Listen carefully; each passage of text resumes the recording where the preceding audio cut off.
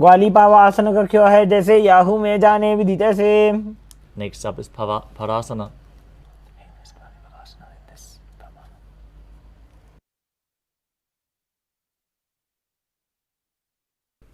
Now sit with the knees raised, arms between the thighs and calves, interlace your fingers and lift your feet off the mat. Gaze to the tip of the nose, visualize Swamiji in your inner space and perform the Mula Bandha.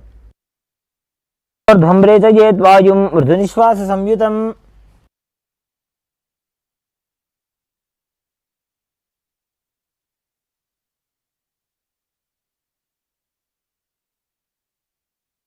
Next up is Gopi Chandasana.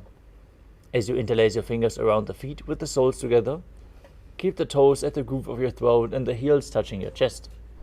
Gaze to the nose and embody the state and space of a king in Gopi Chandasana. पूरब विधि बगा का अंगूठा कंठ को पराशे. Next up is Uddarasana. Now sit with the soles of the feet together, insert your hands underneath the legs and hold your feet with interlocked fingers.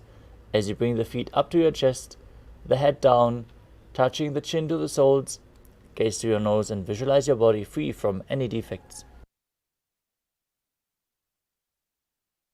दो पगदली संपुटटाने उभय हस्त करिवरद हिताने. From the same position, lift your feet even higher in front of your face, with the interlocked fingers in front of your forehead. Visualize yourself excelling in everything in Vishishtasana. दो पगदली जोड़ी संपुट करे. Next up is Bhujasana. From a seated position, lift both legs over top of the respective shoulders. Bring your arms underneath the legs and up, interlacing your fingers around the back of your neck. As you visualize yourself as a cobra, breathe in Rajaka Kumbhaka. Exhale deeply and hold your breath.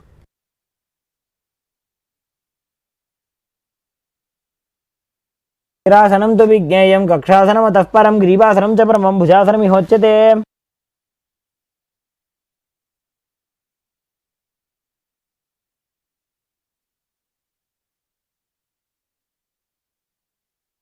The next asana is Kalyanasana. As you maintain a seated posture, raise your legs up and bring your elbows under the knees as you wrap your arms around the back, palms clasped, gaze to the nose, and visualize yourself as a beautiful, auspicious goddess.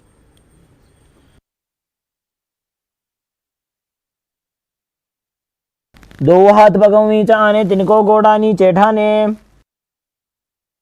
Next asana is Sankatasana. Now place the left foot flat on the mat and sit down on the left heel. As you stack the right knee over top, bring both hands to the opposite knees. Visualize yourself as an elegant swan as you open your eyes wide, but not focus on any of the external objects. Only focus on the object within. Visualizing yourself as a beautiful swan as you perform Ujjayi Pranayama, making an ocean-like sound with your mouth. Engage the Mula Bandha and don't forget to internally repeat the Mahavakya Om Nithyananda Paramashivoham.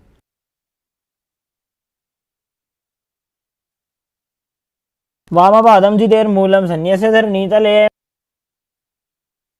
Next up is Dhenukasana. From Sankatasana, slide the left heel outside of the hip. Sit down on the ground as you keep your hands on top of both knees. Visualize a cow in your inner space as you perform Uddiyana Bandha and Mula Bandha. अनुषागी नगर पंचडं वृषीलिन्दकल्यम्नीम्.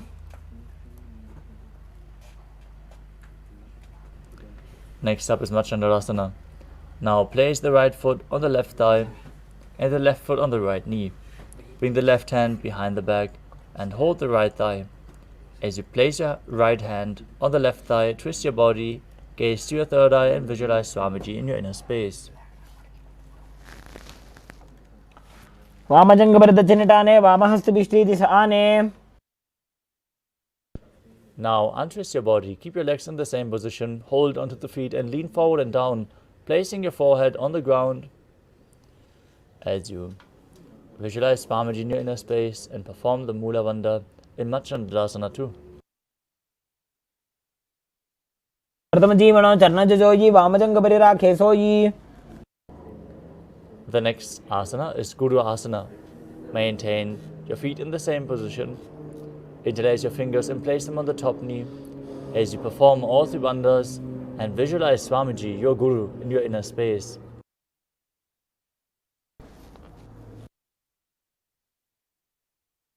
ऊर्मूलैत्रपादस्य कनिष्ठिका प्रदेशगुल्फं संस्थाप्य. Now, place the right foot flat on the mat. Sit on the right heel as you stick the left knee over top. Repeat Sankatasana on the other side as you visualize yourself as an elegant swan.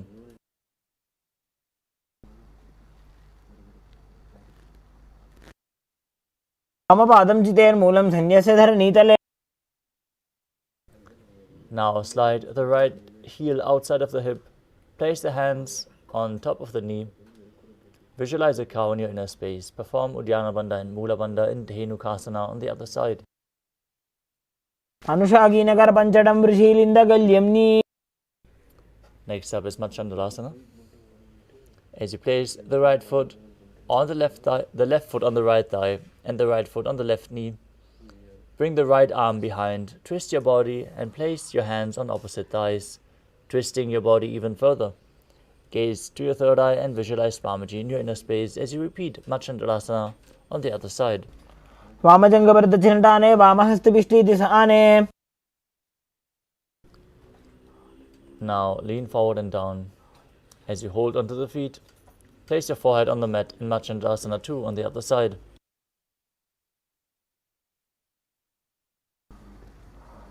प्रथम जीवनो चरण जजोयी वामजंग परिराखे सोयी. Next up is Guru Asana on the other side. As you interlock your fingers, place them on the top knee, visualize your Guru, perform Mahamudra Bandha. ऊर्मूलैत्रपादस्य कनिष्ठिका प्रदेशगुल्फं संस्थाप्य. Next up is Pashasana. As you sit with your feet flat on the ground, hold the opposite knees with your hands and pull them towards your chest. Keep your tongue up against the palate of the mouth in Kechari Mudra as you gaze to your third eye and visualize Swamiji in your inner space. पादतले भूमौ निधाय जानु निवृत्ति निधाय.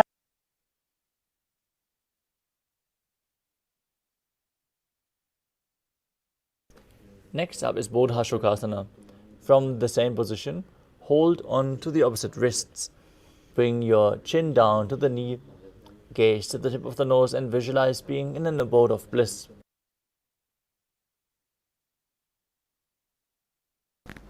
दोवु भगदली भूपरिधरे गौरमाहिलिये से करे. The next asana is Kudakatasana. From the same position, bring your arms underneath the knees and hold on to opposite elbows. Gaze to the nose as you visualize Swamiji in your inner space in Kudakatasana.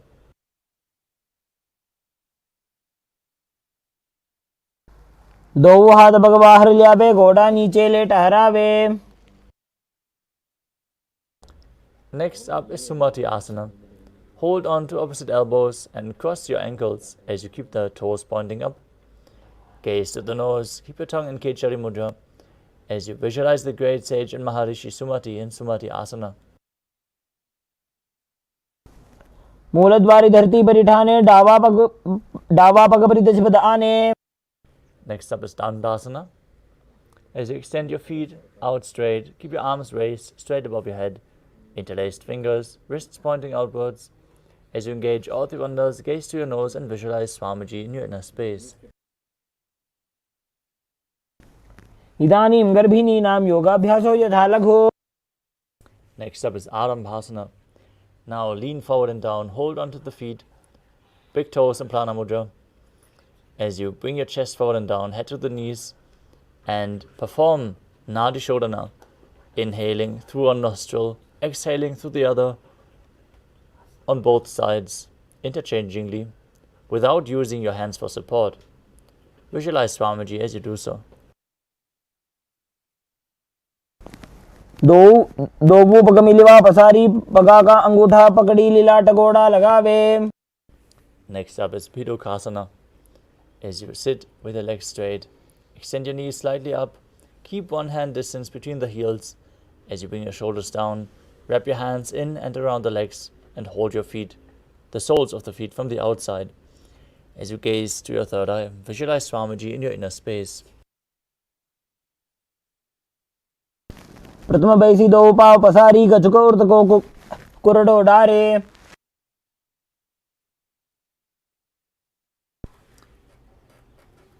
The next asana is Jalandhari Pavasana.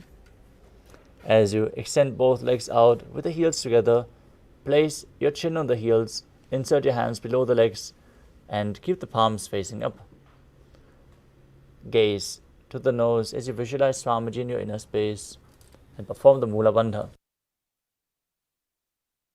दो एड़ी मिल के दीजिए हाथ पसारी.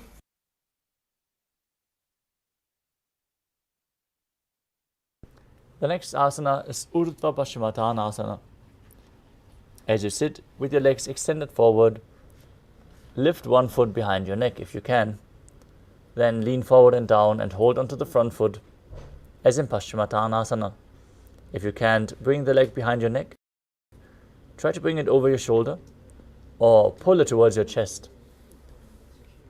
Open up your hips. Visualize Swamiji as you perform the Pratyahara Kumbhaka, focusing on the prana flowing up along your body through 9 various points, which are revealed by Mahadeva himself, which are the soles of the feet, the regenerative organs, the navel, the heart center, the throat, the uvula, the eyebrows, the center between the eyebrows, the forehead, and the Brahmarandra, the crown of the head. Visualize the prana flowing up along your body as you perform the Mula Bandha. पश्चिमतानवत् संस्थितिं कृत्वा एकं पादं ग्रीवायां धृत्वा तिष्ठेत्.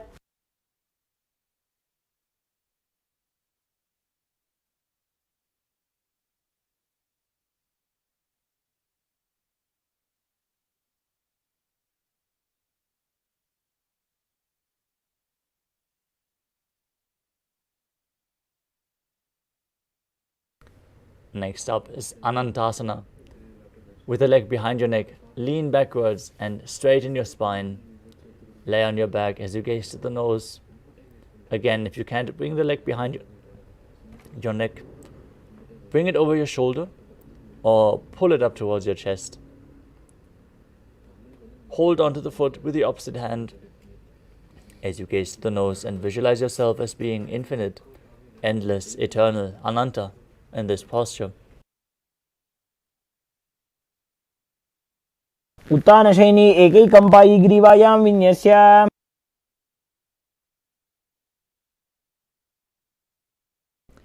Next up is Ankushasana. From Anantasana, roll onto the side of the elbow, holding onto your foot. Rest on the side as you gaze to the nose and feel in complete control.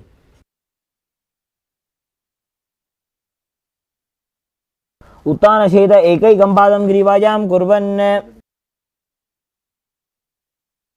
The next asana is Drushasana.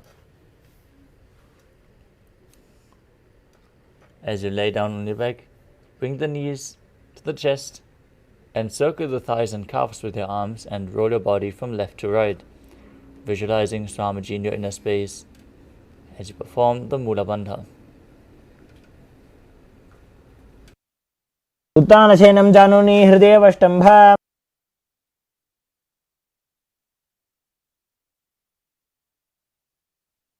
Next up is Urdhva Paschimottanasana on the other side. Now extend both legs forward, bring one behind your neck, lean forward and down. Hold onto the front foot as in Paschimottanasana as you visualize Swamiji in your inner space.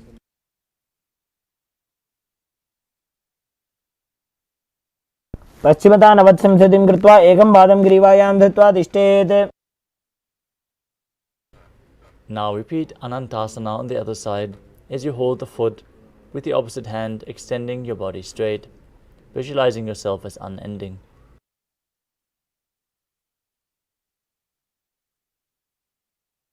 उत्तानशयनी एकैकम्पायी ग्रीवायां विन्यस्य. Now repeat Ankushasana on the other side as you roll onto the side and feel in complete control.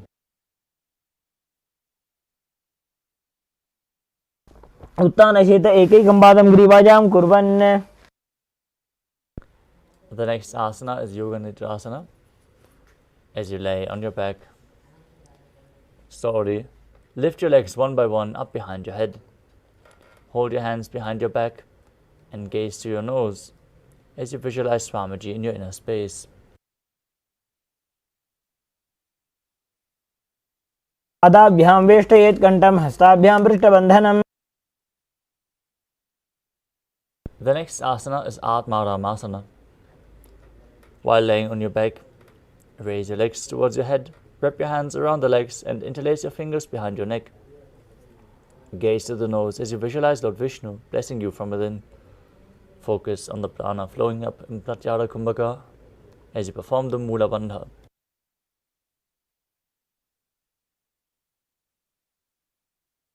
Ram आसन प्रथम सुधोषो वे.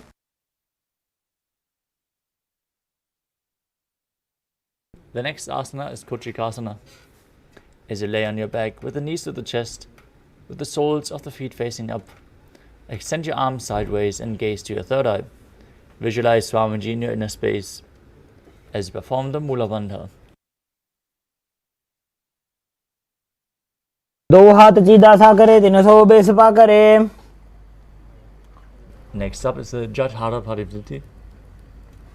This asana consists of 3 steps. We are going to perform all 3 steps and then repeat them on the other side. First, enter a neutral position where you pull both knees towards your chest, soles facing up, as you extend your arms to the side at shoulder level. Then drop one knee to the side, extending the other leg down. This is the first step. Then bring both knees bent to the side. Second step. Then extend both legs to the side and hold onto the feet with your hand as you gaze in the opposite direction. Visualize Swamiji in your inner space and perform the Mula Bandha. परिवृत्ति कुक्षि भागे त्रिदाहि परिकीर्तितः. Now return to the neutral position. Knees pulled up, arms extended to the side. As you drop the other knee to the ground in step 1. Both knees to the other side. Then both legs extended to the side, holding onto the feet and gazing away from the feet.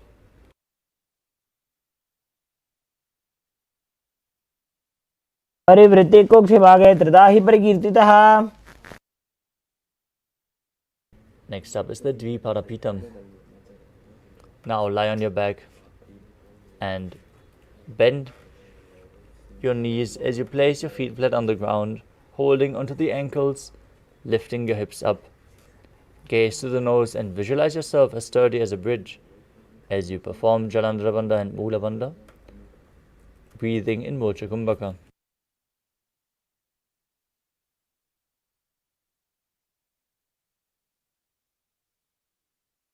प्रतिक्रियायुतं द्वन्द्वपीठ सर्वबलप्रदम्.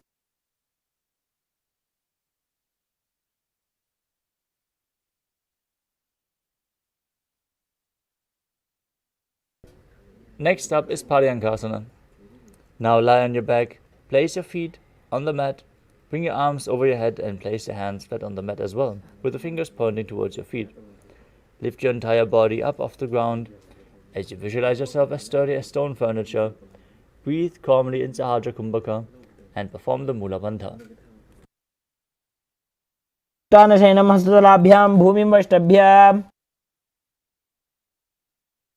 Next up is Shvotanasana. As you lay on your back with the knees to the chest, hands on the shoulders, move your hips in a circular motion as you visualize yourself as a dog, playfully rolling around on its back.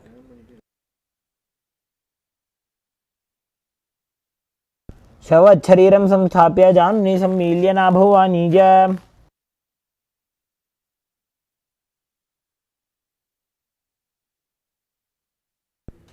Next up is the Viparita Karani. Now lie supine, raise your hips and legs up as you bring your hands to the lower back for support. Elbows and hands extended on the mat below. helping you balance your body with your legs up straight. Move your legs round and round in a circular motion as you visualize Swamiji in your inner space and perform Jalandhara Bandha and Mula Bandha.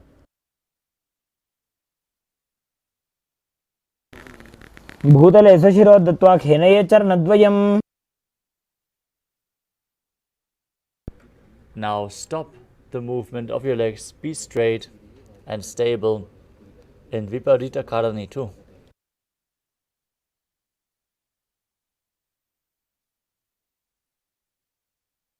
विपरीताख्या सर्वाधिव्याधिनाशिनी. Next up is Langalasana. As you visualize yourself as a plow, lay on your back and lift your hips. Take the feet over your head with the toes on the ground, hands stretched on the ground behind your back. Clasp your palms in Parasha Mudra as you rest on your neck and shoulders. Visualize yourself as a plow. नरकासने स्थित्वा नासिका प्रदेशे भूमौ पादपृष्ठे स्थाप्य. Next up is Shayita Paschimottanasana. Now lie on your back with your legs over the head, toes pointed on the ground, thighs to the chest. Hold onto the toes, keep your arms and legs straight.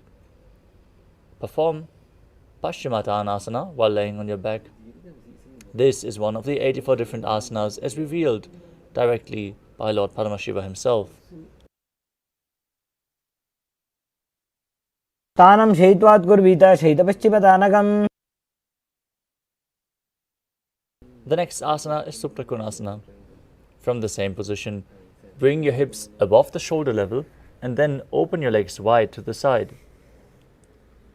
Visualize Swamiji in your inner space as you perform Jalandhara Bandha and Mula Bandha.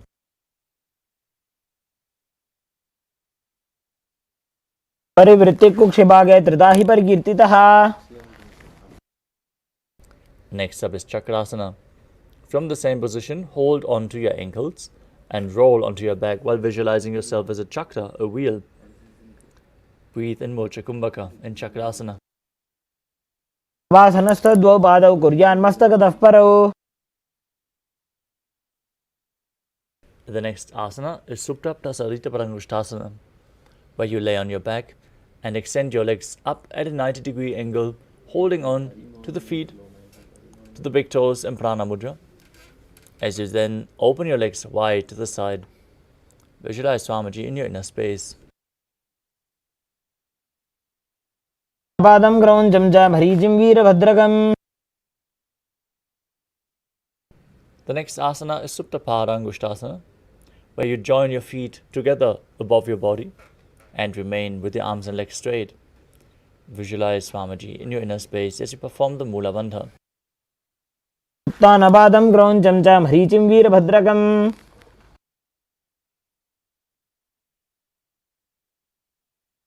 The next asana is Matsyasana. From Supta Parangushtasana, move your legs into Padmasana, lay on your back and hold on to the opposite elbows over your head. Gaze to your nose and visualize Matsya, the fish avatar of Lord Vishnu. Gaze. The legs in Padmasana, lift your hips and legs up, support your hips with your hands, elbows on the ground. Gaze asana, where you lay on your back, one foot on the opposite thigh. Lift the other knee towards your head, change the position of your feet, repeat Vrishchikasana on the other side. प्रथमशेन सुधोषी शिकेशिकी सन्धि सुधा. Breathe through your nose in Sahadra Kumbhaka and perform the Mula Bandha. तानं शयनं कृत्वा अङ्गुलिभिः कन्द्रां बद्ध्वा.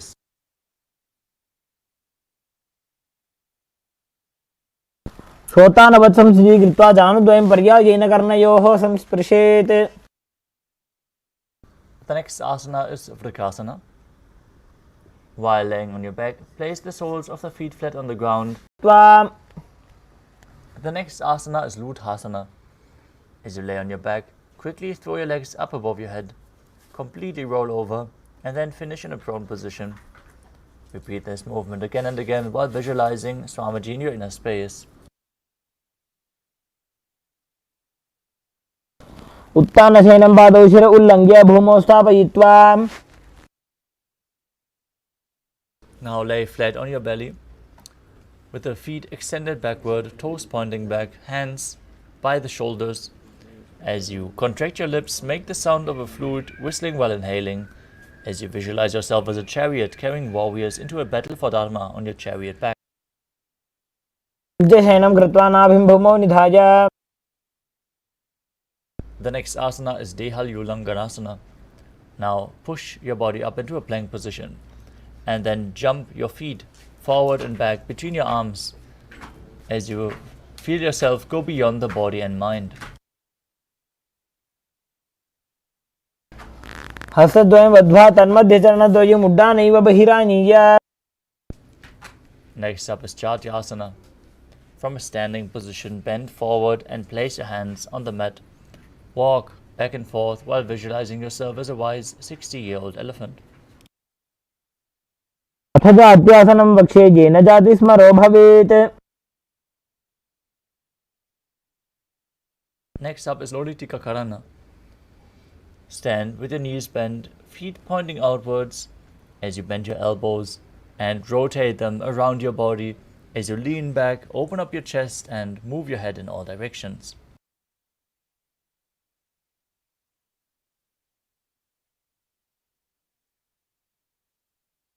The next asana is Sarapasana. Now tie your feet with a rope if you have one available. Stand erect on the mat like a rod. Keep your arms at the side of your body with the hands touching your thighs. Visualize your Kundalini, Devi, raising and curling upward around your body. Activate the Kundalini Shakti flowing upwards as you perform the Mula Bandha. Breathe calmly through your nose in Sahajra Kumbhaka. अथ सर्पासनं वक्ष्ये वायुपाणाय केवलं शरीरं दण्डवत् तिष्ठेत्. रज्जुबन्धस्तु पादयोः वायवी कुण्डली देवी कुण्डलाकारमङ्गुले. Now move on to Ushta Sadhanasana.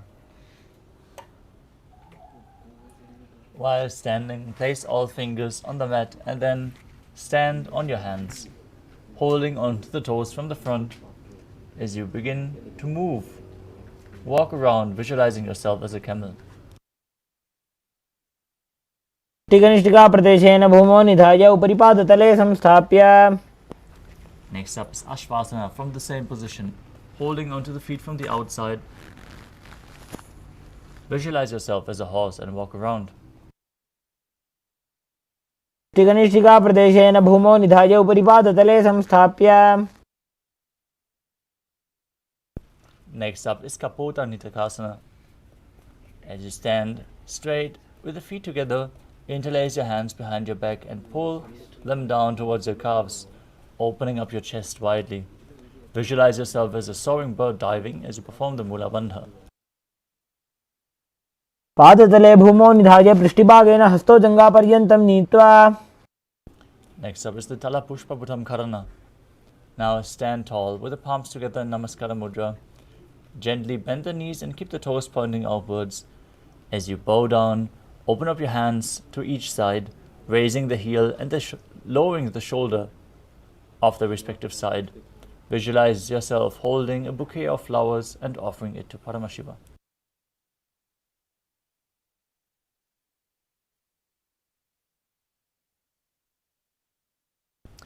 Next up is Khadgasana.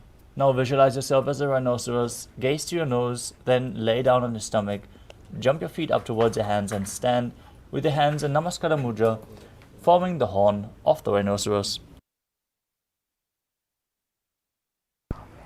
नुजसरतमासनं कृत्वा पादतलाभ्यां भूमिं धृत्वा.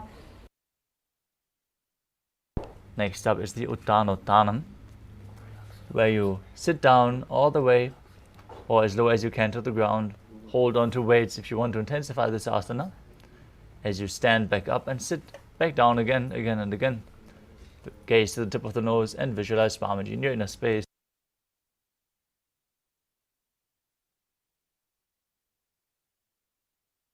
पुनः पुनः उत्थातव्यम् असितव्यमिति उत्थानोत्थानं भवति.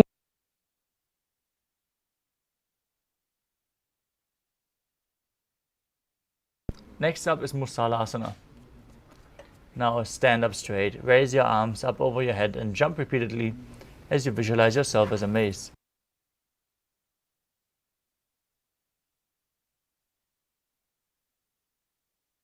सरलं स्थित्वा ऊर्ध्वं बाहु नजेत्.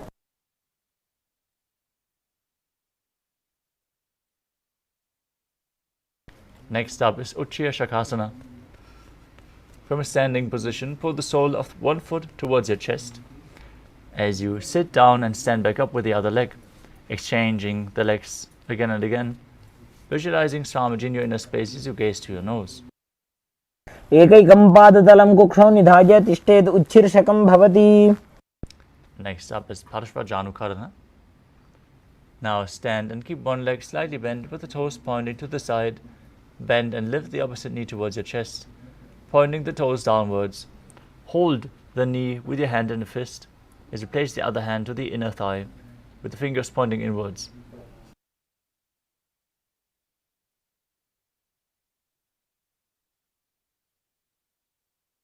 Next up is Tandavasana. You can hold weights if you want to intensify this asana. As you visualize yourself fiercely dancing as Lord Shiva, extend one leg and both arms forward, then sit down and stand back up with the other leg.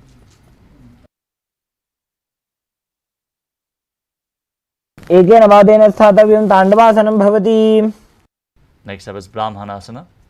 As you place the left foot on the opposite thigh, stand erect on the mat like a rod. Keep your hands by the sides, visualizing yourself being blessed by Lord Brahma. ब्राह्मणासनमावक्ष्ये यत्कृत्वा ब्राह्मणो भवेत्. Next up is Garudasana 3. Now stand tall and wrap the left leg over and around the right knee. Tuck the left toes on the other side of the right calf as you simultaneously cross the left arm below the right and bring the palms together in Namaskara Mudra, visualizing yourself as Lord Garuda.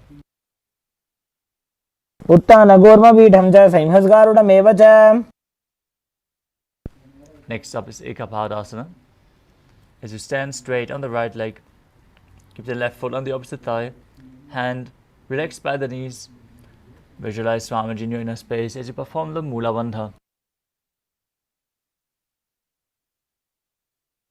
दक्षाङ्घ्रिं वामपादस्य जङ्घोपरि निधाय च. Next up is Dhuruvasana. As you stand on the right leg, lift, hold on to the big toe of the left foot and straighten it out to the side. As you visualize yourself as the North Pole star rotate on the standing leg. एकेन हस्तेन दण्डरूपस्य एकस्य पादस्य अग्रं धृत्वा. Next up is Trivikramasana.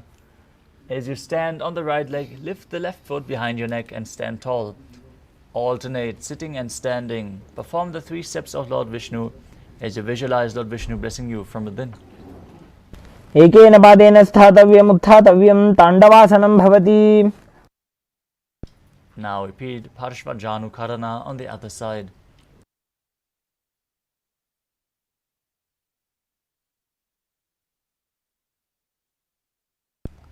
Now repeat Tandavasana on the other side. Visualize yourself fiercely dance.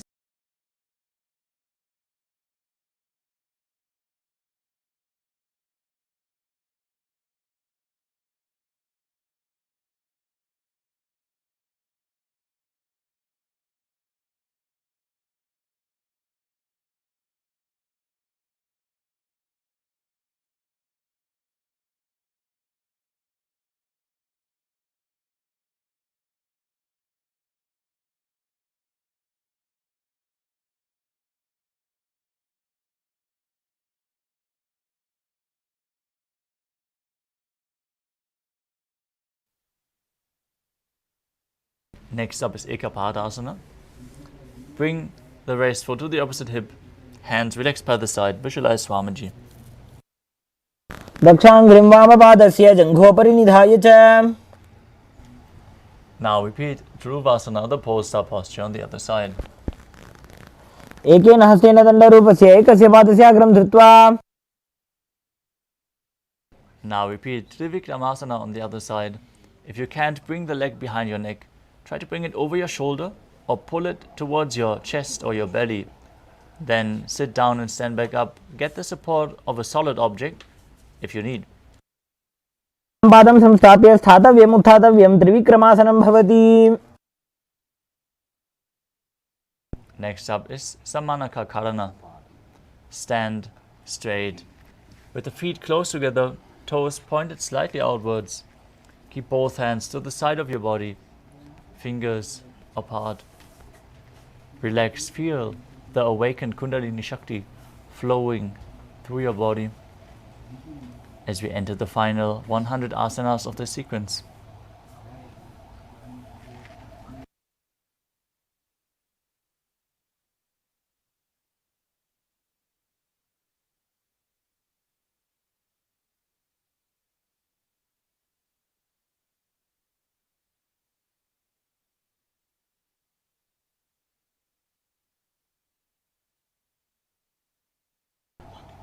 Next up is Gorak Anjali Asana.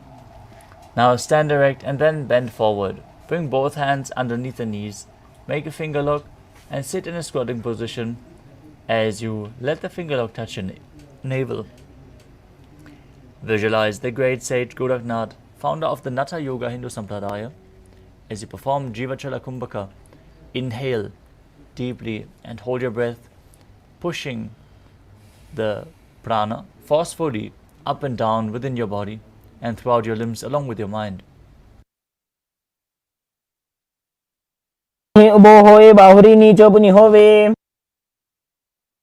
Next up is Kanchi Asana. Now insert your hands between the thighs and calves, then wrap them around behind your butt, interlocking them in Parusha Mudra. Visualize Swamiji in your inner space.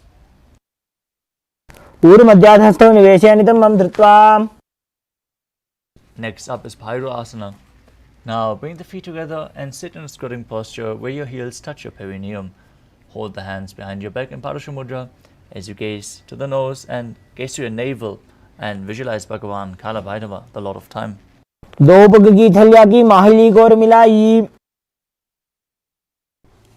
Next up is Varahasana. Squat all the way down to the ground. Keep your feet together, toes apart. Bring your elbows up close to your head as you join your hands behind your back. Fingers pointing downwards in Anjali Mudra. Gaze to the nose and visualize yourself as Varaha, the boar avatar of Lord Vishnu.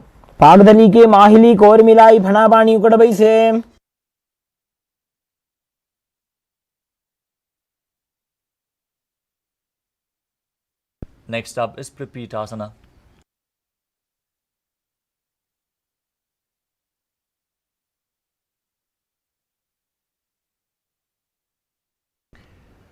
With the heels touching, bring your hips to the same level as the knees. Hold onto the big toes and Prana Mudra as you visualize Swamiji in your inner space.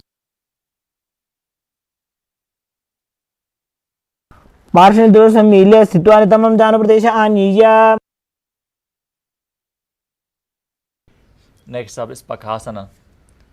As you place your hands on the mat, fingers wide apart, hands shoulder width apart. Visualize yourself as a crow as you perform the Jivachala Kumbhaka.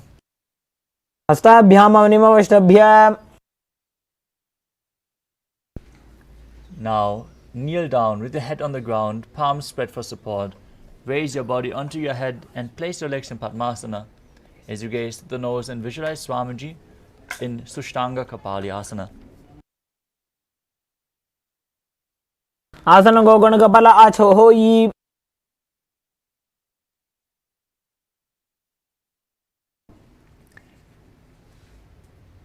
The next asana is Guptasana. As you keep the toes flat, with the toes touching behind, sit in between the heels, knees on the ground, hands on top of the thighs, as you gaze to the nose and visualize yourself sitting in the secret seat with Paramashiva and Guru in Guptasana.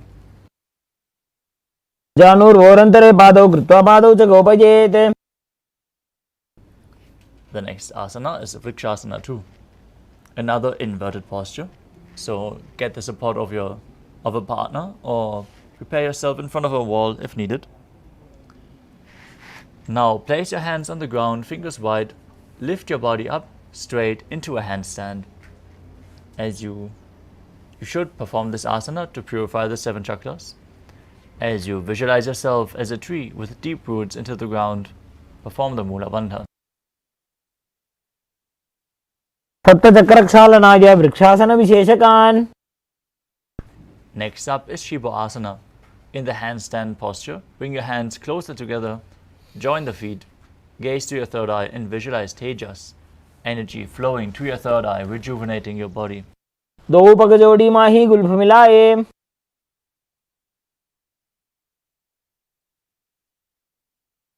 Next up is Matsyasana 2. Now bring your body into a plank position and then lower it down and push it back up again and again while visualizing yourself as a fish. नित्यं शयनं गुरुपरो पार्श्वभागायामूर्धकृत्य. Next up is Sarvasana 2. Lower your body onto your stomach, bring your hands to the hips. Visualize yourself as a snake as you lift your chest from left to right like a snake. Perform the Mula Bandha. नित्यं शयनं कृत्वा हस्तनितम्बं संस्थाप्य.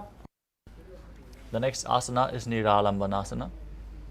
As you lie prone on your belly with the toes pointing backwards, bring your elbows to the mat in front and hold your face with the hands in Padma Mudra, the Lotus Mudra.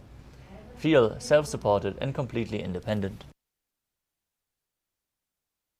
कराभ्यां पंकजं कृत्वा तिष्ठेत् कुर्परया सुधीः. Next up is Chatrasana. Now visualize yourself as an umbrella, protecting Guru from the sun rays. As you lay on your stomach, place your hands flat on the mat in front, straighten your arms, push your upper body up and bend your knees, bringing the feet towards your upper back.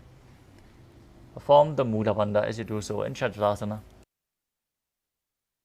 अर्ध्यासनमस्थित्वा हस्ततलाभ्यां भूमिं धृत्वा. Next up is Vajrasana.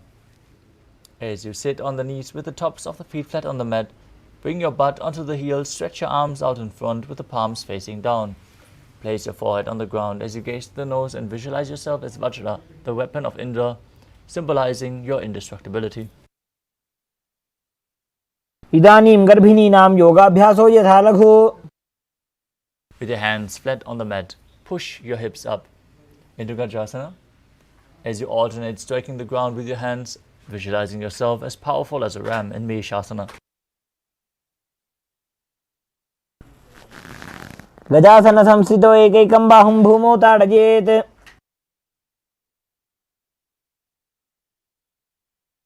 The next asana is Ajasana. From Gajrasana, lift your legs up into the air and slowly bring your forehead to the ground. Visualize yourself as unborn, existing for all eternity. गजासन संस्थितो पादद्वयम् अन्तराले कृत्य.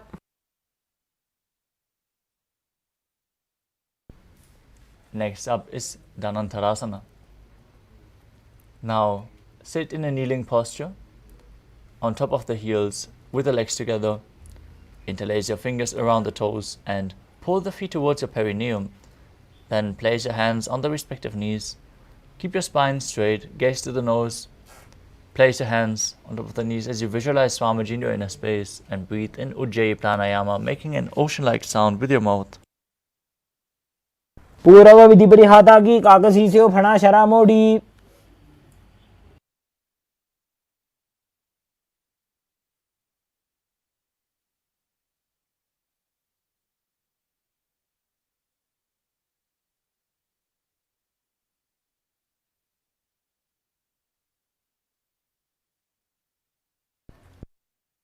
हस्तयो अंगुलीर्बद्ध्वा हस्तयोर्मध्यात् सर्वमंगं निष्कासयित्वा.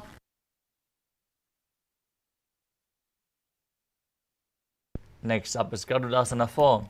As you sit on the heels in Vajrasana, turn your feet out to the side, keep your thighs and knees resting on the ground with your spine straight, hands on the knees. Visualize yourself as Lord Garuda, flying Lord Vishnu and Lakshmi on his back.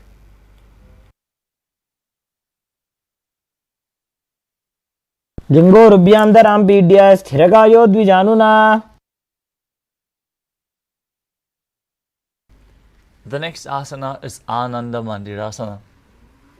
As you sit With your legs folded back, toes pointing backwards, the knees opened wide, the front of your buttocks on the ground, holding onto your ankles. Gaze to your third eye and visualize yourself residing in the blissful space of a temple. वक्षे वीरनाथ आनंदमंदिरासनम. Next up is Mandukasana 2. As you sit with your knees wide, feet overlapping on top of your ankles, keep your hands under the knees, gaze to the tip of the nose, press your tongue up against the palate of the mouth in Manduki Mudra, while visualizing yourself as a frog. Perform Uddiyana Bandha and Mula Bandha as you do so. पृष्ठं संपीड्य गुल्फाभ्यां जान्वंगे सवलयाकृतिः. Next up is Narasimhasana. Now keep your toes on the mat, heels up and together. Place your perineum on the heels. Place your palms on the ground in front with the fingers spread wide, toes touching the palms and the thumbs touching in the center. As you gaze to your nose, stick out your tongue and exhale forcefully as you visualize Narasimha, one of the 10 avatars of Vishnu. दो फणा पानी होए वैसे एड़ी Mailer गुदानी वैसे. Next up is Pishlakasana. As you sit on the toes, place your perineum on the heels, separate your knees, place them on the ground. As you cover your mouth with the hollow of both hands, bring the thumbs between the teeth and close your mouth. As you inhale through the nose and exhale through the mouth as per your capacity, gaze to the nose and visualize yourself as Devi, victorious over any and all fears you might have. घोड़ा दो पगांगी एड़ी जोई घोड़ा फनवान अपनी होई.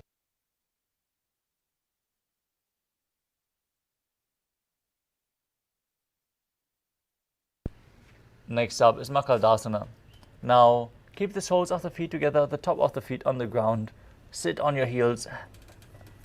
Bend your elbows and bring your fingers to the armpits as you visualize yourself as a playful monkey scratching itself. दो पगदली संपुट आने तिनिकी पिष्टि भूमि पर इठाने.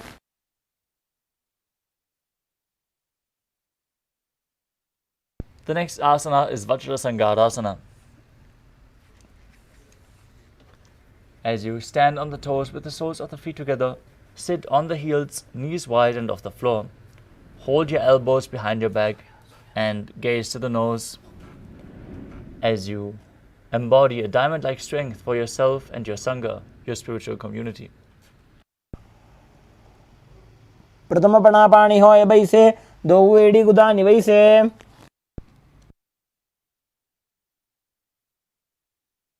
Next up is Kanjanasana. As you keep the toes down, ankles crossed behind, sit on the heels, place your palms on the mat to the sides, as you gaze to the nose and visualize perfect health beyond any and all physical ailments, performing Uddiyana Bandha and Mula Bandha as you do so. खञ्जनासनमावक्षे यत्कृत्वा सुस्थिरो भवेत्. The next asana is Kurmasana. With the toes flat, cross your feet, place the perineum onto the back of the heels. As you keep your knees wide on the floor, rest your hands on the knees, gaze the nose and visualize yourself as a turtle with a stable body and mind to live for centuries. गुल्फौ च वर्षणस्याधो व्युत्क्रमेण समाहितौ.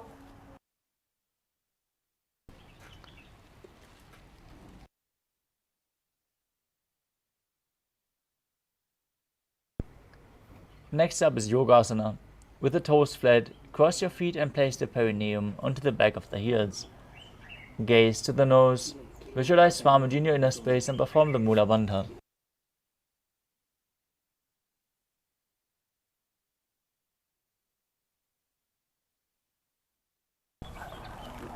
गुदं नियम्य गुल्फाभ्यां व्युत्क्रमेण समाहितः. Next up is Vijogasana. Stand on the knees as you cross your ankles behind with the feet near the opposite knees. Hold your calves with the fingers inside and the thumbs outside. Gaze to your third eye and visualize a space of eternal oneness Advaita with your Guru. घोड़ा वामो उभौ होई घोड़ा आड़ा राखे दोई. Next up is Ushtrasana 2. In a kneeling position, bend backwards, hold your ankles with your hands as you keep your arms straight, push your hips forward, tilt your head back, and visualize yourself as a camel. मेरुदंडग्रंथि दाढ्य संविपादयिषुः पुमान्. The next asana is Jatyasana 2. With your heels together, hands on the soles of the feet, slowly lean back, bring your elbows down to the mat, and place the back of your head onto the mat as well. Gaze to your nose and visualize yourself as a lotus blooming. दो एड़ी संपुट करे सोले मूलद्वारी धरि धरे. Next up is Viratasana. As you sit on the knees with the thighs and calves together, lean back and touch your back to the ground, then rise back up again and again. Use the support of your hands if needed as you gaze to the nose and visualize the healing and liberation of all causal, subtle forms of your body. जंगा पृष्ठभूमौ निधाय जंगोदरयोः ऊरुनी संस्थाप्य.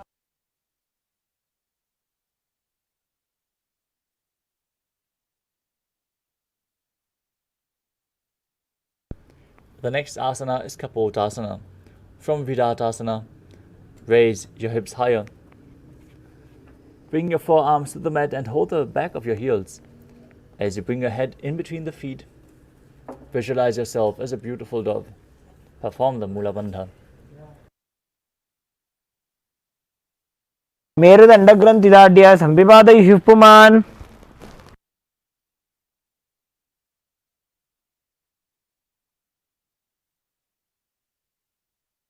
The next asana is Varasana.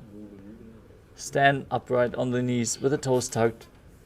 Hold your arms with opposite hands as you gaze to the nose. This is the boon-fulfilling posture. Receive your boon from Paramashiva. Internally chant Om Nithyananda Paramashivoham in Varasana. जानुनी भूमौ संस्थाप्य हस्ताभ्यां बाहु परस्परं धृत्वा. Next up is Varahasana 2. Now keep the knees together, toes tucked, heels raised, perineum down on the heels as you lean forward and down, holding onto your head. Rest your hand on the hands and visualize yourself as Varaha, the boar avatar of Lord Vishnu in Varahasana 2. सूर्यं चन्द्रं भेदनानि आसनानि निकथ्यते. Next up is Mundasana. As you kneel down, place your elbows on the mat shoulder width apart. Interlace your fingers, place the crown of your head onto the mat, support your head with your hands. Walk your feet forward, raise your hips, and lift your legs off the ground, extend them straight. As you visualize yourself as a lop tree, gaze to the nose, breathe calmly in Sahajra Kumbhaka, and perform the Mula Bandha in Mundasana. अधो मुंडासनं वक्षे सर्वेषां प्राणिनां सुखम्. Gently lower your body down. Place your head in between the knees as you hold onto your head and place the elbows outside of the knees in Andhasana. Gaze to the nose and visualize Swamiji in your inner space. प्रथम पगदली समटारावे कोरमाहिली उभे मिलावे. Next up is Viparita Shalabhasana. Hold weights if you want to intensify this asana. Lay down on your belly, arms extended, and legs and arms lifted off the ground completely. Visualize yourself as a locust as you perform the Mula Bandha. शलभासन भेदाश्च नटभेरुण्ड नामके. Now lay on your belly and keep your arms at the side near your hips with the palms facing down. Lift your legs up completely as you place your forehead on the ground. Visualize a skull representing the mind with purified thoughts and the strong will to attain enlightenment in Kapalasana. कपालं भूमौ निधाय ऊर्ध्वं पादौ नयेत्.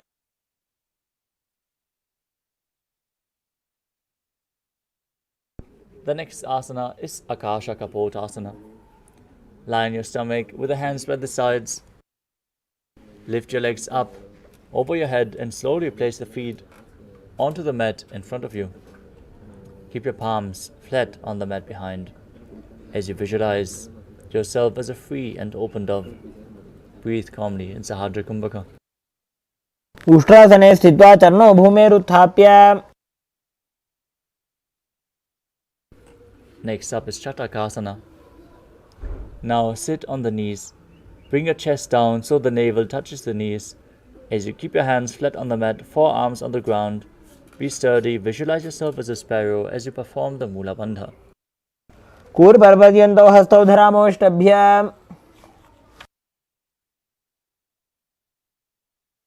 Next up is Vrishchikasana too.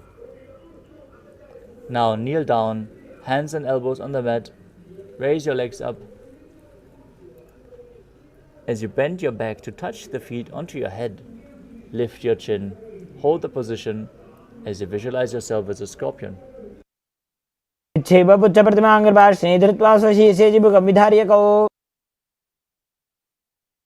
Next up is Vrishasana. As you place your perineum down on the right heel, keep the left foot outside the hip, ankle to the side, toes pointing upwards, hands on the mat in front as you visualize yourself as a bull. Forcefully inhale and hold your breath for a short while, then slowly exhale through your nose in Antarangaka Kumbhaka. याम्य गुल्फे पादमूले वामभागे पदेतरम्. Now place your hands flat in front of you and raise your knees off the mat, crossing the left toes over the right as you visualize Swamiji in your inner space in Lolasana. लोलासनं सदा कुर्यात् वायुलोलापघातनात्. From Lolasana, place your perineum right onto the opposite heels, repeating Vrishasana on the other side, visualizing yourself as a bull. याम्य गुल्फे पादमूले वामभागे पदेतरम्. Next up is Balagunasana. Now place the left toes on the ground, left heels raised, sitting on the heel. As you keep the opposite knee towards your chest, foot flat, hands on the respective knees, visualizing Balagunahai, one of the 84 siddhas in your inner space. आसन को गुण जल विकार जागी. Next up is Grahasana. Now squat with your feet flat, bring your elbows under the thighs and wrap your hands around the shins, holding onto the ankles from the outside. Visualize yourself as the entire planet as you perform the Mula Bandha. पादतले भूमौ संस्थाप्य जानुमध्ये कूर्परौ स्थाप्य. Next up is Balagunasana. As you place the right toes on the ground, sit on the right foot, on the right heel. Repeat Balagunasana on the other side. आसन को गुण जल विकार जागी. Next up is Utkatasana. You can hold weights to intensify this asana as you squat on your toes with the heels up, knees off the mat, perineum on the heels, hands on the respective knees. Keep your spine straight and visualize Swamiji in your inner space. विजास्पिजोस्तीयत ऊर्वजानो यत्रासने पादतलद्वयोपरि. Next up is Vajrasangarasana too. Sit on the toes with the perineum on the heels, soles together, knees off the ground and apart. Interlace your fingers. Hold onto the opposite elbows behind your back as you visualize Swamiji in your inner space. प्रथम पणापाणी होय जैसे दो एड़ी गुदानी वैसे.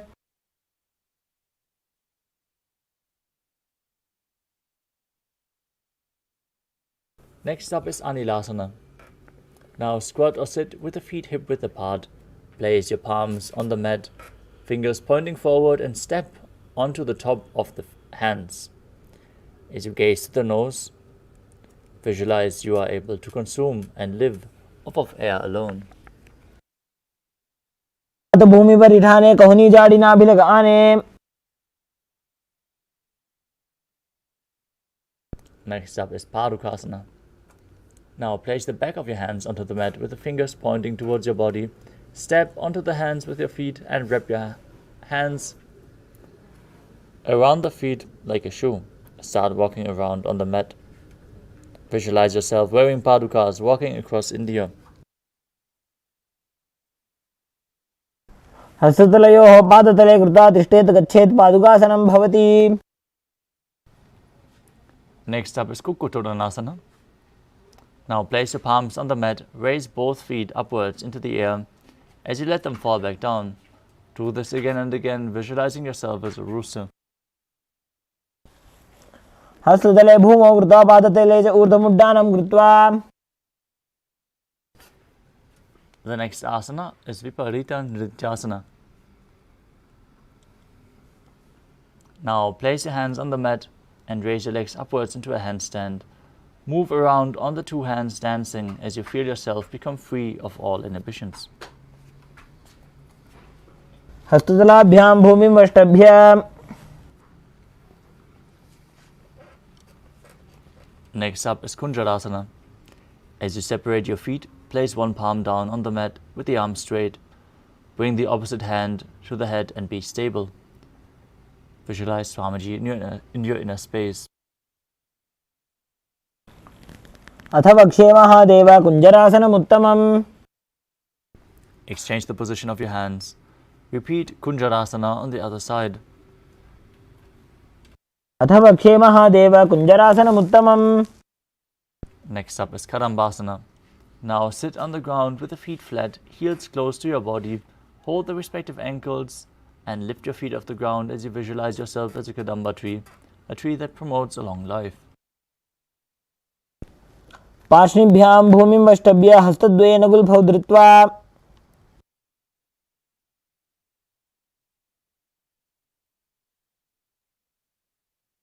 Next up is Pavana Muktasana. As you sit with the heels at the perineum, holding onto opposite knees, pulling them close to your chest.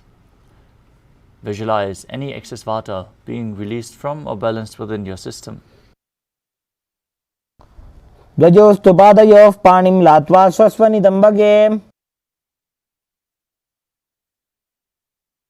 The next asana is Chakorasana. As you sit and lift one leg behind your head, place both hands on the mat and extend the opposite leg with the knee straight. If you can't, lift your leg behind your neck, pull it towards your chest or bring it over your shoulder. Then lift your entire body off the mat and gaze to your third eye, visualizing yourself as a powerful source of energy. पूर्वदानं चतुष्पादपीठं वज्रासनं तथा. Next up is Dhanurasana 2. Now sit with one leg extended forward and hold on to the respective big toes in Prana Mudra. As you pull the other leg towards your ear, visualize yourself as a bow as you pull your leg back, as if you're pulling a bowstring. पादाङ्गुष्ठौ तु पाणिभ्यां गृहीत्वा श्रवणावधि. Next up is Ashtavakrasana. Now place your hands flat on the mat, shoulder width apart. Bring one leg over top of the respective shoulder. Hook the other foot over top and extend the legs out to the side, balancing on your arms as you lean forward, visualizing yourself as a flying crane. वासिष्ठमदकौण्डिन्यमूर्ध्वकुक्कुटमेव च. The next asana is Pranasana. Now bring one foot on top of the opposite thigh. Bring the other foot flat on the ground with the knee raised. Push the opposite knee to the ground and bring your shoulder underneath the raised knee with the hand flat on the ground. Visualize you are immortal and able to exist solely from prana as you gaze to your third eye. एतत् प्रभेदं वक्ष्यामि करोति यस्य चामरः. Next up is Parashvamatsyendrasana. Now bring one heel to the opposite hip and step the other foot over top the knee. Twist outside of the raised knee, bring your arm underneath the knee and interlace your fingers behind your back. Gaze to your third eye and visualize Matsyendranath, the master of Hatha Yoga. पार्श्वाभ्यां धृत्यते अस्तु पार्श्वमत्स्येन्द्रमुत्तमम्. Now repeat Chakorasana on the other side with the other leg behind your neck or over the shoulder as you raise your entire body off the mat and extend the leg up straight, visualizing yourself as a powerful source of energy. पूर्वदानं चतुष्पादपीठं वज्रासनं तथा. Repeat Dhanurasana 2 on the other side. Pull the other foot towards your ear. Hold onto the big toes. Visualize yourself as a bow. पादाङ्गुष्ठौ तु पाणिभ्यां गृहीत्वा श्रवणावधि. Now repeat Ashtavakrasana on the other side. Bring the other foot over top of the shoulder, hook the opposite foot over top, and extend the legs out to the side. Balance on your arms, visualizing yourself as a flying crane. वासिष्ठमथ कौण्डिन्यमूर्धकुक्कुटमेव च. Now repeat Pranasana on the other side. Bring the other foot over top of the opposite thigh, shoulder underneath, pressing the other knee to the mat. Visualize yourself as immortal, existing from prana. एतत् प्रभेदं वक्ष्यामि करोति यः स चामरः.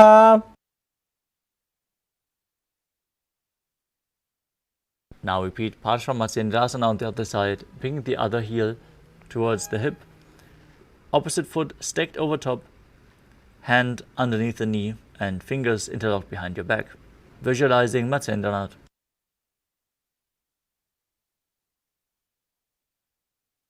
पार्श्वाभ्यां धृतदेयास्तो पार्श्वमत्स्येन्द्रमुत्तमम्.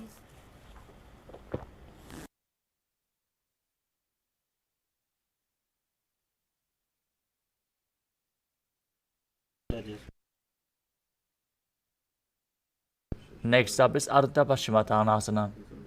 Now keep one leg straight and press the perineum with the other heel. Keep your chest forward and down as you hold onto the front foot with both hands. Bring your head down towards the knee as you visualize Swamiji and perform the Jivachala Kumbhaka, inhaling and forcefully moving the prana up and down and through your limbs within your body. एकं पादं प्रसार्य एकं पादस्य पार्श्वनासीवनी सम्पीड्य. Next up is Kranchasana. As you visualize yourself as a crane, keep one foot outside of the hip and hold on to the other foot, extending it up in front of your face. Visualize yourself as a crane as you perform the Mula Bandha. उत्तानपादं क्रौञ्चं च मरीचिं वीरभद्रकम्. Now repeat Ardha Paschimottanasana on the other side.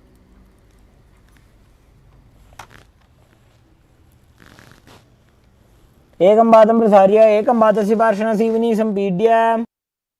And now repeat Kranchasana on the other side as well. वासिष्ठमथ कौण्डिन्यम् ऊर्ध्वकुक्कुटमेव च. Next up is Svastikasana. Now sit with your soles between the thighs and calves. Keep your spine straight, palms resting on the knees. Embody peace, well-being, good fortune and prosperity as you visualize a swastika in your inner space. जानुर्वोरन्तरे सम्यक् कृत्वा पादतले उभे. Next up is Godakshasana. As you keep your feet in the same position, cover your heels with the respective hands, tuck your chin to the chest, gaze to the tip of the nose, as you visualize Sage Goraknath, the founder of the Natha Yoga Hindu Sampradaya. जानुर्वोरन्तरे पादौ उत्तानो व्यक्तसंस्थितौ. Next up is Bhagasana 2.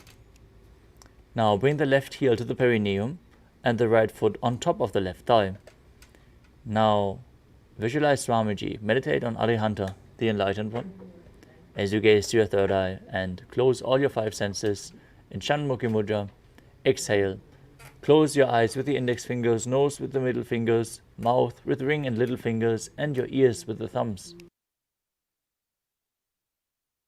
वामपार्श्वमुक्तं संस्थाप्य दक्षाङ्घ्रिवामजगने. Next up is Yogasana 2. As you place your feet on top of opposite knees, place your hands on the ground beside your body with the palms facing up.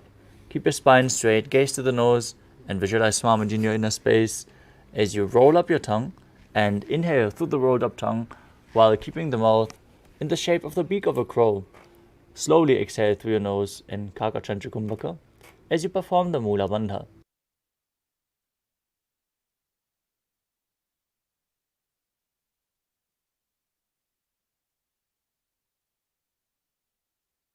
उत्तानौ चरणौ कृत्वा संस्थाप्योपरि जानुनोः. Next up is Urdhva Kukutasana. Now rotate your hands at the side of your body and push your palms into the mat, lifting your body off the mat as you visualize yourself as a rooster.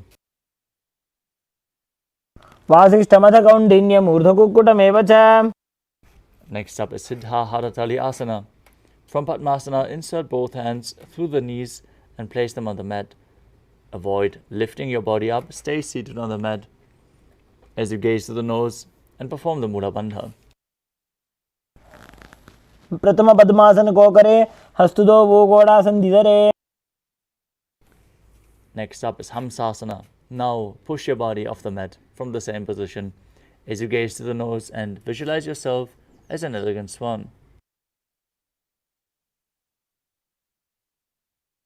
Kukkutasana स्थित्वा स्कंदपर्यन्तं ऊरूनि नीत्वा.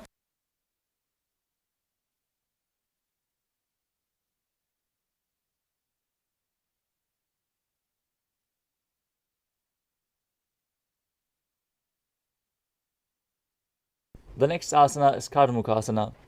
From Padmasana, place your hands between the thighs and calves. While sitting, reach your hands behind the body. Interlace your fingers in Parusha Mudra. As you bring your forehead to the ground, gaze to your nose and visualize yourself as Pinaka, Lord Shiva's bow.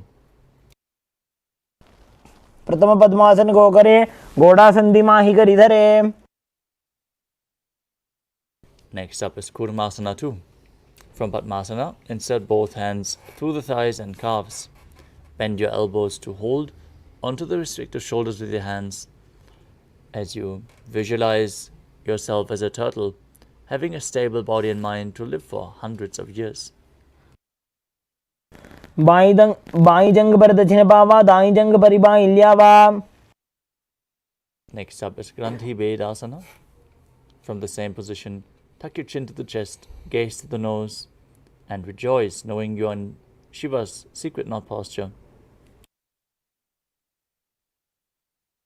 भक्षे नीलकंठ ग्रंथि भेदासनम Shubham. The next asana is Uttana Kurmasana. With your legs in Padmasana, arms broad in between, roll onto your back and hold onto your shoulders as you embody a turtle laying on its back. Kukkutasana बंधस्तम कराभ्याम धृतगंधरम. Now sit back up into Padmasana. As you bring both hands in between the thighs and calves, place one hand flat on the mat and hold its wrist, balancing on one arm above the mat. As you push your body up, visualize yourself as a rooster in Pangu Kukkutasana. Kukkutasana स्थित्वा एकेन हस्तेन अन्यस्य मुनिबन्धं धृत्वा. Place the other hand flat on the mat and hold its wrist. Push your body up. Repeat Pangu Kukkutasana on the other side. Kukkutasana स्थित्वा एकेन हस्तेन अन्यस्य मुनिबन्धं धृत्वा. Next up is Gridrasana. From Padmasana, place your elbows on the toes and interlace your fingers. Rest your chins on the knuckles as you press your thumbs to the throat, visualizing you have gone beyond all greed and covetous. तानोर्वोरन्तरे पादौ उत्तानो व्यक्त संस्थितौ.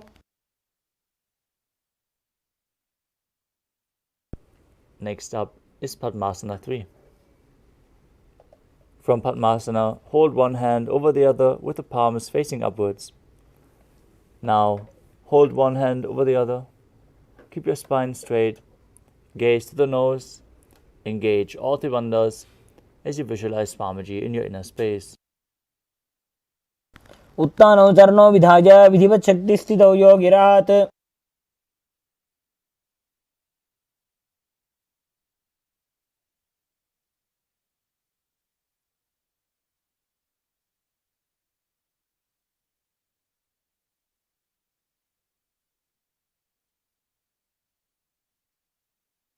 The next asana is Padmasana 4. From Padmasana, place your palms on top of the knees, keep your spine straight, gaze to your nose, visualize Paramashiva in your inner space as you perform the Mula Bandha. एतत् पद्मासनं कुर्यात् प्राणवायु प्रसिद्धये शुभासनं सदा ध्यायेत् पूरयित्वा पुनः पुनः. Next up is Karmukasana 2. From Padmasana, keep one hand on top of the respective knee and hook your hand around the other toe in Prana Mudra, rotating the throw round and round. Pull the elbow back as if you're pulling a bowstring as you visualize yourself as Pinaka, Lord Shiva's bow. अथान्यासनमावक्ष्य योगपूरकरक्षणात् कृत्वा पद्मासनं पाद अङ्गुष्ठदङ्गयो.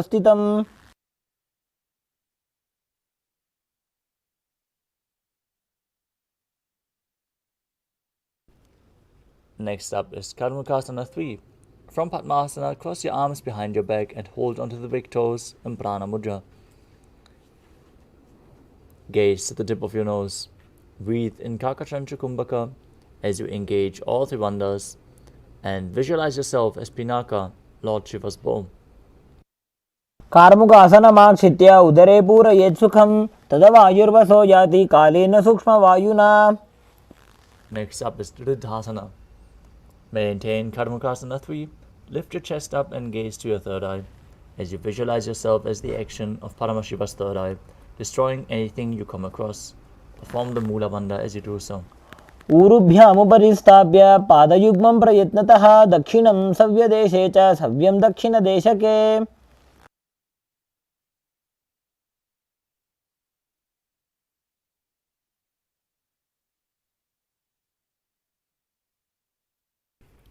Next up is Nagradasana.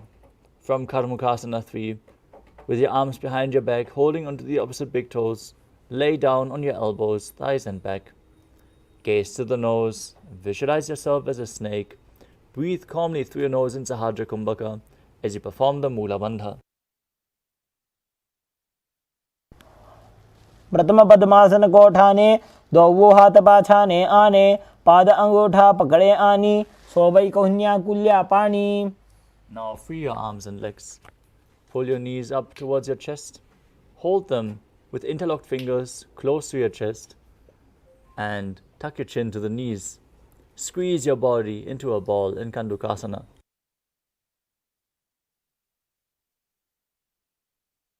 चित्रासने स्थित्वा हस्तपादान् निष्कृष्य ऊर्ध्वं नयेत्. Next up is Urdhva Pavanasana.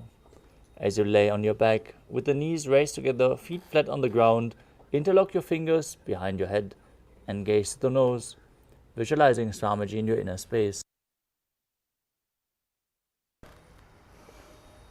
प्रथमे सूधो San करावे घोड़ा ऊभा राशि मिलावे.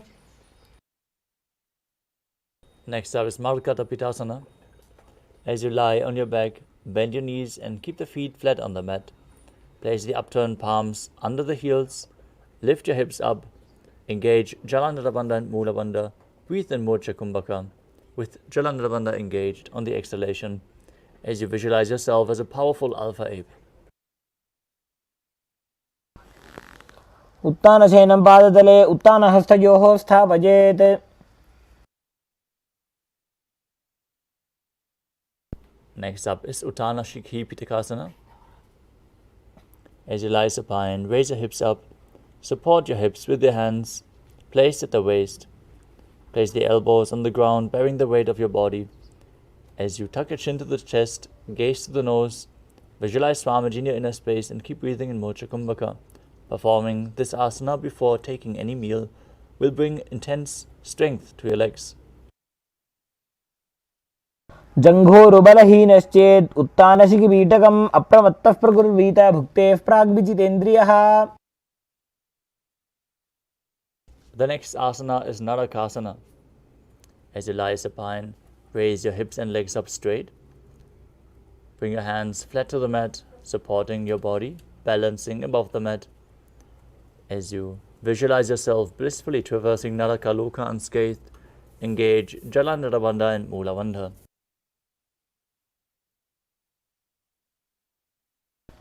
ग्रीवाकण्ठेन भूमिं विष्टम्भ पादाग्रद्वयमूर्धमुत्त्रयेत्. Now bring your hands to the lower back as you keep your legs vertical and then slowly angle and lower them down, keeping your core engaged. In Tiryanukasana, visualizing yourself as a boat crossing the ocean of samsara. तावत् स्थित्वात् ऊर्ध्वं पादाग्रद्वयं नयेत्. The next asana is Dvajasana. As you place your hands back down to the ground, be straight as a flagpole, as you visualize yourself as the Kailasa flag, respected across all nations. तिर्यन्नौकावते ग्रीवापृष्ठकोर्परैः भूमिं वष्टभ्य. Now gently lower your body down onto the mat, lay flat with the hands by the sides into Mrittasana.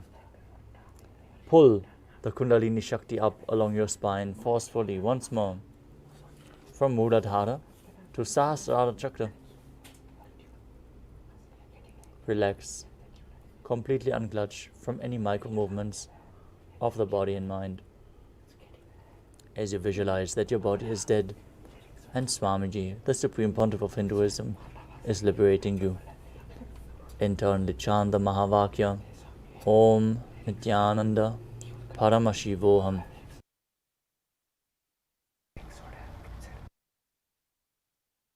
उत्तानं शववद्भूमौ सजनं तु सवासनं श्रमहरं चित्तविश्रान्तिकारणम्.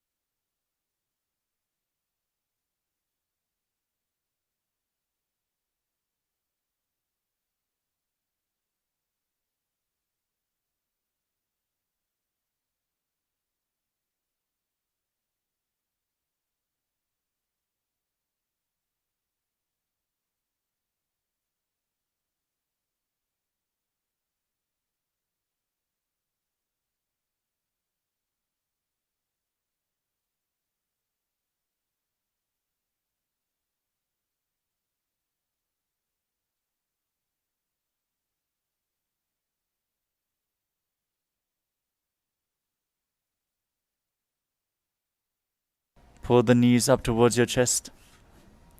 Pull them close. Rock your body from side to side. As you slowly sit back up into a comfortable cross-legged position. Congratulations for completing the Dvitiya Vinyasa Krama, all 308 asanas. Today we are going to have the power manifestation next. Manifest the Shaktis of Paramashiva after invoking him and awakening your Kundalini through Nithyananda Yoga. Bold the superconscious breakthrough into your nervous system by manifesting the powers immediately. Stay tuned, as the session is going to start very soon. But for now, let us close the yoga session today with the Purna mantra. Sit straight with your head, neck and spine in a straight line. Hands in Atmanjali Mudra in front of your heart center. Close your eyes, take a deep breath. Visualize Swamiji in your inner space as we chant the Purna mantra.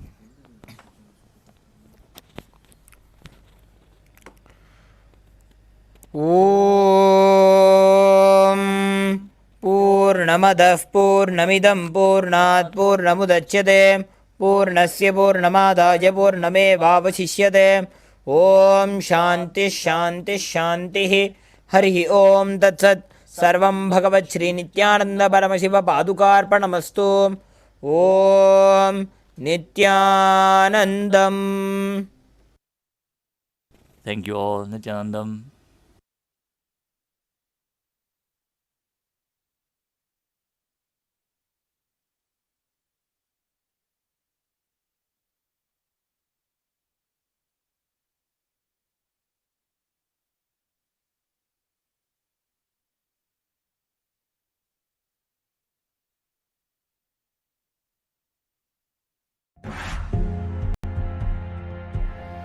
First thing I want to tell you, third eye can be opened. Second thing I want to tell you, for the sake of God, please open it. Third thing I want to tell you, do not believe the fellows who say it cannot be opened or it should not be opened. Third eye has a capacity to make anything you want as reality. Taste the first breakthrough, conscious breakthrough guaranteed. It is all about opening your third eye, giving you first conscious breakthrough. Any human being can go through these initiations and have this superconscious breakthrough, manifest these possibilities and powers. It is possible for all of you. If these words reach your ears, I am talking to you and it is for you. I welcome, O humanity. Come, it is time you experience superconscious breakthrough.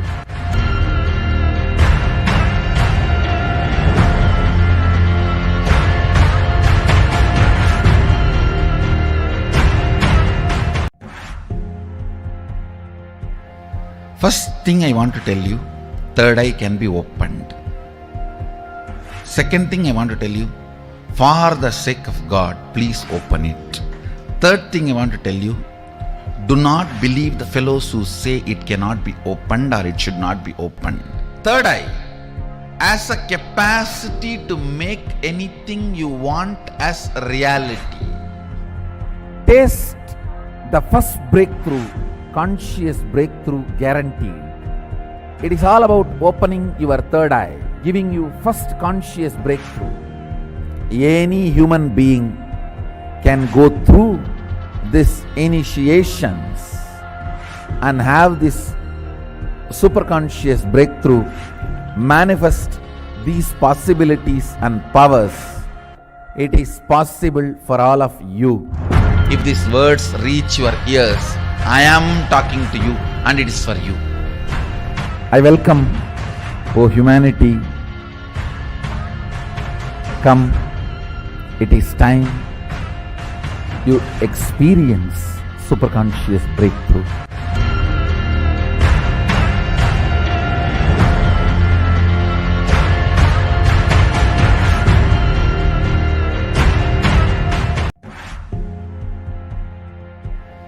First thing I want to tell you, third eye can be opened. Second thing I want to tell you, for the sake of God, please open it. Third thing I want to tell you, do not believe the fellows who say it cannot be opened or it should not be opened. Third eye has a capacity to make anything you want as reality. Taste the first breakthrough, conscious breakthrough guaranteed. It is all about opening your third eye, giving you first conscious breakthrough. Any human being can go through this initiations and have this superconscious breakthrough, manifest these possibilities and powers. It is possible for all of you. If these words reach your ears, I am talking to you and it is for you. I welcome, O humanity. Come, it is time you experience superconscious breakthrough.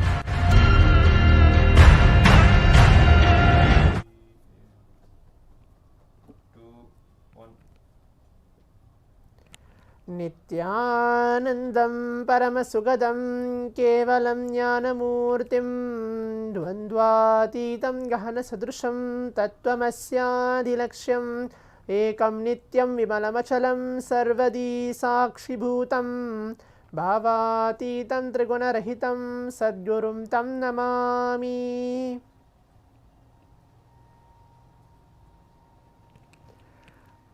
Nithyanandam, I welcome all the Paramashivoham participants who are being seated here across different Zooms for the power manifestation session. Today, we are going to be manifesting the powers of Shiva, directly receiving his grace and manifesting that in our lives through this power manifestation. Today, we are going to be manifesting the power of third eye, reading and seeing with our eyes completely blindfolded. Now, requesting all the participants to please turn on your cameras and please be seated.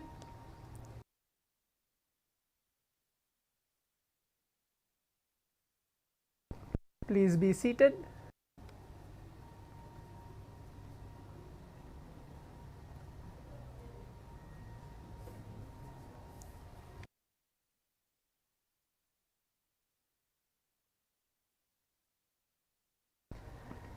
Please turn on your cameras. Good to see all the participants back here right after the Nithyananda Yoga, manifesting these powers of Paramashiva from the Dvitiya Vinyasa Krama, the 308 asana sequence blessed by the Supreme Pontiff of Hinduism. Right after those performance of the yoga, manifesting the powers directly will reach us into the higher state of consciousness. So please be seated. Please bring your eye bands and pen and paper as well.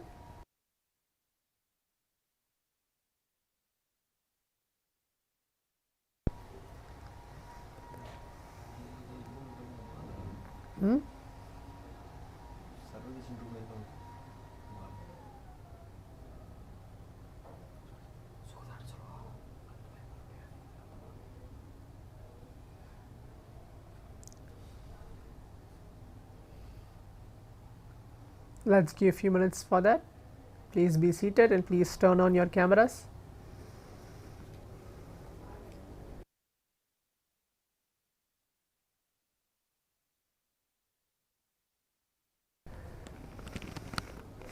Remember, please bring your eye bands.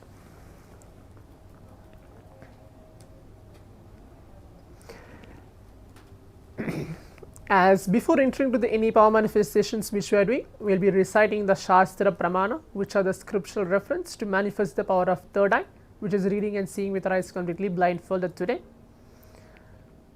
The Shastra Pramana is revealed from Bhagavan Paramashivam himself, where he tells that these power manifestations are real and has benefits to all our being, raising ourselves to the superconscious breakthrough.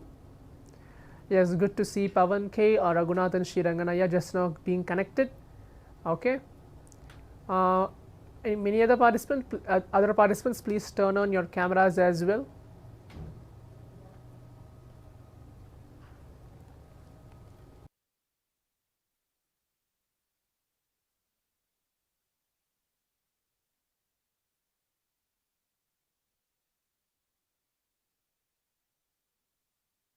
Now, I will be reciting the Shastra Pramana for us all to manifest the power of third eye, reading and seeing with our eyes completely blindfolded, getting to know this revelation directly by Bhagavan Paramashivam himself.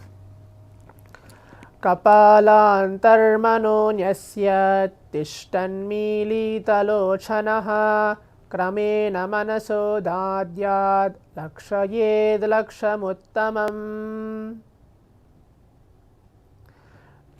The translation goes, by fixing the mind on inner space within the crown center and sitting stably without any movement, having your eyes closed in succession. By that stability of the mind and inner space through the power of the third eye, one directly sees the ultimate goal, Lakshyam, by having vision beyond the sight that reveals any object or place, attaining the space of oneness with the source, Paramashiva himself. So this is the verse directly revealed by Bhagavan Paramashiva from the Vijnana Bhairava Tantra and the translation for that. So I hope all the participants are now ready in being seated for the power manifestation. Today we are going to do something unique than yesterday. It's going to be easier and maybe more fun for all of us to manifest the power of third eye today.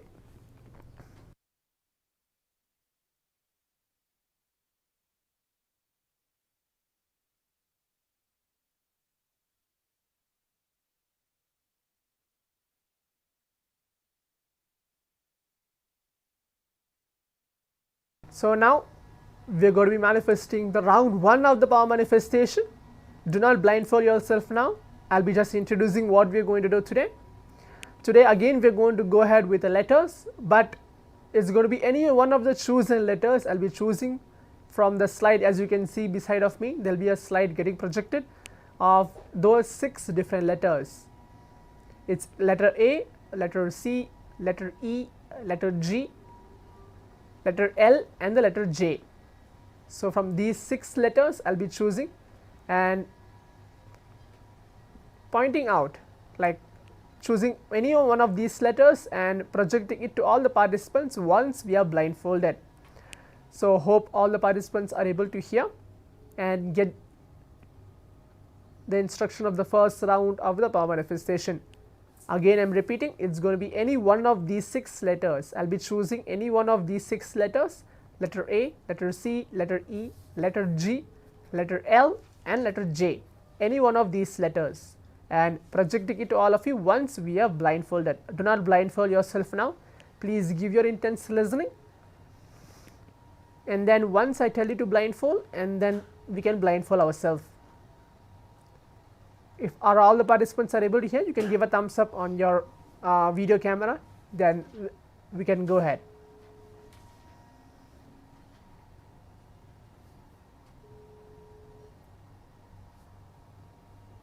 Okay, good.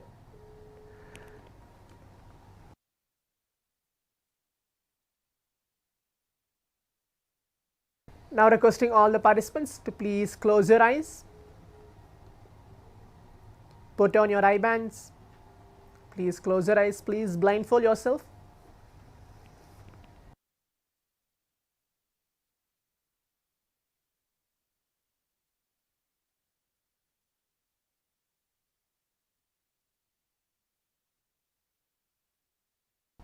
Visualize Paramashiva onto our inner space.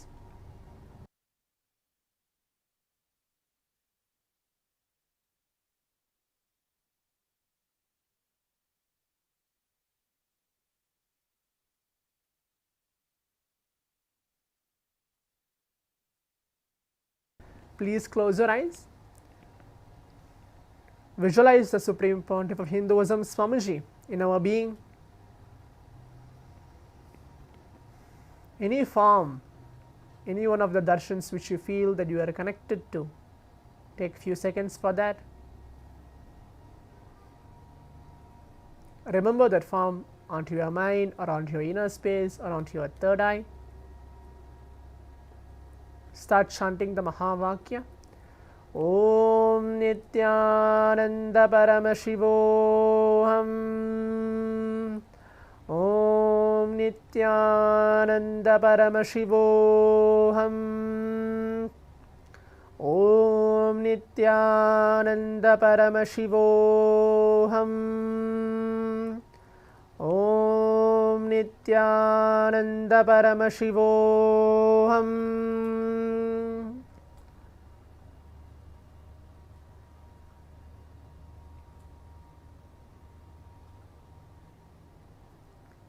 Please keep your eyes closed. Just remember, Swamiji, whatever is getting revealed to you through your third eye, just be yourself as a receptive mode and keep seeing. Again, for all the participants who are joining us maybe for this round 1, it's going to be any one of the 6 letters I'll be choosing and projecting.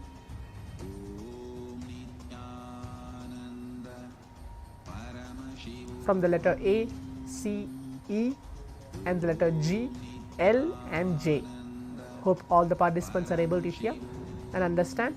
And the round 1 of the power manifestation has been started. Please close your eyes.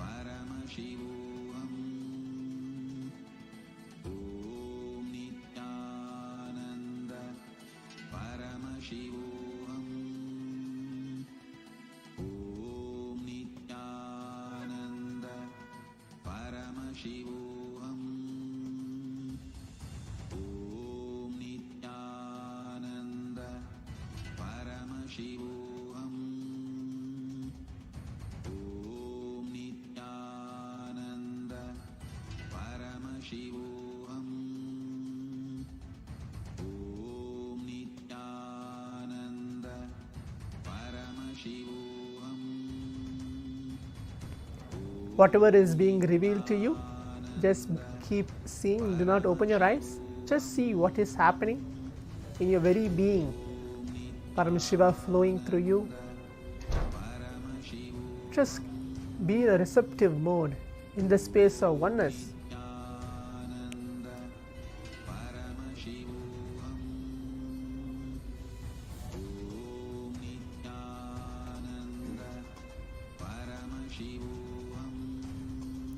Keep your eyes closed.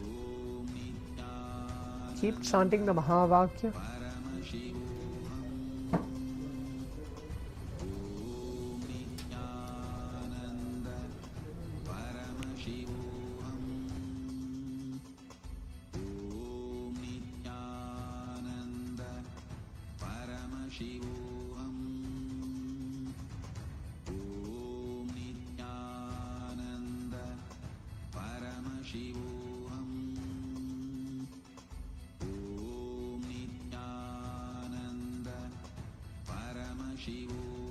We have a few more seconds left.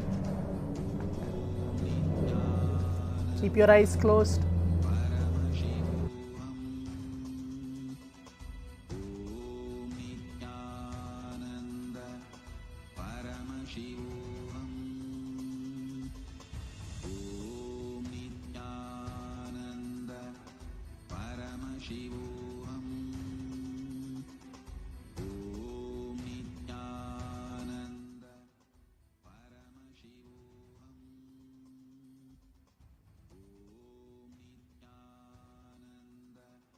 Yes, now requesting all the participants, we can relax, you can take off your eye bands, please open your eyes. Please open your eyes.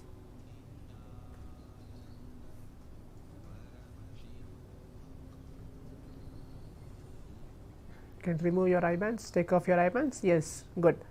Now let's take few minutes of our time to type out our answers on the Zoom chat, telling what was getting revealed to you through your third eye. What was the answer? What was the letter which was revealed to you through your third eye? Please type out that. Let the microcosm Yes, I can see the participant named as Srinivas C has put a message. The letter C you are able to see. Good, Aya. James Hull L. Okay, that's wonderful. Please leave the message in the Zoom chat. What was revealed to you through your third eye? Raghunathanaya C. Okay, that's great to see you that you have manifested C. Okay, let's see what's going to be the round. Philip Andreas Lopez has put D. Pavan K. You are able to see J and C. Okay, good. Alex Dosish, please leave the message what you are able to see.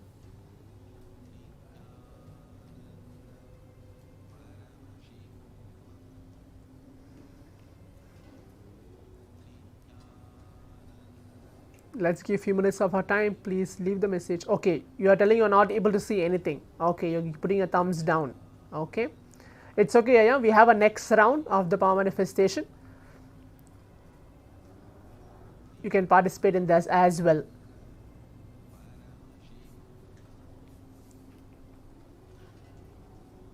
We have a few more seconds for all the participants here to leave the message. Okay.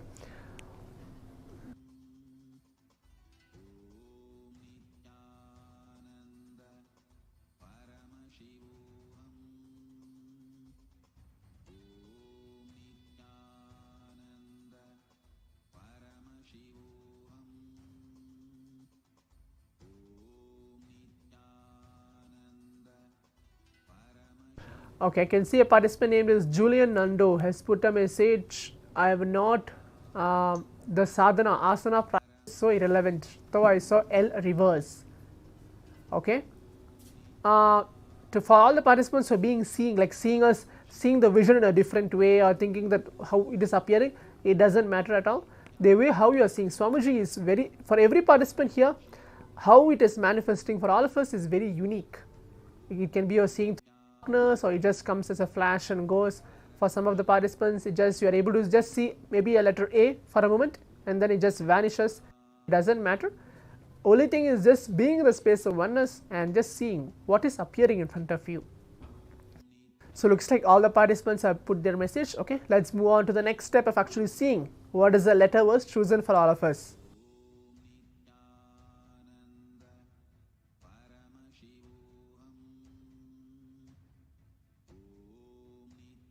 Yes, now all the participants can see the letter was chosen was the letter C. So I think three of the participants have manifested. Srinivasaya, Raghunathanaya and Pavan K. So 3 of the participants have manifested this. You got the letter C correct. That's good. Now we'll move on to the next round of the power manifestation. Please keep your eyes closed. Blindfold yourself now. We are going on to the round 2 of the power manifestation. Please keep your eyes closed. Put on your eye bands.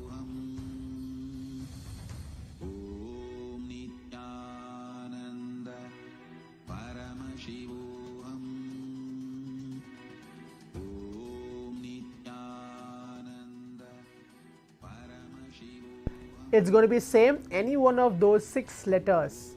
If some of the participants are not able to remember, I'm going to repeat again from the letter A, C, E and the letter G, L and J. From any one of these 6 letters I'll be choosing again and projecting it to all of you once we are blindfolded. Yes, able to see everybody is blindfolded now. So now visualize Swamiji onto our inner space and start chanting the Mahavakya. Om Nithyananda Paramashivoham.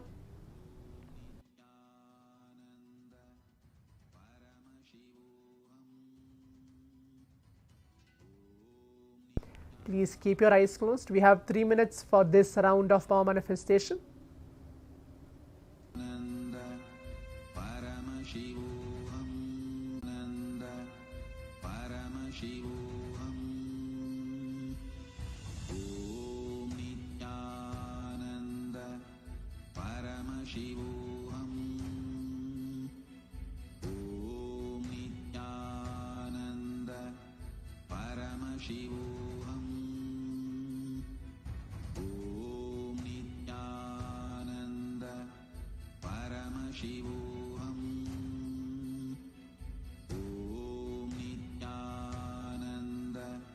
Paramashivoham.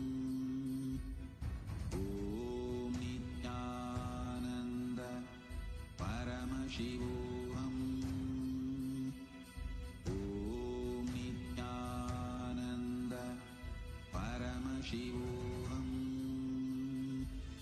Om Nithyananda Paramashivoham. Om Nithyananda Paramashivoham.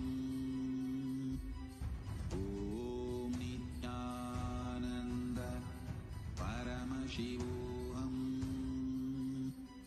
Om Nithyananda Paramashivoham. Om Nithyananda Paramashivoham. Om Nithyananda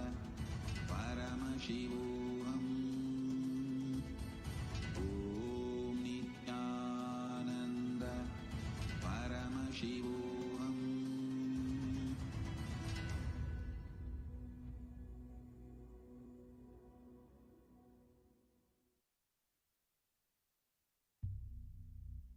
We have few more seconds left. Keep your eyes closed. Whatever is getting revealed to you, just be an observer. See what is being revealed to you through your third eye. Do not jump into the conclusions whether you're going to get it correct, whether you're going to manifest or no. Just see, when you are manifesting, you are Paramashiva. The first powerful cognitions that all of us are holding is we are a Paramashiva. It doesn't matter from wherever we are from. We are Paramashiva sitting now as Paramashiva and manifesting these powers. Please keep your eyes closed. We have a few more seconds.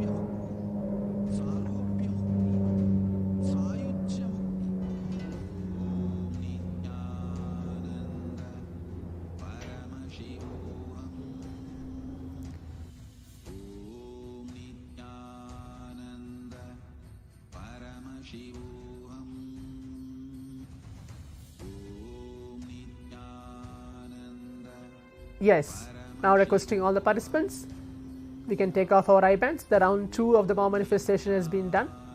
You can please open your eyes. Please open your eyes.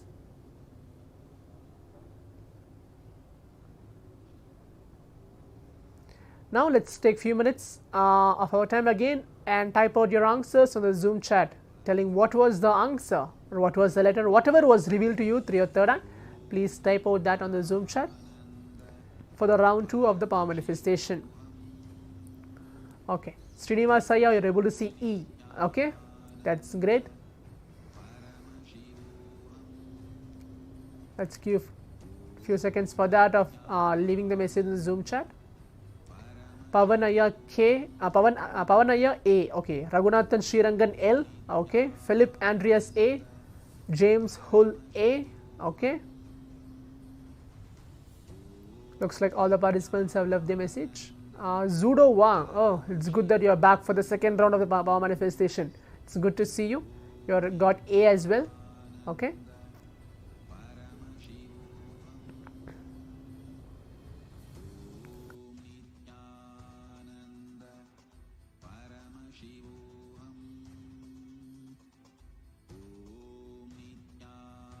Okay, Julian has put a message again, E. Okay, the letter was chosen for all of us was the letter L.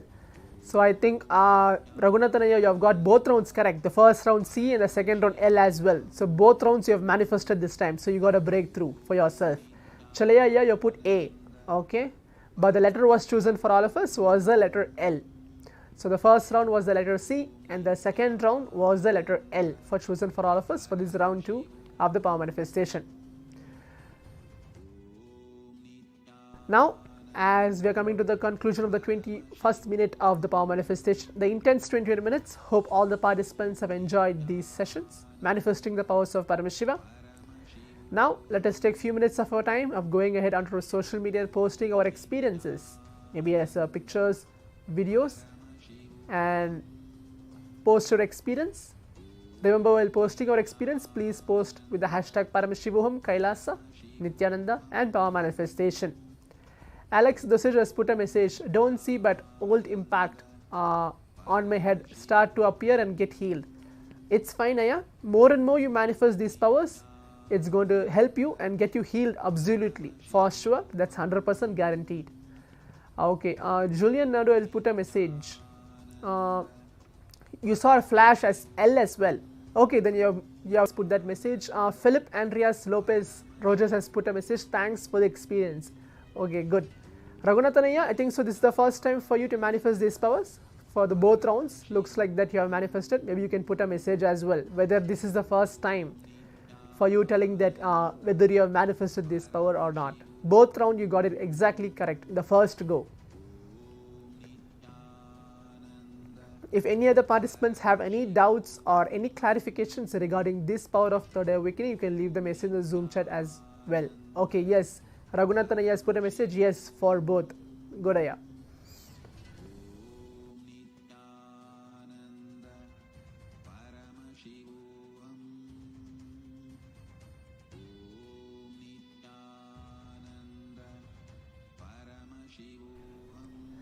And it's going to be taking us closer to Paramashiva himself. And the final thing, for the as all of us are going to receive Swamiji at the end of the day, receiving the Supreme Pontiff of Hinduism, seeing his darshans, that is going to make us even more closer to the power manifestation.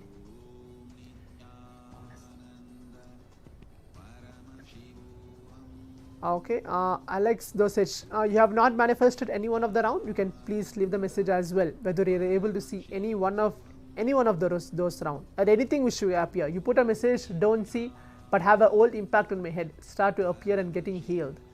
Okay, but did you see? Are you able to see anything which was appearing to you? You can leave the message of that.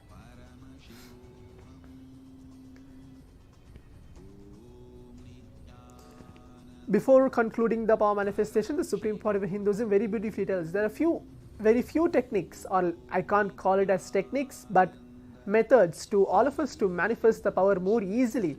Is when we connect, take few minutes of our time of our day. We have 24 hours. In that 24 hours, seeing 21 minutes, taking 21 minutes of our time sitting and being in the space of unclutching. Either you're getting connected to Swamiji by seeing his oneness capsules, or you see his darshans, either with the photographs or even through these power manifestations. When we are raising our consciousness to the superconscious breakthrough, it is easy for all of us to manifest these powers. When we have 21 minutes of our time, it's easier for us to all to manifest. Okay, Alex Dosage is putting a message. Difficult to see in most of it. I feel the things exactly. In the first place, when you are manifesting, you won't be able to see completely. It will be like you'll be able to feel something. For all the participants, maybe specifically for Alex Dosage, I can tell. If I am choosing the picture water, you won't be able to see exactly the whole water itself. Maybe you will feel something is going on. Maybe you can feel the water, or you're able to hear the sound of a water. For many of the participants, you may be able to see in those kind of experiences. So the first say, you don't need to be exactly looking into that, oh, you want to see something. Even though you're able to feel, that's great. So that's the first step of the power manifestation. You're able to feel something is happening around you when you're keeping your eyes closed. So that's good to put up the question as well. Alex Dosakchaya, thanks for that. So as I was explaining, that when you manifest more and more power and dedicate your 21 minutes every day for the power manifestation, sitting, closing our eyes and experiencing the Paramashiva, the space of Paramashiva inside our being, that will help us reach the superconscious breakthrough.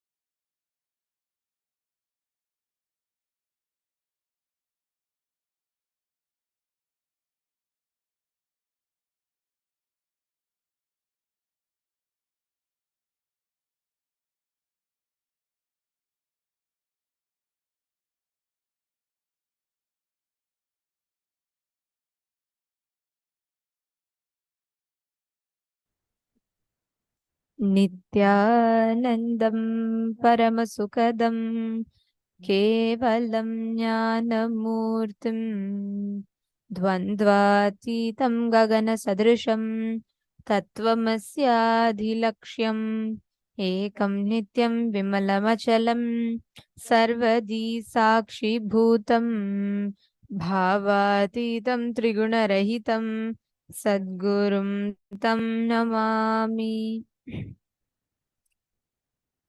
Nithyanandam, we welcome every one of you for the 8th day of Paramashivoham, Paramashivoham level 3. We welcome every one of you, Nithyanandam. All the participants, Nithyanandam, Magita Devi, Nithyanandam, to everyone that is sitting here with us. How are you all doing? yes, Nithyanandam, Ma Yiligzu, Ma Anasha, hey, Ma Yoga Malar, Ma Elena, Ma Navamani, all of you are like with a wide smile, fresh, ready to start. Ma Johanna, Nithyanandam, and Nithyanandam, Ma Ratna Prabha, Ma Dahanananda, Ma Sita Narayan, Ma Navamani, Ma Elena, Ma Nishabin Patel, Liang Shuma Nithyanandam, Ma Anasha Nithyanandam. Lovely to have all of you here. Today is a very, very, very special day. We are going to be entering into one of the very sensitive subjects, and we are all going to be learning that, like delving deep into that, and doing a very, very, very important process today. We are going to be going into the depths of ourselves. Today, if you have any kid, make sure, like, especially like in the teenage or youth, make sure you get them, because this sessions would really empower them as they are entering into new relationships in their life. today is like a alchemy, conscious alchemy to your whole being, literally to your whole being itself. And the way you're going to be having all the experiences today, it's a conscious alchemy. See, throughout our life, right? We have so many people in our lives we meet with. We meet our, our parents, our relatives, our spouses or our children. So many relationships we carry. We are constantly facing the society. And one thing that comes along with it is all the tags and labels that we attach to ourselves. I am beautiful, I am ugly, I am good, I am bad, I am tall, short, thin, I am beautiful, I am not beautiful. And the definition of beauty is extremely subjective. It keeps changing. In one country, if something is considered beautiful, in another country, that same thing is considered ugly. And Take an example of this. If you see, mostly in the eastern countries, we feel that a very fair skin is beauty. And then you come to the western side countries, we start feeling that, having a tan is good.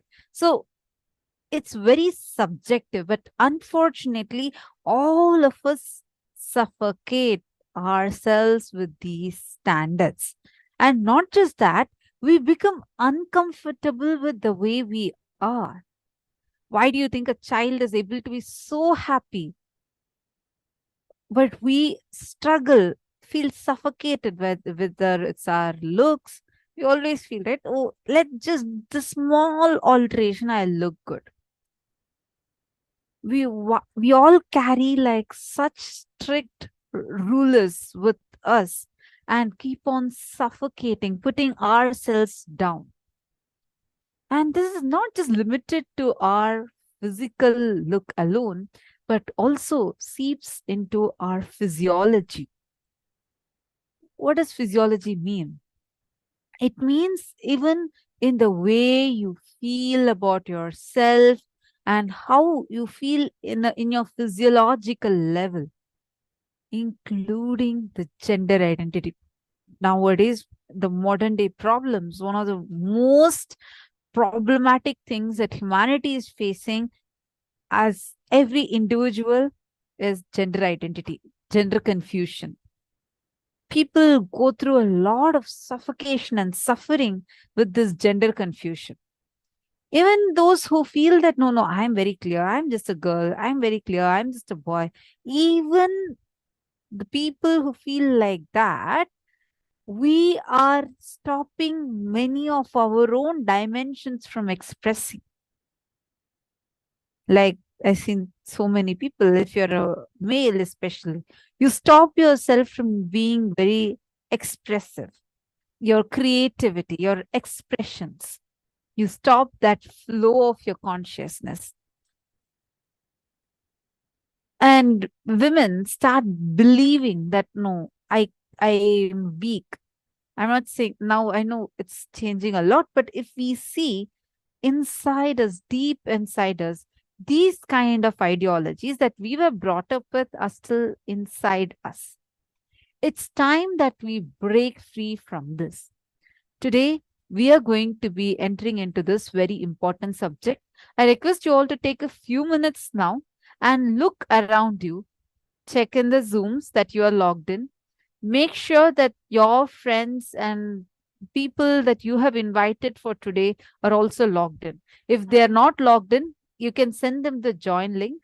And most importantly, today, every one of you that are sitting here with us, every one of you, let us take this responsibility. It's been 8 days. We all have enjoyed these amazing revelations from Swamiji. But now it is time that we reach out to our loved ones and make sure that they are not missing today's program. Because today, with everyone in today's society, it's becoming more and more increasingly difficult, and for people to be able to interact with the society without being having attached to these labels, these tags, everything that they add. And there's so much of pressure from everywhere. There's so much of pressure constantly as to how they're going to do it, how they're going to live, how they're going to, looks, whether their appearances. That is why today so many, whether it is plastic surgery or whether it is the whole cosmetic industry, the whole cosmetic industry nexus, everything literally earns money based on our fears, based on how we do things, based on our judgments, and all the fear, insecurities we have, they make a business out of it. That is why today, if you see in more Asian side, they all go behind fairness creams, and all the cosmetic industry is making their business on that. Similarly, on the Western side, right? The whole thing is about, tanning, making them their skin more tanned. Like this, everything is extremely the pharmaceutical nexus, the whole cosmetics industry, everything makes a business out of these tags. Today, Swamiji is going to help us unwind that most core, the most important part of us, the consciousness in us. How do we relate with ourselves? How do we treat ourselves? How do we understand our body, our appearance, not just physical body? Yesterday, we all understood about the physical body, but today it is more deeper. It is something more subtler. It is the physical, psychological, physiological, and the conscious layers that we are going to be working on. How many of you are going to take responsibility? It becomes our responsibility to inform the others so that they don't miss such a precious offering that Swamiji is giving. How many of you here are going to take responsibility to reach out to your loved ones, to invite them for today's program? Could you all please put yes in the chat?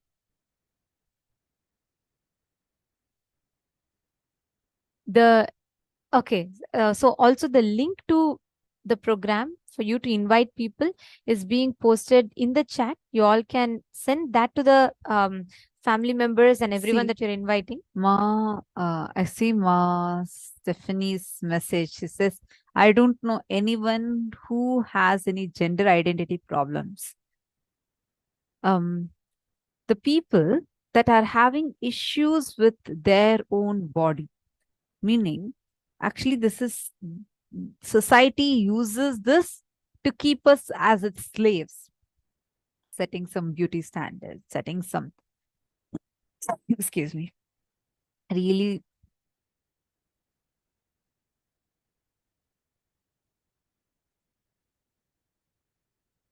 society sets some really sometimes even toxic beauty standards. But all of these make us feel low about ourselves, as if something is wrong within us.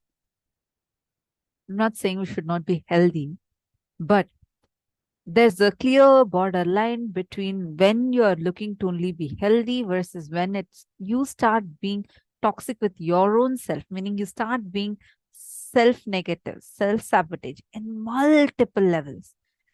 Today, this is going to be helping everyone to first start being comfortable with themselves and complete with your gender identity, sexual identity, and how you feel at the core of you about you. Multiple layers and layers and layers. We are stopping ourselves, multiple dimension of us, because of these incompletions that are sitting, the past wounds that are still sitting in so many layers. So take a few minutes. Make sure that all of your friends, relatives are all logging in now, because every session is going to be very important. If you need, you can send the join link. They'll be able to immediately join. And make sure that you share this and make sure that everyone is getting it. Let us get ready to consciously delve into understanding and knowing about these sciences and healing ourselves. And Ma, see, you don't need to know someone suffering with it to give this. This is the greatest boon you can give to anyone. But we are just saying in specific, if you know such people, share it with them. But it is not only for them. Anyone and everyone, all of us have relationships in life. Every one of us navigate through different relationships. We all live with our body. We all consume the content. Today, even before a kid understands about themselves, they start consuming the content about sex, sexual identity, everything through the internet, unfortunately. And many times this messes up their internal system, their cognitions, everything. And it becomes our responsibility as people who know that there is a science, there's a solution for this. It becomes our responsibility to take care and make sure we reach out to those people. So please reach out, and the links have been posted. And today, the first session we are going to be learning is understanding about one of the most important aspects, the Savikalpa Samadhi. How we exist, the space in which we exist. What is Savikalpa Samadhi? How do you manifest that experience in space? So let us now listen to Swamiji's revelations on Savikalpa Samadhi. Mind is not linear like this, so that you can just put a barricade, stop it, you are a yogi. No. Mind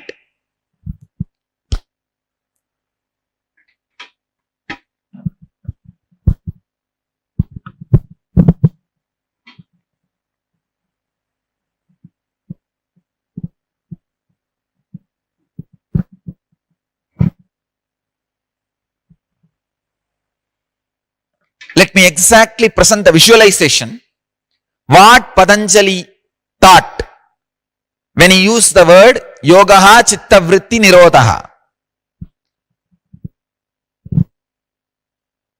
Understand this example, this visualization.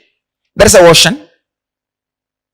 Few fishes are jumping randomly, spontaneously, for no reason.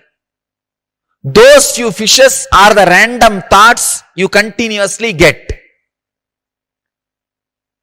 Unfortunately, you cannot look at the scene as it is. You want to make meaning out of everything. If you see a rose, you want to make a meaning out of it. If you see a moon, you want to make meaning out of it. If you see a light, you want to make a meaning out of it. Please understand, when you see a rose, you just don't directly enjoy or perceive it. You start thinking, oh, it's beautiful.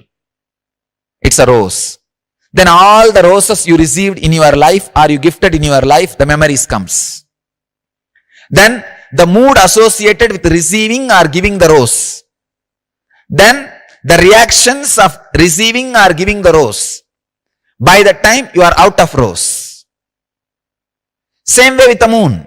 With anything, you do not perceive as it is. This is the plan of the mind. Means from the top view of the mind I am trying to present. Then I will give you the front view and side view. Top view of the mind. Ocean.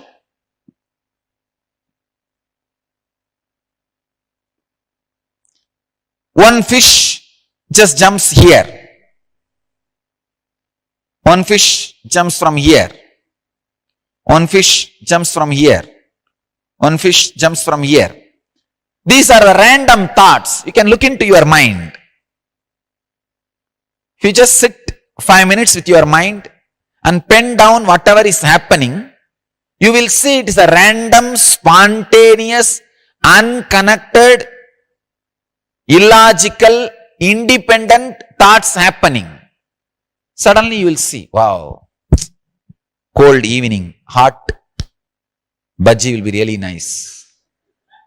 No, I should go to Madurai and see my parents. It will be really nice if I stay in the ashram.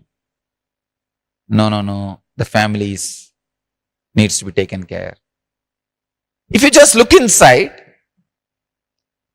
the thought which is happening continuously has no logical connection.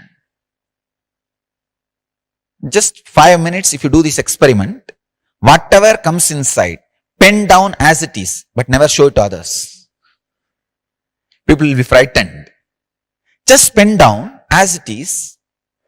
You will see it is completely illogical, independent, irrelevant, irresponsible, unconnected and unclutched from each other by its nature. By its very nature, thoughts are not connected because they are happening randomly. There is no logic between why this fish is jumping, why this fish is jumping, what height this fish is jumping, why it immediately went back into the water. But we don't feel comfortable looking at anything as it is happening. As we are not established in pure awareness, we somehow want to make meaning out of this. Then we start creating a rectangle. Trying to create the rectangle between the different spontaneous random movements of the fish is what I call mind. Please understand, mind is not the movements of the fish, random movements of the fish. Mind is you trying to connect something and make something out of it. When you try to make something out of random movements happening inside you, you create mind. It is the second layer illusion. Please understand. The first layer illusion is this fishes jumping. The second layer illusion is trying to make something concrete out of this random spontaneous movement. Anybody who understands from the second layer illusion and relaxes himself, he is called udasi, liberated, taking things simply. It's okay. Please understand. As long as you trust these diagrams which you make out of these fish movements and make strategy planning, every day you will be making new strategy planning and invariably failing. Nobody can win making any strategy out of this rectangle or diagram you try to make. What you do? Oh, it almost looks like a rectangle. Why not move this fish point from here to here so that it will become perfect rectangle? That is what is your strategy planning. But you don't understand the funny thing. You are doing all your strategy planning in second layer illusion. First, you dream.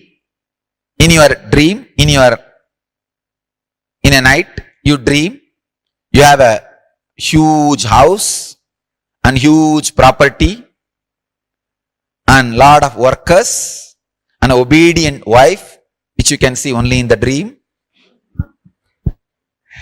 And you start now doing the strategy planning, how to maintain that house beautifully. Understand? Suddenly, in a moment, you wake up.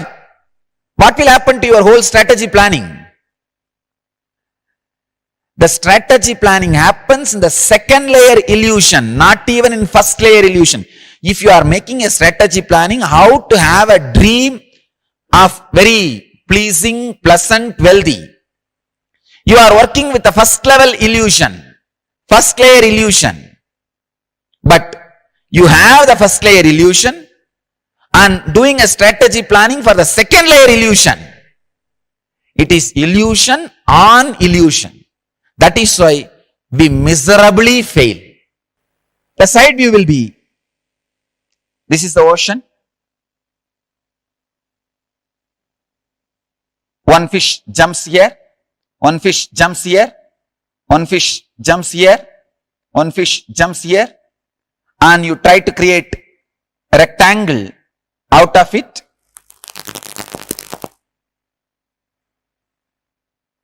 This is the way you try to create the thought. See, these are all independent movements. Fortunately, the fishes do not have any group mating, team coordination, when you will jump, when I should jump, how much height we should jump and when we should land back. No. It is a random, spontaneous movement. But the mind, the ego, cannot operate on spontaneity. It has a basic necessity to create a kind of an understanding, create a kind of a boxing, dowholing. See, whatever information comes to you, you try to dowhole. In the post office, they say, when thousands of letters are in front of them, they say, oh, Bangalore, Chennai, Kolkata, Mumbai. How they dowhole the letters in the box, pigeonholing the letters. Same way, anything happens randomly, spontaneously in your inner space, you try to pigeonhole it. The pigeonholing happens by creating or feeling this illusory connection.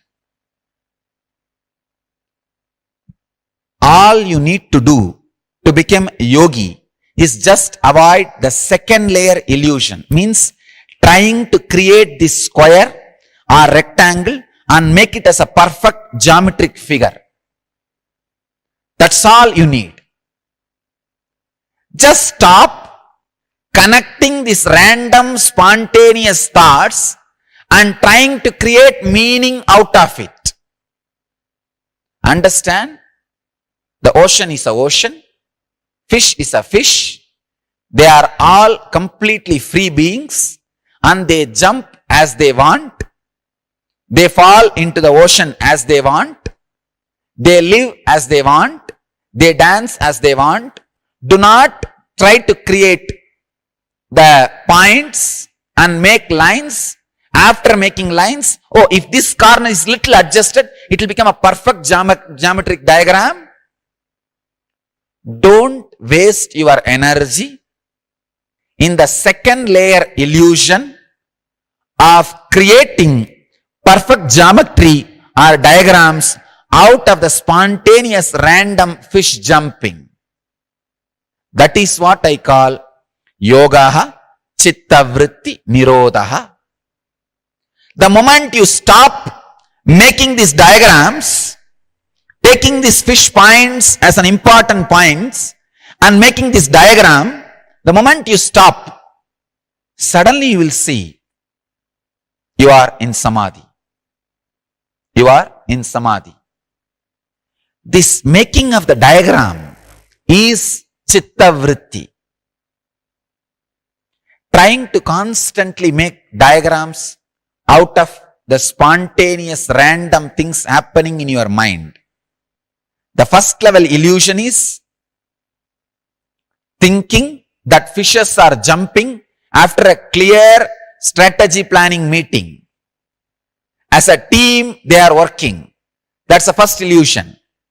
Second illusion, trying to create a logical diagram out of those jumping points. Third level illusion is analyzing the diagram and trying to make it logical, geometric, get out of it. It's a very deep but strong truth. Just by understanding can liberate. Just this understanding can liberate you. Just by understanding, liberation is possible. Because the moment you understand, all the thoughts happening in you are irrelevant, independent, illogical, unconnected, irresponsible, and unclutched. You will not bother too much to respond to those fish jumpings. You will not try to create a diagram first. Then you will not try to geometrically alter it. You will not try to fit it with what you call as a perfect figure.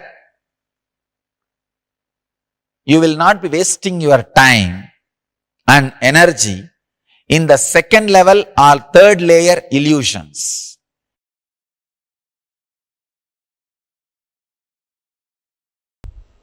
Almost like giving you the clear-cut guidance, GPS. Patanjali is the GPS for the inner world.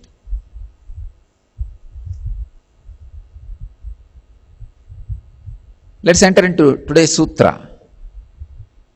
Avidya, asmita, raga, dvesha, abhinivesha, klesha.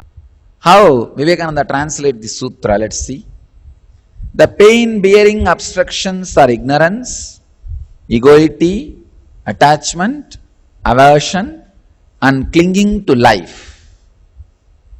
Swami Prabhavananda translates as, these obstacles, the causes of man's sufferings, are ignorance, egoism, attachment, aversion, and the desire to cling to life.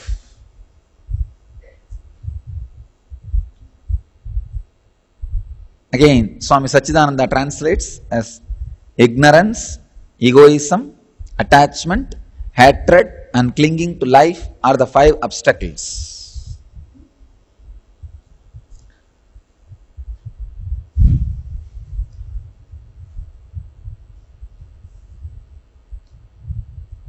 Many times people tell me, everybody knows about obstacles. What is there, Swamiji? You give directly solution. I say no.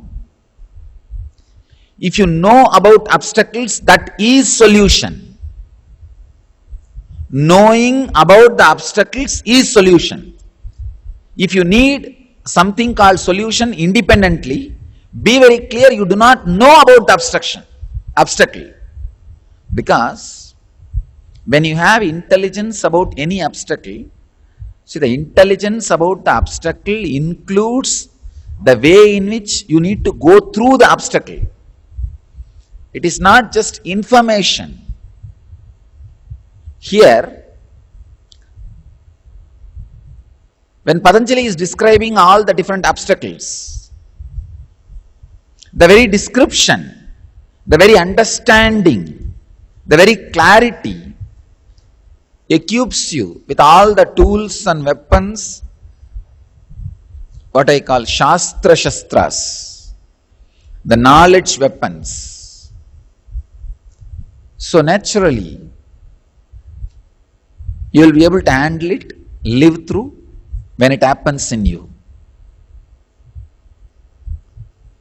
First, Patanjali starts with the word avidya, ignorance. The word ignorance is too small for avidya.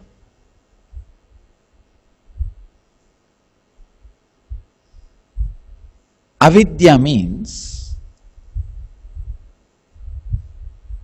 trusting things which are not permanent in your life as permanent solid support to divert yourself from the constant insecurity reminder happens in your system.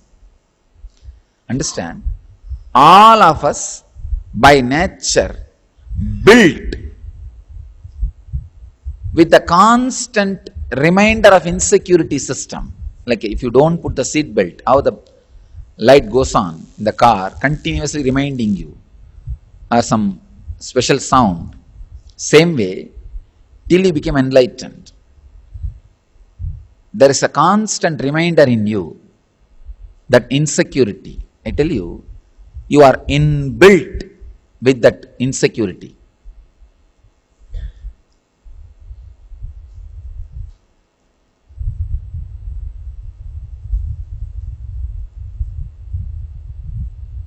When you try to divert yourself from that constant reminder using something which is very impermanent, sometimes people are so foolish, knowing it is impermanent, they use those diversions because the fear, when that insecurity haunts, it feels too much and they don't know what to do, or they don't want for few hours, nothing else. They know in that few hours the problem is not going to be solved. It may become a little more. Many times, these people come and tell me, oh, sitting in meditation, is it not like trying to forget all the problems, escaping from the problems? No. Not sitting in meditation is what is trying to escape from the problems. Trying to divert yourself through other things. Any entertainment except you facing you directly is escaping from that insecurity. Is escaping from that red signal, that constant reminder. Avidya means trying to divert yourself from that constant insecurity using something which is impermanent. I tell you, if you have the capacity to sit with you with closed eyes, just 40 minutes a day, nothing else, 40 minutes a day.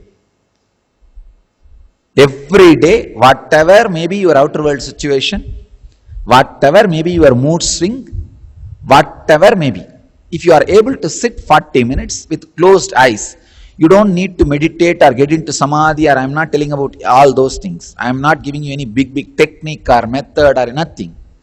Just 40 minutes you are able to sit with closed eyes. I tell you, you will not have any problem. You don't need to escape from any problem, because 40 minutes, all your insecurity will come up and haunt you. And the great, beautiful thing about your insecurity is, if you just sit with it directly, it will give you a solution and go away. It will just give you a solution. You will come to terms with it. Either the strategy to work will happen in you, or you will just come to terms with it. See, if that insecurity, the situation, has to be handled in the outer world, means some other person is also involved and responsible for that insecurity. You will have the right strategy to handle that person. And if nobody is involved, you are alone creating like a ghost, then you will simply come to terms with it. You will come to terms, you will face it. I tell you, nothing, just sitting with yourself, nothing else. 40 minutes with closed eyes, just sitting. Whatever comes, you will see in 2 months. All the things which you need to face, you would have faced already. The biggest asset for any human being is ability to sit with himself.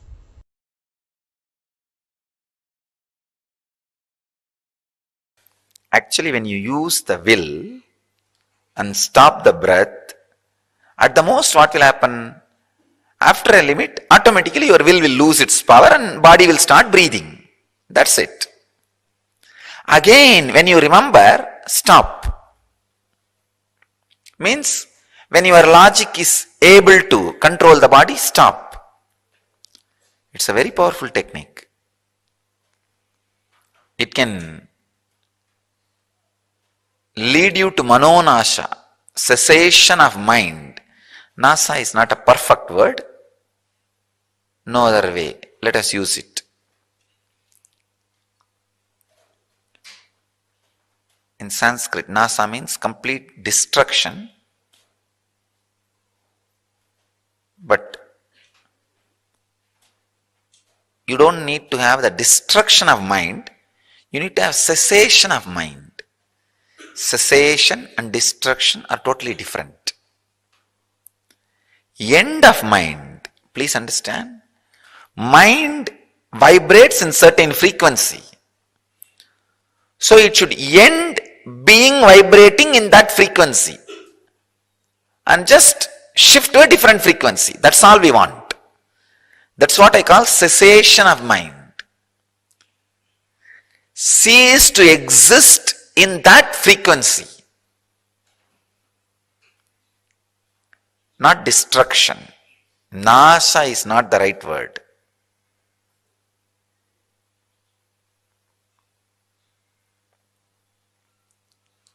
Your mind needs to cease to exist in the frequency in which it is existing now. For that, this is the technique. Whenever you remember, whenever you can, any time you can do, whatever may be the breathing, except the thought, you are breathing. You see, you are breathing. That breathing movement will create a certain thought. I am breathing, going in, coming out. Those thoughts are allowed. Other than that, any thought, stop the breathing. This is what I call surrendering to prana. Surrendering to the energy. Pranic energy. Except the thought of prana, everything else is surrendered to prana. The surrendering to prana straight away leads to Savikalpa Samadhi. And naturally from Savikalpa Samadhi you will melt down into Nirvikalpa Samadhi. Please understand, it's a technique. I don't want to add more and more words, because you will miss the technique. You will miss the technique. if you add more and more words,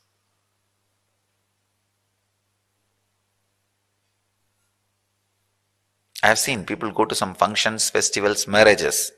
They see all the decoration and finally miss seeing the bride and bridegroom. Really, it happens. They'll remember all the decorations, everything around. They'll just miss seeing bride and bridegroom, eat and come back. It's like you go to hospital and see everything and see the doctor also, but forget to discuss about your disease with the doctor and come away. Because of the glory of the structure,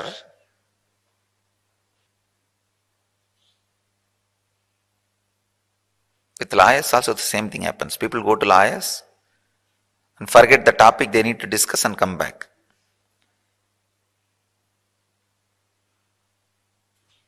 Because lawyers are very intelligent. They talk only what they want to talk. And they are very intelligent. They can twist all your topic, subject, everything. And the conversation will go somewhere. After you come back only you will realize, oh, you went for discussing this subject and you completely forgot.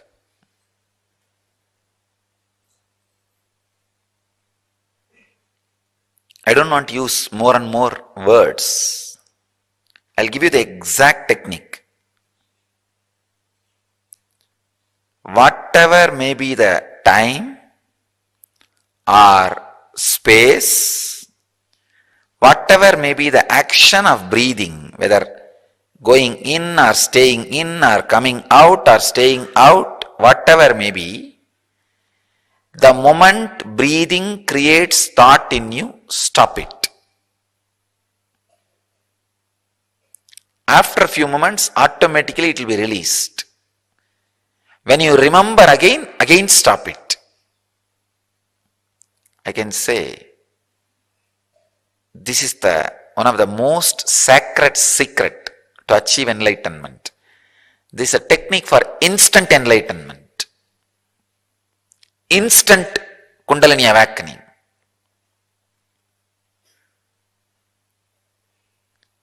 If you work on this technique sincerely, 2-3 hours enough, it can awaken your Kundalini.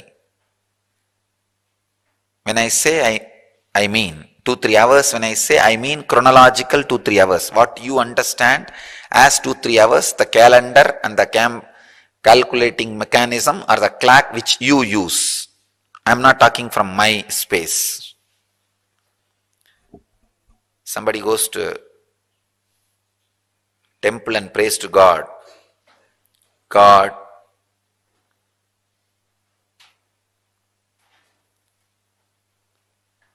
what it is, $1 million for you.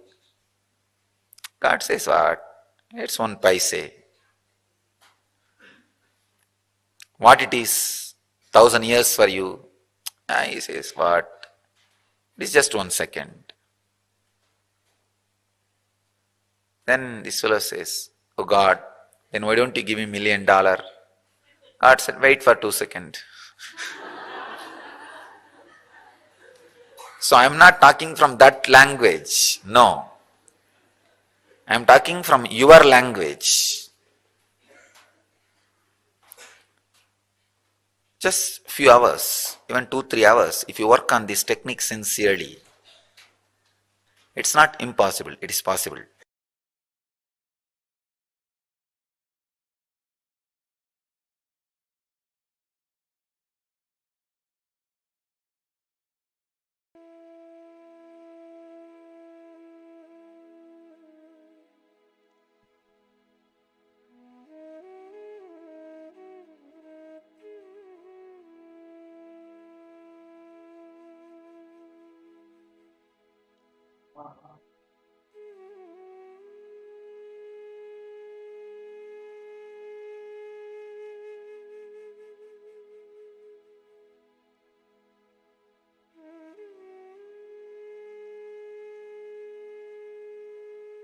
Swamiji so beautifully explained about Savikalpa Samadhi.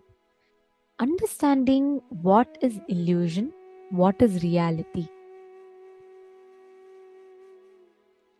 That space, that state is Savikalpa Samadhi. Now, it is very important for us to understand that one important aspect that Swamiji revealed, your ability to retain yourself, come back to the space of unclutching again and again. Whenever you know that there's an up or a down and there's a imbalance, your ability to come back to that space in which you exist is Savikalpa Samadhi. Swamiji had so beautifully explained with that example of that fish. How? Think that mind is something that we can control. How many of you think like, yes, I know I have thoughts like this. Definitely I can control. I'm going to change my habits. I'm going to change the way I function. How many times you have had thoughts like this? Just wave your hands. All right. But how many times you have seen multiple times that even though you try it in one way, but mind is jumping and slipping and changing in a different way. Let's give you a simple example. You just thought that you want to be very strict with your diet. You thought, I can do it. And you said to yourself, you would definitely do it. But then somehow something happens and then your mind just jumps again. And then in 2 days, you just break it. How many of you have had situations like this? I mean, it's something that all of us have. You may be successful in your diet, but maybe this would happen to you in a different aspect of your life. Maybe in your behavior, maybe in the way you carry yourself. Because fundamentally, we need to understand that our mind is like, it's not linear. It is not like a straight line, like a linear that you can put some barricade and control it. It's like a pond where the thoughts are like random fishes jumping here and there, where you can't even predict where it will come from, where it will start and where it will go. You can't predict it. That's why you're not able to put a barricade on it. You're not able to put a barricade and say no. Savikalpa means that last moment, like a nightmare. It is that last dream because of which you wake up. We need to understand that mind is not like a linear line like this, where you can just put a barricade and stop it. No. Mind is a pond where there are few fishes jumping everywhere.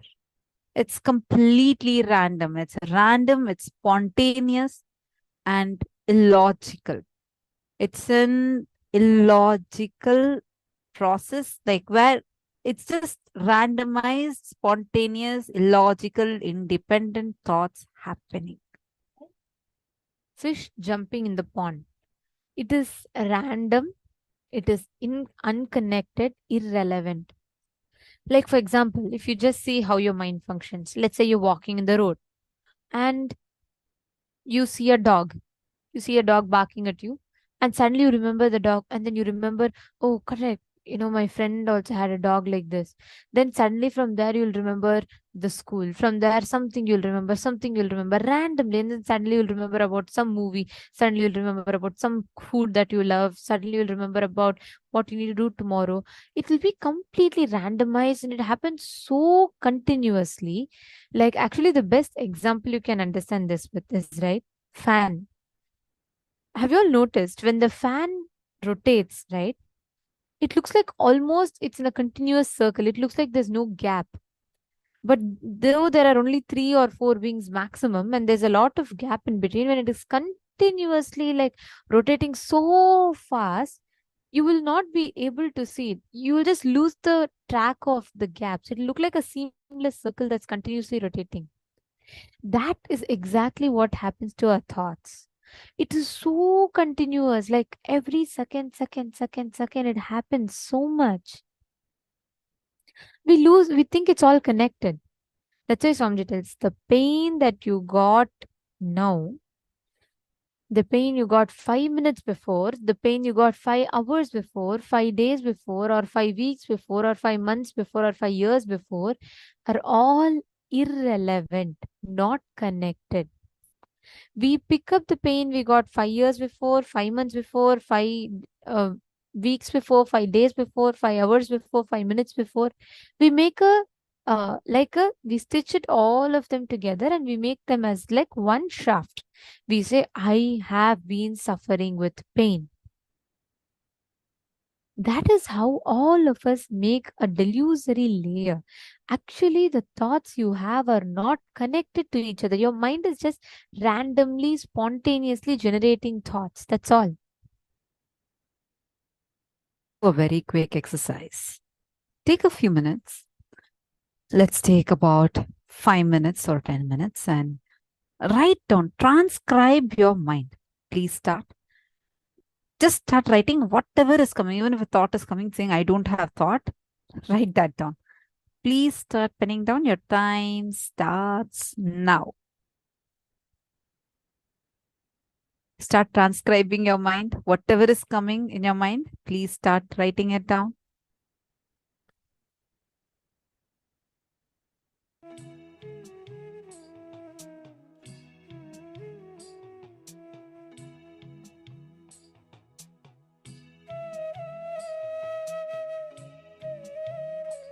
Piece of paper, just don't need to put it in chat and all. Only put it in your notebook. Just write it down. Start transcribing all your thoughts, whatever it is coming.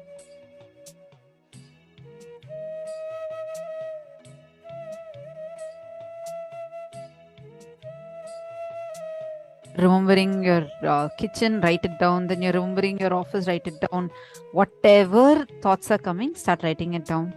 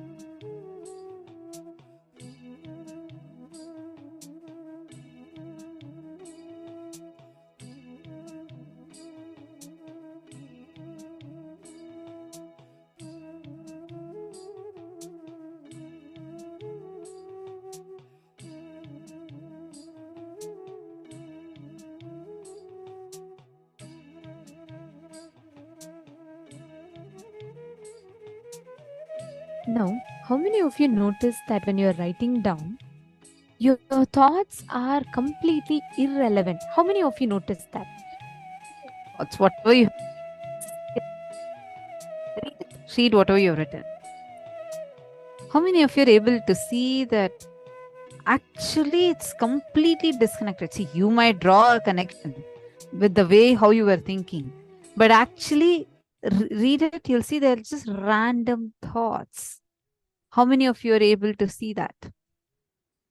It's just random thoughts. Masneha Patel is saying not connected at all. Exactly.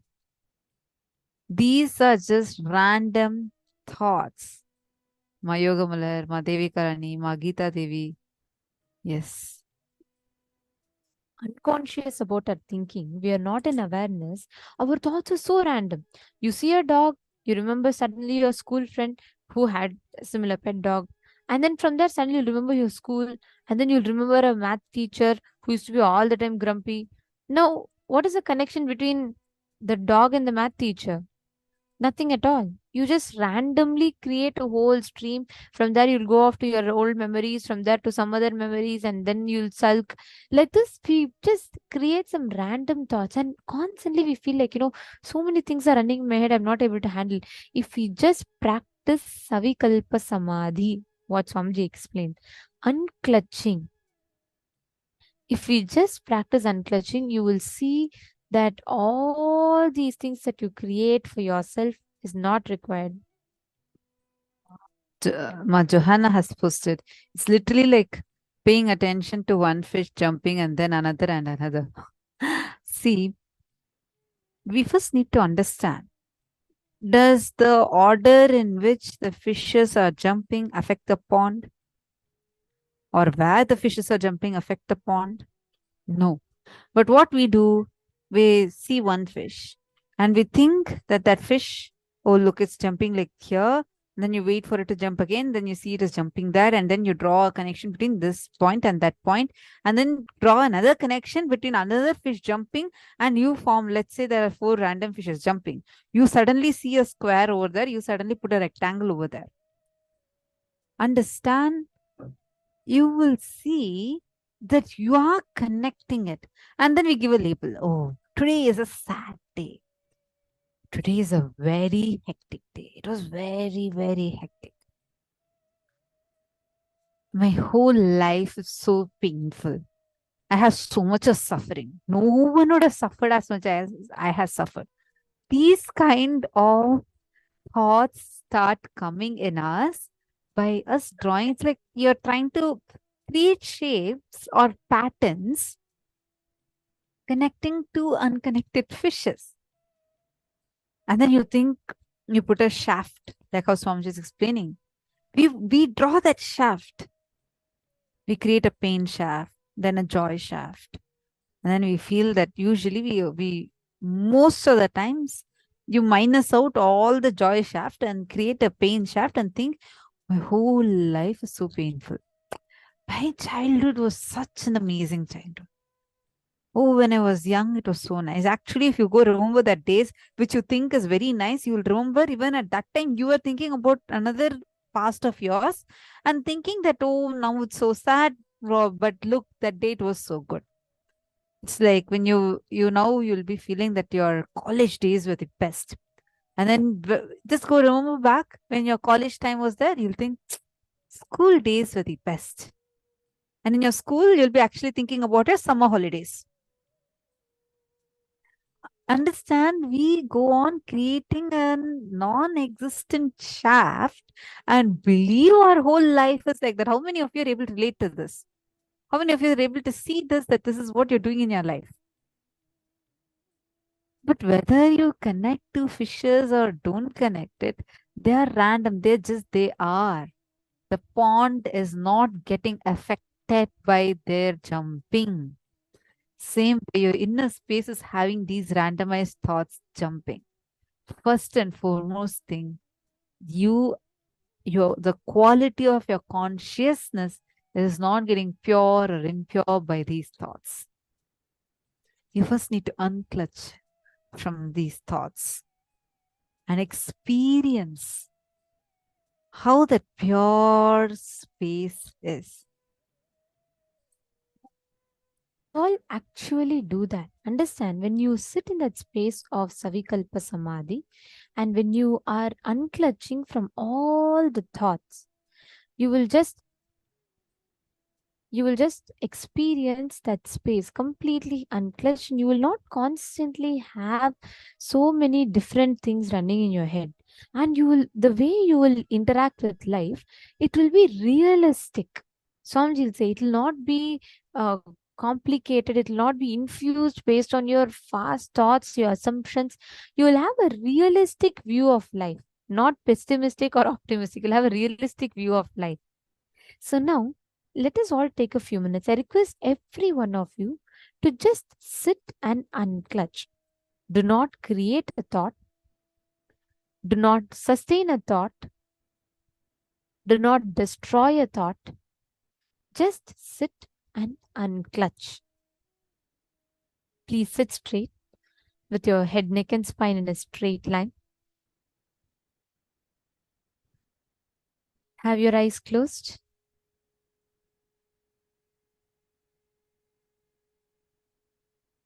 I request everyone to sit straight.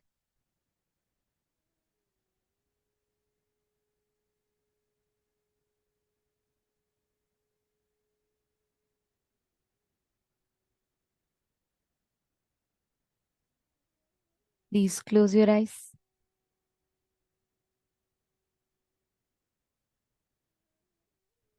Just sit and unclutch. Do not entertain any thoughts. Do not try to create any thoughts. Just be in that space of unclutching.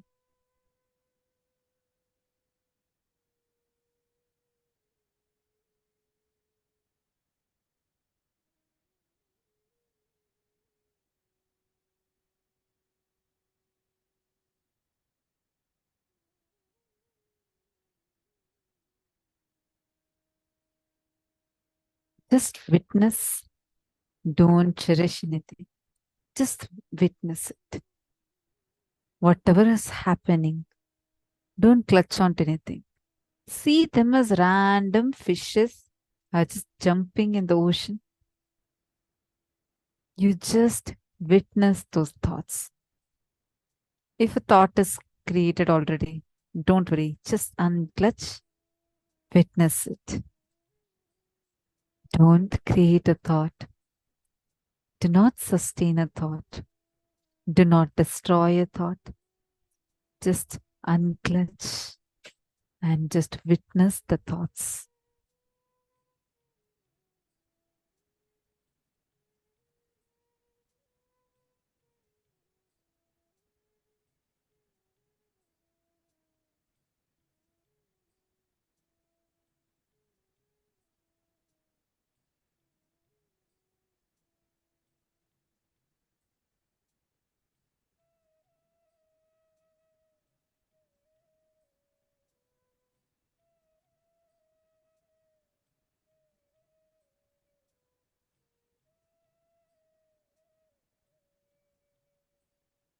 Continue to unclutch. Just witness it.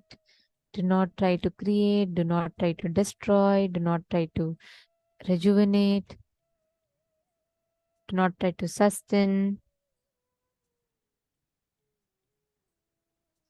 Now, as you unclutch, it is from this space of unclutching that power manifestation happens. Whenever you manifest powers, right?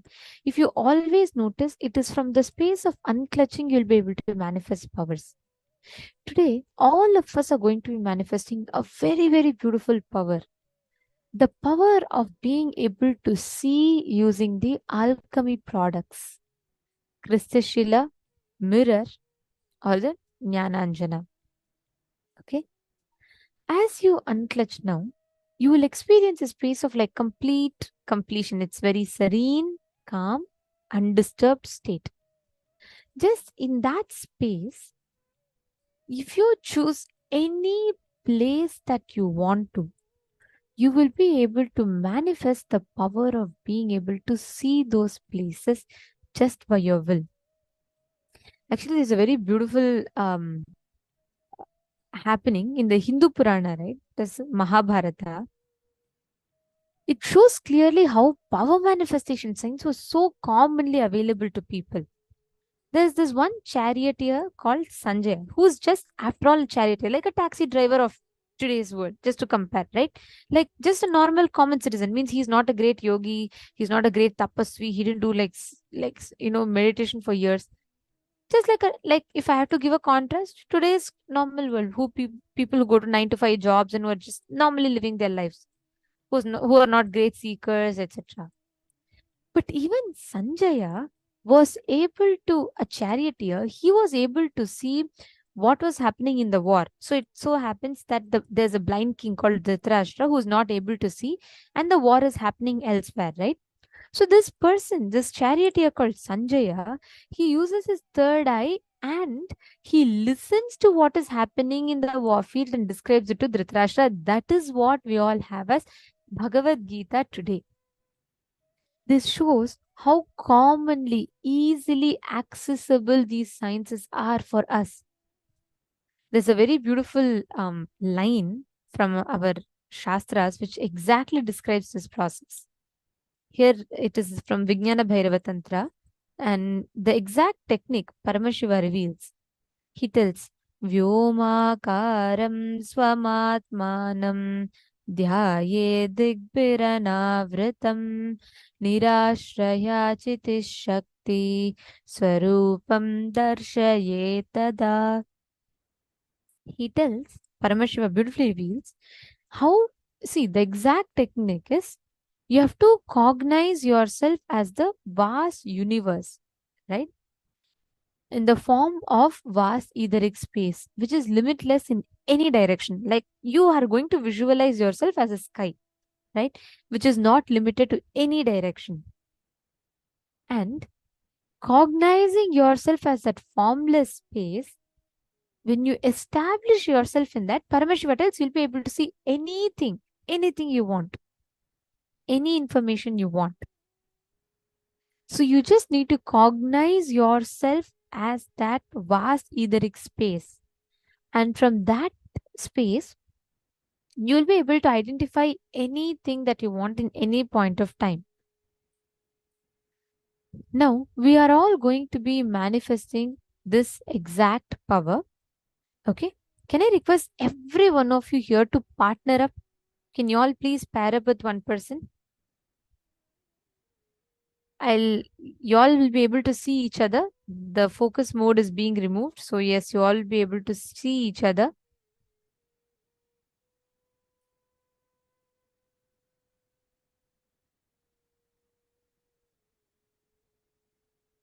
Come on. Shall we all start? Can I request every one of you to pair up? See, it's a very, very simple, easy power. And as much as possible, pair up with someone whom you do not know. Like Ma Sneha, you can pair up with Ma Sonia. You can just pair up with someone whom you do not know of. Like random, like you don't know their house, you don't know their choices or tastes.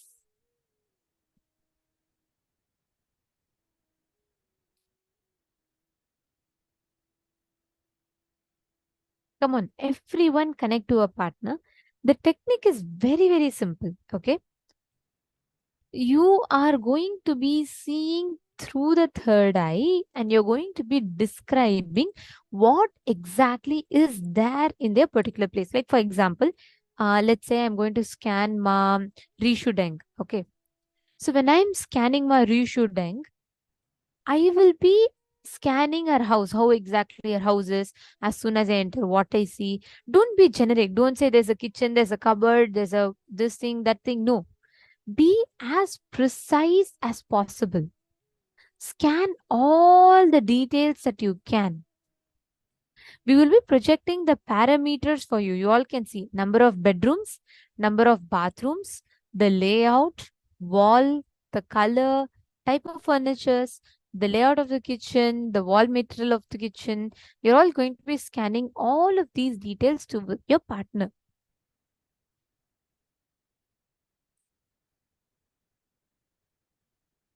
Okay, shall we all get started? Can I request every one of you? Come on, let's do it very simple. Okay, I'm going to give it all 7 minutes. you all are going to be connecting, you can describe all the details. So, Ma Chingho, you can scan, identify like any kind of details from another person's house. Like, for example, I'll just give you an example. Like, I see a bookshelf behind you. When you scan a person, you'll be able to see it as clearly as you can see the room around you. You're understanding, Ma? Let us start. For Paramashiva in me, for Paramashiva to manifest. With this one spiritual powerful cognition, chant this Mahavagya.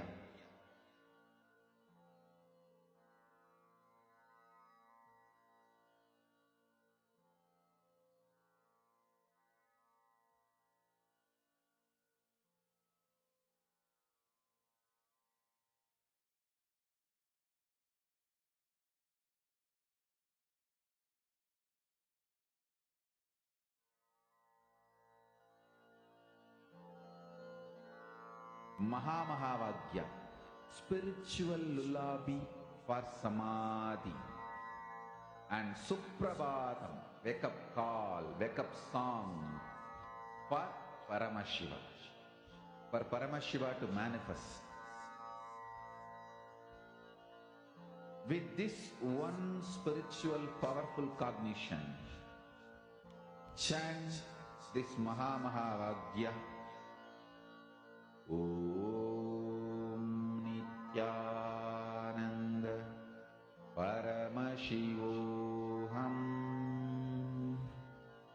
Om Nithyananda Paramashivoham.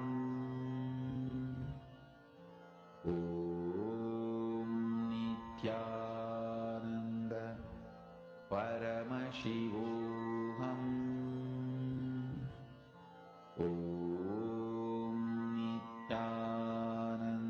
Now, as you're doing the manifestation, continue doing the same unclutching that you were doing previously. Power manifestation always happens from the space of unclutching only. Now, what exactly power manifestation is? Swamiji says that all power manifestation that happens with his initiation, even Sanjaya, when he was scanning, he got the initiation from the Guru, from Bhagavan Vedavyasa, and he was doing the power manifestation. When you do the power manifestation with Swamiji's initiation, what you're doing is, you're nothing but connecting to the space component of you, which is what you can understand as the most ultimate. You have your length, breadth, your time component, and the space component. Now, your time component is related with the air of your body. So each of the elements in your body is connected to one dimension of you. Like the length is the earth, the breadth is the water, the depth is fire, air is time is air, and space is the akasha, the ether that we understand. Now, when you are in that air dimension, Swamiji has revealed what is the air component of your body. It is your inner chatter, the thoughts that are constantly going on within you. How does time get created? This is the same as the time component of you. How does it get created? Only when your length, breadth, and depth are hitting against the space. When they collide, the dust created is time, is what Swamiji says. So that dust is only the thoughts you have. Now, when you pull your length, breadth, and depth away from the space, meaning what? All your thoughts that you're projecting, when you unclutch from those thoughts, that is when you are able to access the space dimension. How many of you are understanding this clear science? It's a very clear thing where when you pull your length, breadth, and depth, your visualization, verbalization, and decisions, your declarations away from your manifestation, that is when you let the space flow through you. You let Paramashiva come through you to make the manifestation happen. That's why now for the manifestation, you're just going to do unclutching. In Bhagavad Gita, when Arjuna asks Krishna, Krishna tells him that you have to stop the thoughts, you have to unclutch from your thoughts. And Arjuna says that I think it is The mind is so strong and so wild, it's as hard as controlling the wind it is to control the mind. It's more difficult than controlling the wind to control the mind. That time Krishna very beautifully says, Asamshayam mahabaho manudurnigraham chalam abhyasena tu kaunteya vairagyena cha grihyate. Krishna says, without doubt, it does seem difficult to control the mind. But by practice and by vairagya, which is being beyond the attachment, detaching from it, meaning what? When you unclutch that vairagya, where you're not associating any emotions, any feelings, any happenings in your life to the thought that's coming up. That vairagya happens with your thought. You remove any attachment you have with your thought. That's when the mind really comes under your control. Swamiji says, if you try to control the mind, if you try to stop your thoughts, you will find it impossible. You will feel that it's not possible. You will find more thoughts coming up. But if you unclutch from the thoughts, start witnessing the thoughts instead of leading your thoughts in some certain direction or taking it towards something, attaching other past experiences with it, then you open the time layer. You remove that dust called thoughts, and the space can directly flow through you, and you can see your reality exactly as you want it to be. Now, when we enter into the power manifestation, you have connected with your partner. Just in that pure space which you have emptied now, without clutching onto any of the thoughts will come. It's like bubbles in a fish tank, Swamiji says. They seem like a continuous stream, but they're actually all independent. When you start recognizing the gap will expand. In that gap, you drop the question, whatever it is you want to scan. Swamiji, Paramashiva, tell me the details now of this house, this person's house. Just do that. Then unclutch. See, don't constantly be seeing, oh, is it coming? I'm not seeing anything. What is Paramashiva showing me? No. Now you are letting him flow. So the answers will automatically start appearing. Literally like a 3D vision you will have, like as if you have put augmented reality, you will start seeing the whole house, the way the house is, all the details, the door frame, the colors, the shapes, pictures, everything. And based on the parameters, based on each thing, you can do it even like this. Sometimes for me, what works is when I close my eyes and I say, okay, first what it says, find the color of the out wall of the house, of the living room, let's say. Then I close my eyes, I unclutch. I say, Paramashiva, now I am you. You're going to now show me what is the color of this person's living room wall. Then you start the unclutching process. Don't go back to the same thought again. Then Paramashiva will reveal it to you and you can just share it like that to your partner. You can say, Paramashiva has shown me this, and just tell it to the partner. Are we all understanding? So let's start. Chant Mahavakya, that is a frequency, the sound. Even your DNA is held together with sound. So that sound which comes raises your frequency beyond all the lower frequency of your thoughts. Let's start.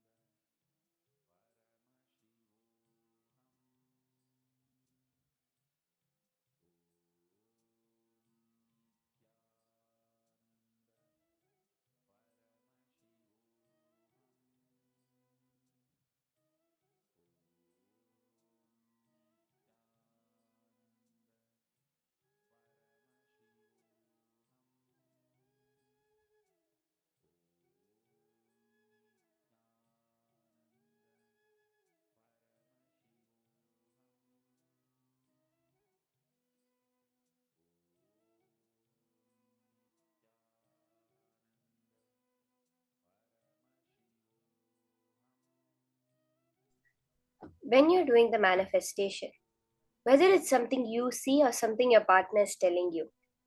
Look how it is connected. How are you able to see it in your life? Do not do it as a guess. Understand it's a vision you're having. It's more real. What you're seeing through your third eye is more real than what you see through your two eyes. Remember that. And even if your two eyes are not telling you the same thing, actually your third eye is right. When you have that confidence, like we learned a couple of days ago, the creating the coherence between our my world and the thee world. If you go into the thee world, you will only find depression. But when you go through the my world and then create that as a coherence with create that a connect between your my world and the thee world, that is when it happens. From that understanding, when you're doing the third eye, what comes in your third eye is right. Keep that as a very clear base. Then find the coherence between the world and my world. The more and more you do this, the more and more you do between what your third eye is saying and what seems like the reality, then you start trusting the manifestation and more manifestation happens.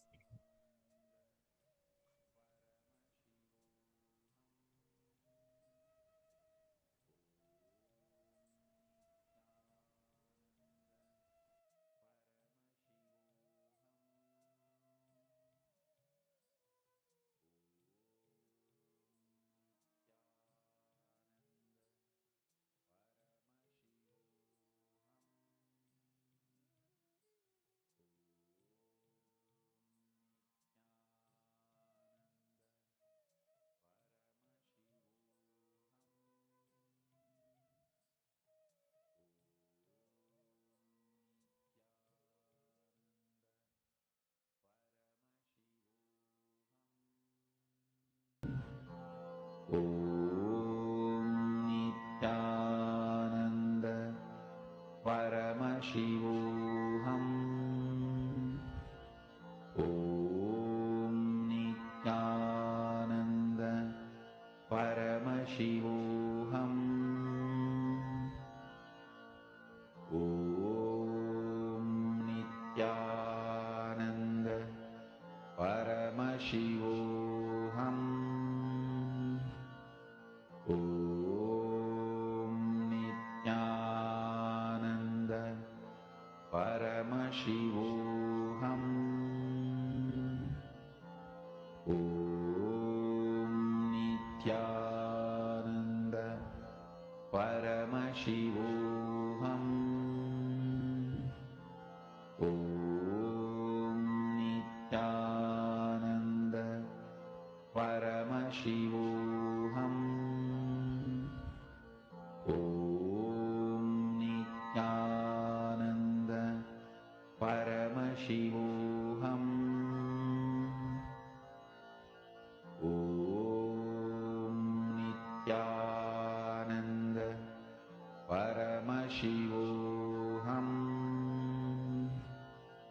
Om Nithyananda Paramashivoham. Om Nithyananda Paramashivoham. Om Nithyananda Paramashivoham.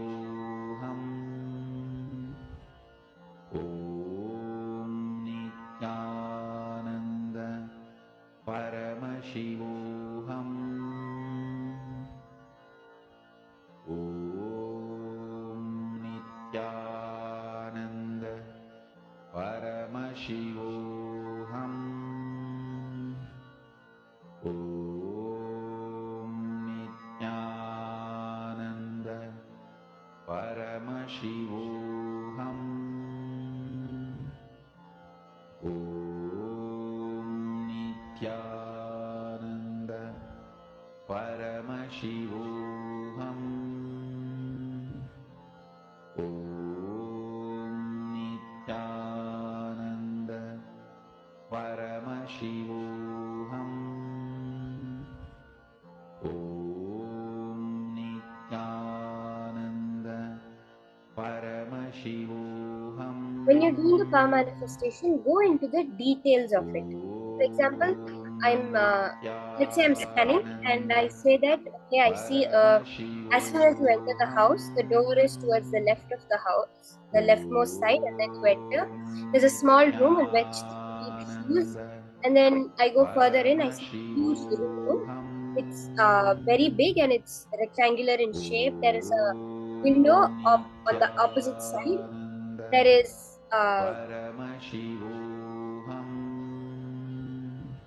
a couch which is pushed against the wall towards my left when I enter the house.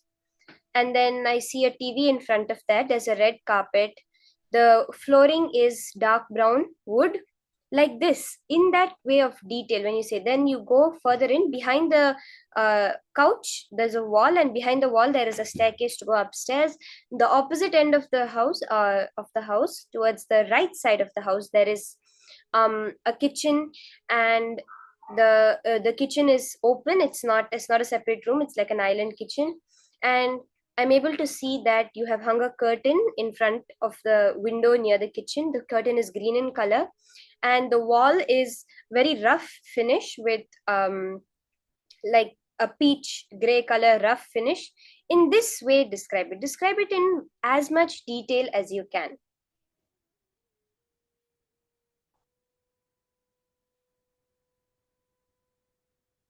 Further, the more details you scan, you can take each parameter, the number of rooms. So I'm seeing there are 4 rooms in the house with 3 connected bathrooms and 1 separate.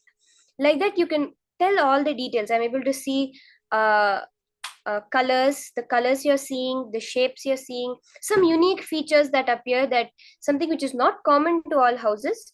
Actually, when we started doing the manifestation, it literally used to be like that. The Balasins, when we started, we would say, I'm able to see you have a bedroom in your house. I'm able to see you have a kitchen in your house. But you're able to see it. That is the main point.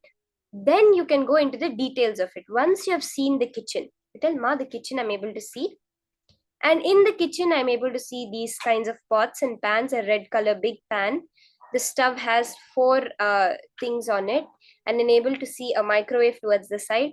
Like this, just describe it exactly as whatever is appearing in your third eye.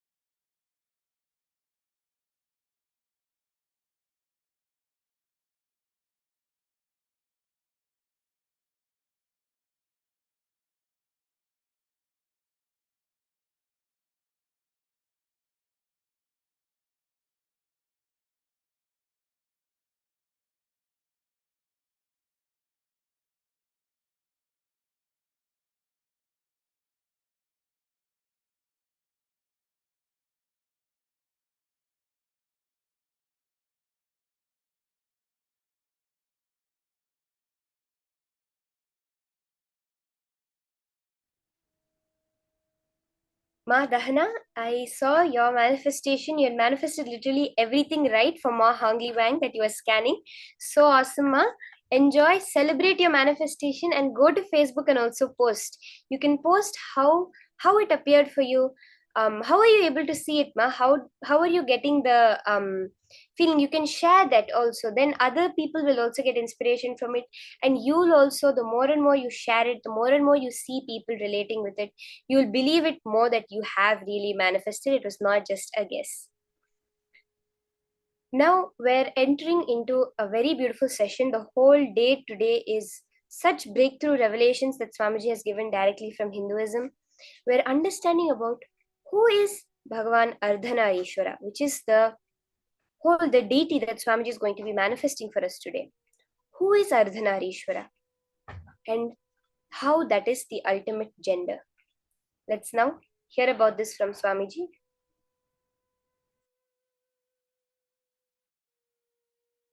It has about the other gender,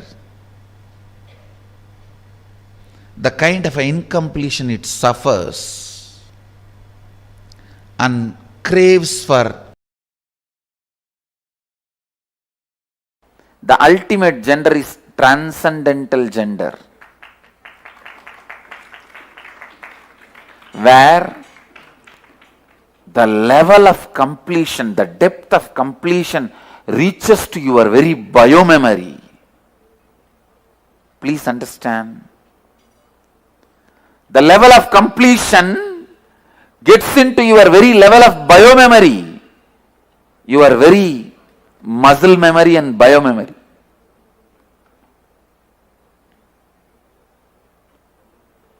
Where you don't hold pride of being a male or female,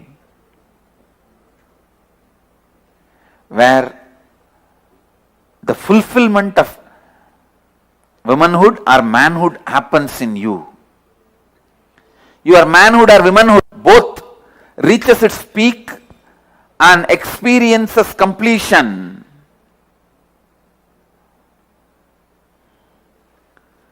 Your body radiating the completion to the level of biomemory is what I call transcendental gender. Transcendental gender.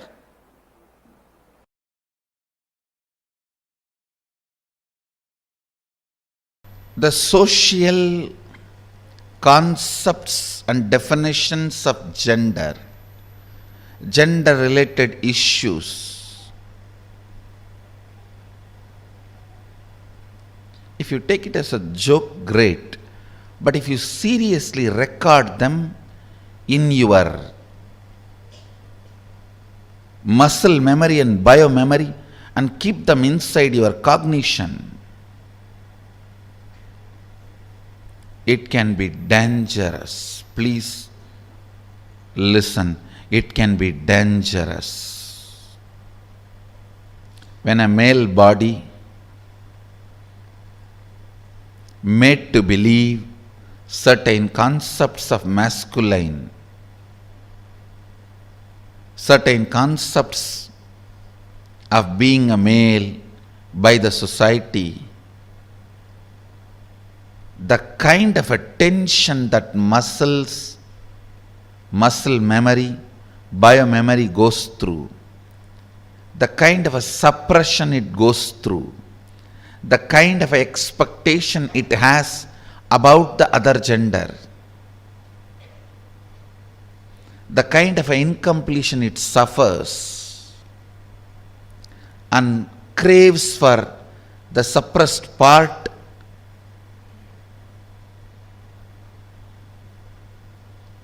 is hell. Such punishment for whole life. And the worst thing is,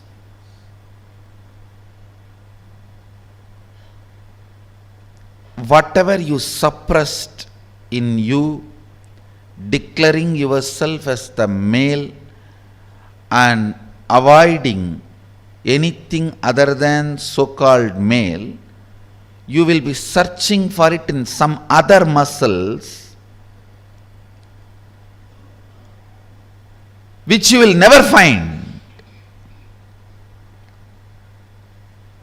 Which you will never find. And this seeking goes on, tortures the person who is living with you, who has committed their life to you. It is like you torture the other person. The other person, she has her own suppressions. She is also product of the society, unenlightened resources. She has suppressed tons of things in the name of she being a female. So all that she is searching in your muscles.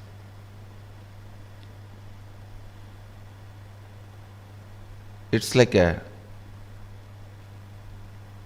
Indian villages, this early morning hen will come out with chicken and start searching all the dustbins for food. Searching.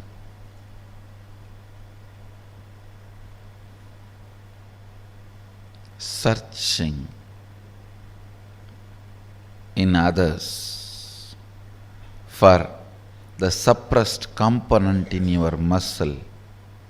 Searching in others for the suppressed component in your muscle.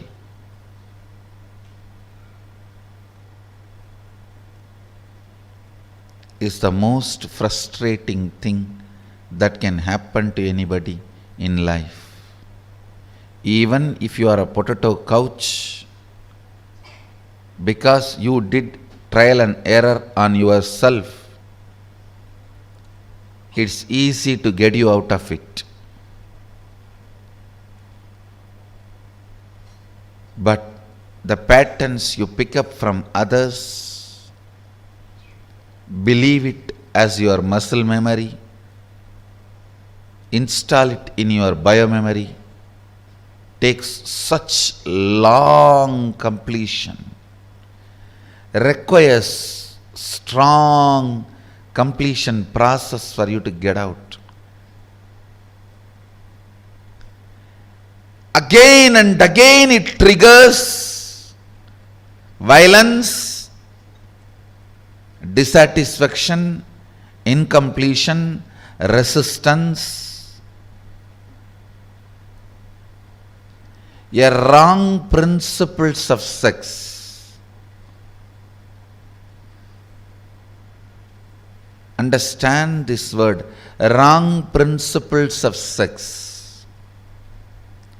Earlier in India, men used to wear only the dhoti and maybe one small angavastram. Slowly, the exposed upper body started getting associated with the idea of sex. Then they will have to cover. Then now even the exposed shoulders gets associated with the idea of sex. I don't know when the exposed eyes and the nose are going to get associated with the idea of sex. And then you have to wear complete covering.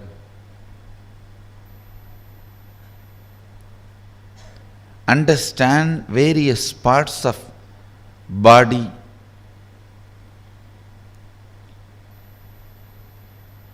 triggering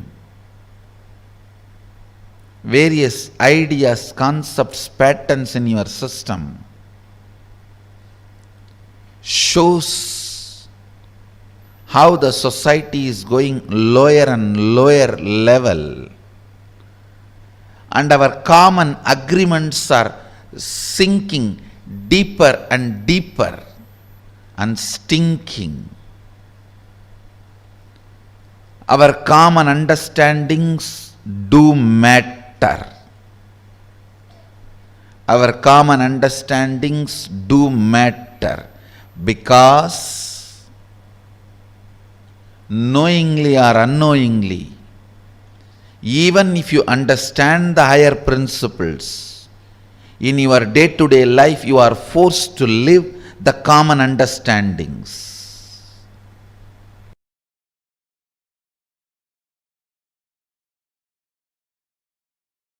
Ardhanarishwara is the ultimate symbol of the completion of the gender identity.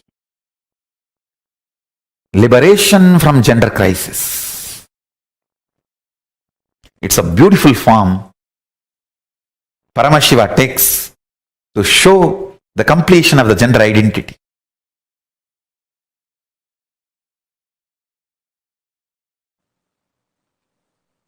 Each manifestation of Paramashiva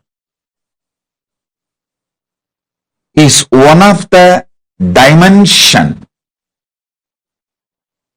which includes whole Paramashiva. Listen, Ardhanarishwara does not mean he is only Ardhanarishwara. Ardhanarishwara is the manifestation of complete Paramashiva. You should know that even if you achieve any one manifestation, you achieve Paramashiva. If you achieve Nataraja, you achieve Paramashiva. If you achieve Lingarupa, you achieve Paramashiva. You achieve Kalabhairava, you achieve Paramashiva. You achieve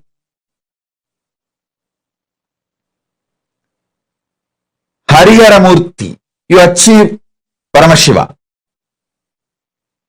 You achieve any one form of the 64 manifestation, you achieve Paramashiva. So, many sampradayas of the Saivite tradition center themselves on one manifestation of Paramashiva. For example, Aghoris center themselves on Mahakala Bhairava. Veerashaivites center themselves on Lingarupa and Veerabhadra. Each sampradaya centers themselves on one form of Paramashiva. Tantra sampradaya centers itself on Ardhanarishwara. So understand, when I give these basic principles, the foundation principles of Tantra sampradaya, and when you start living it, manifesting it, you achieve Ardhanarishwara directly, and Ardhanarishwara is Paramashiva himself.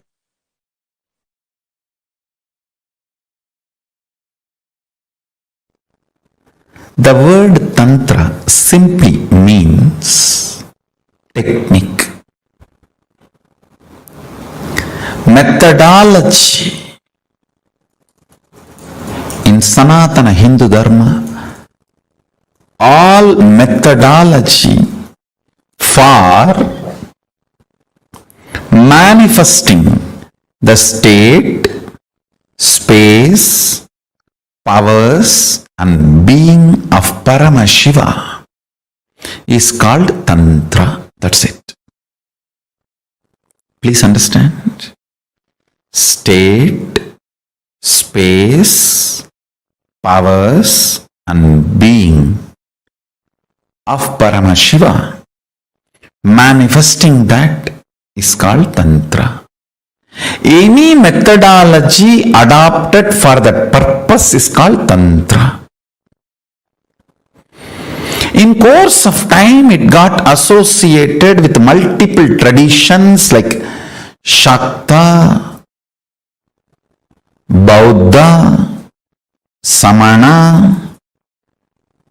In multiple sampradayas, orders, traditions of Hinduism, it got identified, associated, started having different connotations, and then comes the anti-Hindu narratives, anti-Hindu forces, Hindu-phobic forces contains this word and boxes it inside gory sexual activities and orgies. Without any understandings and reality, I tell you, Tantra is the most anti-sex practice. In real tantric practice, whether you do it with your own being or you do it with some beings outside, It just liberates you from everything felt as a need or urge. Understand?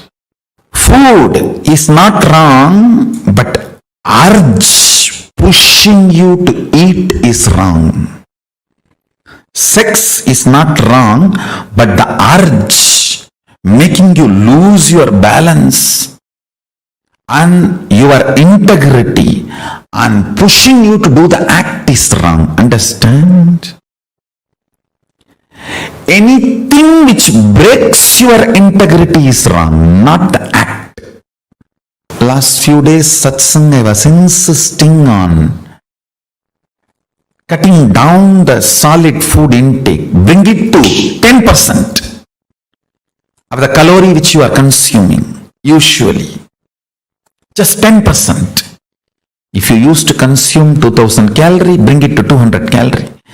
If you are used to consume 1000 calorie, bring it to 100 calorie. It's almost like I'm asking you to do fasting.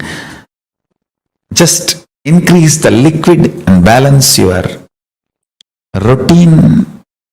Understand? If you have started practicing, you will realize not having solid food, so much of irritation, anger, all the non-integrity emotions manifesting in you. Tiredness will disappear, boredom will disappear, but suddenly you will feel too much energy and you don't know what to do. I tell you, eating is not wrong, but the urge pushing you to eat is wrong. And sex is not wrong. The urge which makes you lose your integrity for sex is wrong. Tantra works on completion, making you manifest the state, space, powers and being of Paramashiva. Listen carefully. Multiple various techniques to experience the state of Paramashiva, like unclutching, completion, to experience the space of Paramashiva, like integrity, authenticity, responsibility, enriching, causing, to experience the powers of Paramashiva, oneness, initiation, aushada, mani, mantra, aushada, to manifest the being of Paramashiva, deeksha, ultimate initiation, communion, oneness with Guru, who is embodiment of Paramashiva, makes you manifest the being of Paramashiva. All these various levels, multiple techniques are adopted, methodologies are adopted. All of them are basically called as Tantra. Understand, Tantra is the most anti-sex, most anti-sex tradition. If you believe, if you are told Tantra is the sexual tradition, you are cheated. Be very clear, you are cheated. The kind of the feeling grounded you need to have, never to have tears in your eyes, can happen only by Tantra.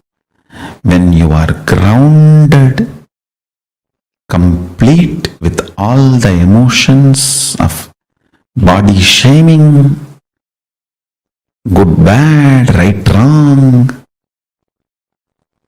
everything need to be cleansed. All the toxic ideas inserted into your system, shame, guilt about your body and how you look and how you feel and the ideas of sex, gender, everything, all the faltu ideas society has inserted into you need to be removed. You need to be detoxified from all that stupid ideas. That's only way. That's the only way you will get grounded and become a real Rudraganya. Every man should become a Rudra and every woman should become Rudraganya. That is Tantra. Every man should become Paramashiva, every woman should become Parashakti. That is Tantra. Paramashivoham will give you precise understandings about Tantra, deep understandings about Tantra constantly. You demanding yourself and behaving even with yourself as Paramashiva and manifesting the qualities and state, space, powers and being of Paramashiva continuously in your actions, in your life, in your thinking, in your emotions, everything. That is Tantra. That's all is Tantra. Understand? Life in all its possibility manifesting is Tantra. The Paramashiva in you and Parashakti in you becoming one, the communion and experiencing oneness is Tantra.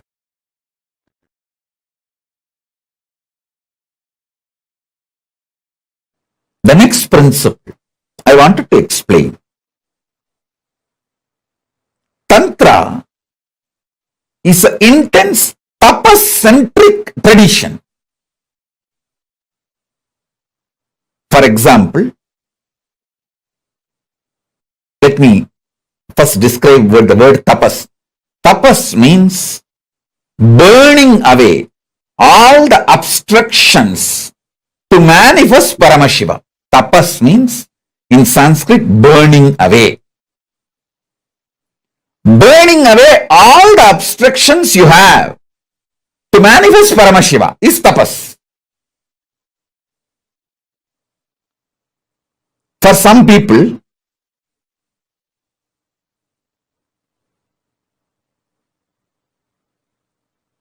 their attachment to the taste will be stopping them, making them addicted to certain food, destroying the quality of their attention, memory, quality of consciousness, the quality of the mind, the mental health, physical health.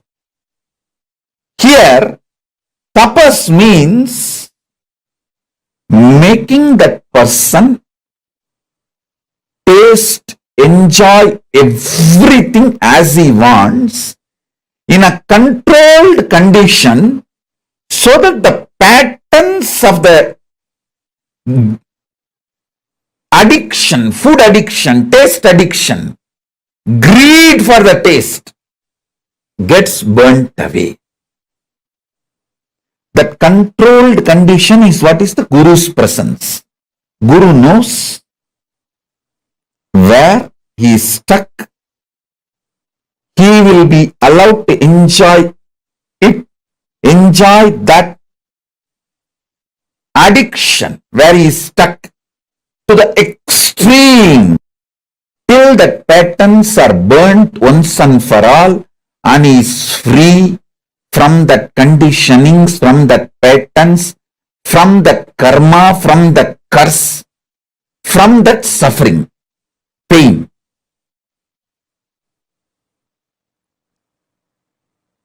Whether you are addicted to certain taste, food, you are addicted to certain kind of the music, sound, you are addicted to certain kind of a visuals, like a porn addiction. Whether you are addicted to certain kind of a touch, not just sexual activity, even the other than sexual activity, the addiction to the touch, anything course, including sexual activity, for anything you are addicted and not letting your Paramashiva manifest in you. Not letting the unclutching intensely seep through your being. Then in controlled conditions, that means under the presence and guidance of the Guru, you are made to go through certain actions which liberates you once and for all. That is what is exactly by the word tapas in Tantra.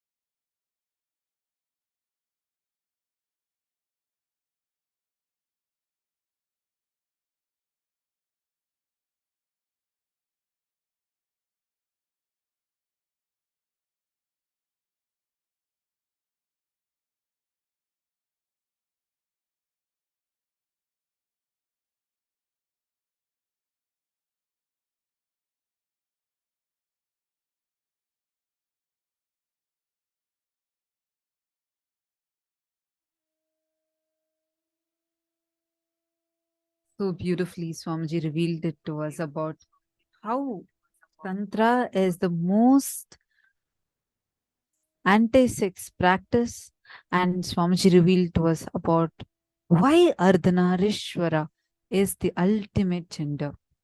How many of you had some of the most breakthrough clicks and revelations today, just in this one session? Please, can you all take a few minutes and post it in the chat?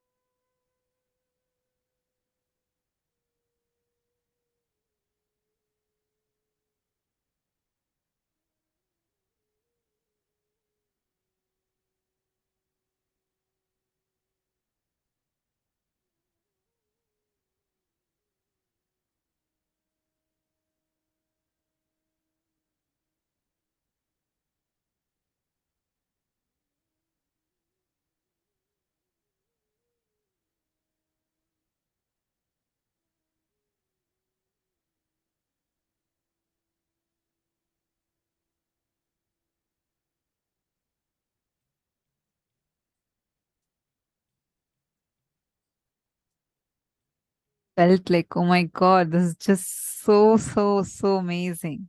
Like, I never ever thought of it in this angle.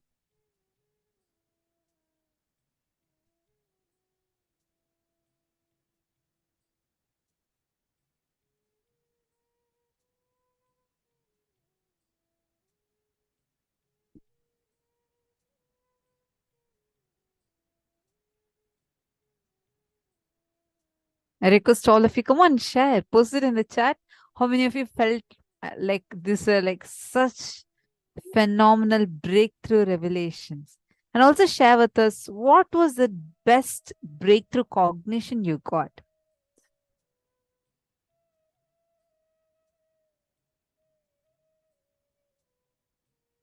Now let's understand about this a little more deeply. See,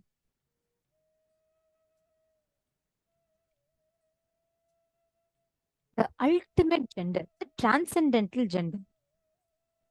Swamiji reveals a very important truth here. When the depth of completion with all the ideas that you carry about gender reaches till your very biomemory level, you transcend all the gender. Right now, from the young age, if you see, constantly society feeds us with so many ideas of gender, right? What is this gender? How this gender is supposed to be? How that gender is supposed to be, etc., etc. So many ideas are fed into us. When your completion with gender reaches at your very biomemory level, it brings that ultimate completion in you and makes you transcend the gender. There's a very beautiful verse in Shiva Sutras. Paramashiva says, Icha Shakte Ruma Kumari, means his will is energy of Paramashiva and it is called Uma, the independent willpower of Paramashiva, and it is called Kumari, the cosmic energy that plays. The nature of Ardhanarishwara, as described by Adi Shankaracharya, is, he tells beautifully, Prapancha Shrishtyum Sayakayi Samatsya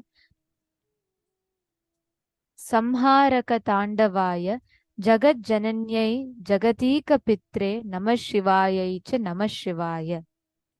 He sings, my salutation to both Parvati and Paramashiva, to her whose dance marks the creation of the world, to him whose dance destroys everything, to her who's the mother of the universe, to him who's the father of the universe.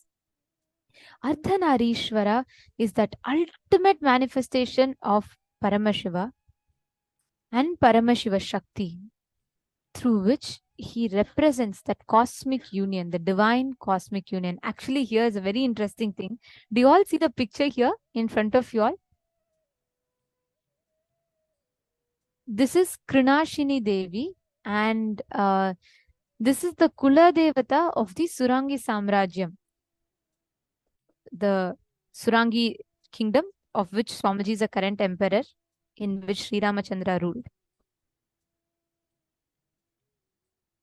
Here we can see the Surangi royal palace and the Surangi family.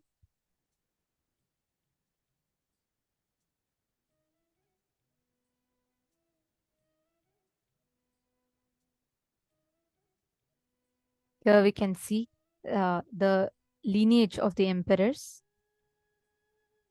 And here Kirti Chandra Dio Harishchandra Jagadev, who was the king, the previous, the third, who was the king of the Surangi Samrajyam. And then the next picture is a daughter of Kirti Chandra Dio, who is Rani Sana Jama Manjula Manjari Devi, Mrs. Manjula Puja Shroff. And then we can see the current emperor, the Supreme Pontiff of Hinduism, so our beloved Swamiji. Actually, the Ardhanarishwara form, right? This form represents the ultimate divine union of Devi, Paramashiva Shakti and Paramashiva. Understand, today, all of you are going to be understanding some of the most important revelations about gender. See, continuously from young age, what do we all learn? We learn about, okay, how a girl is supposed to be, how a boy is supposed to be, this is it, this is that. There's so many confines around gender. It's not just today, even feminism, the concept of feminism is extremely it's not heading in the real empowerment. It's becoming almost like a fight about cerebral opportunities. But beyond that, there's an important aspect of us, our consciousness, our being. And we need to attend to that. We need to come to completion with who we are, what we are comfortable with. That is the key. And today, that is what we are all going to be learning about. Now, let us all enter into the power manifestation session, where we're going to be continuing to manifest the power of remote vision. And this time, it's going to be a little different. This time, it is going to be you all scanning us, the Acharyas. All of you will be manifesting with us. Let us get ready.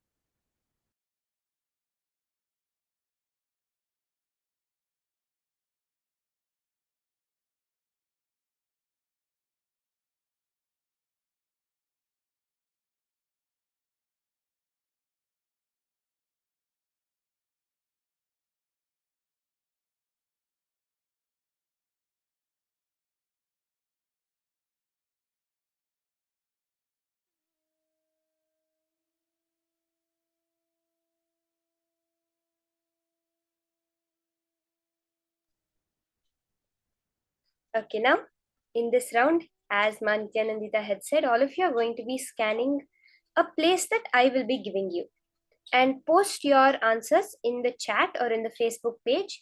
And from there, I'll read it out and I'll verify each person's answers, whatever you saw from the particular place that I'm going to be saying now. So I'll give you a place and you scan exactly through your third eye how you're able to see that place. Okay?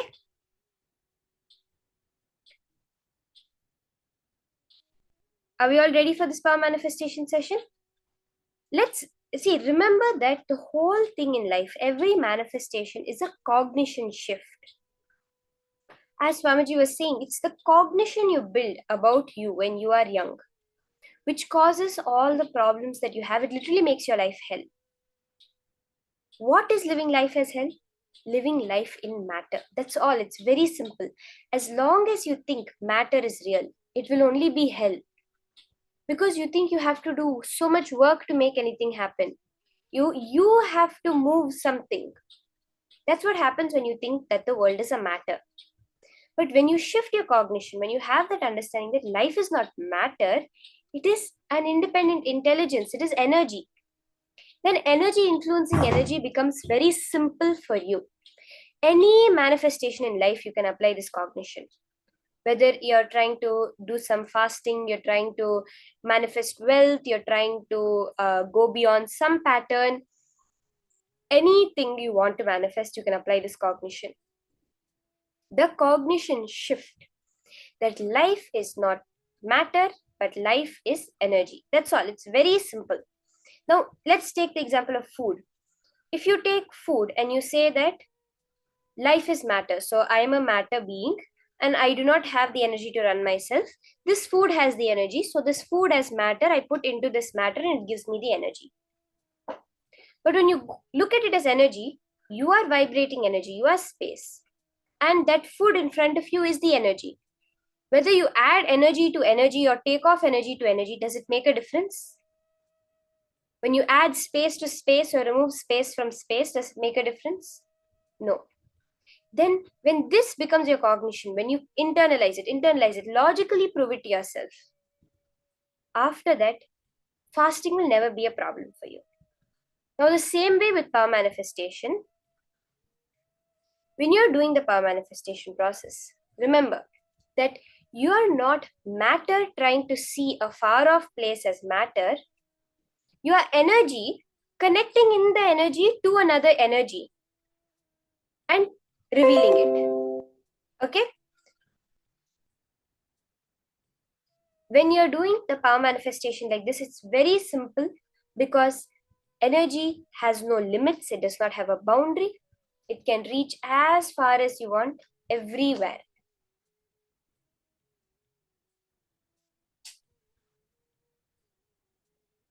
So let's now enter into the power manifestation.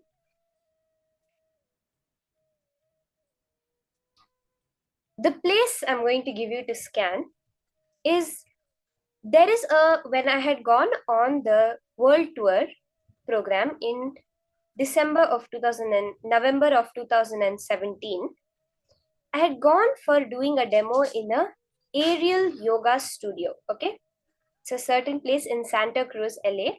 It's a certain aerial yoga studio. All of you scan that place, exactly how that place looked. It's in Santa Cruz in California. It's a place that I had gone to. Just scan and tell me whatever you're able to see. See, you can use the same parameters. The colors that you're able to see, how many floors are there, how many rooms are there, how many bathrooms are there, what's the coloring of the walls, the coloring of the flooring, what type of flooring is there, and any other features that you're able to see. Now, don't think, oh, aerial yoga means it might be like this, there'll be yoga mats, it's a yoga studio. No. Don't bring the mind. Just whatever the third eye shows you, as it is, you reveal it.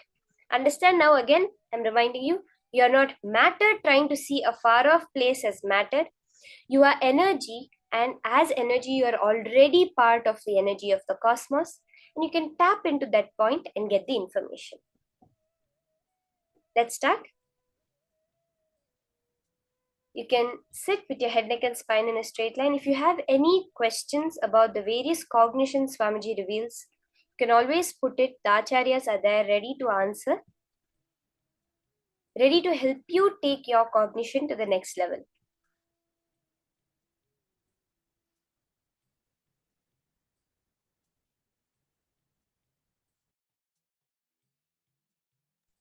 So start.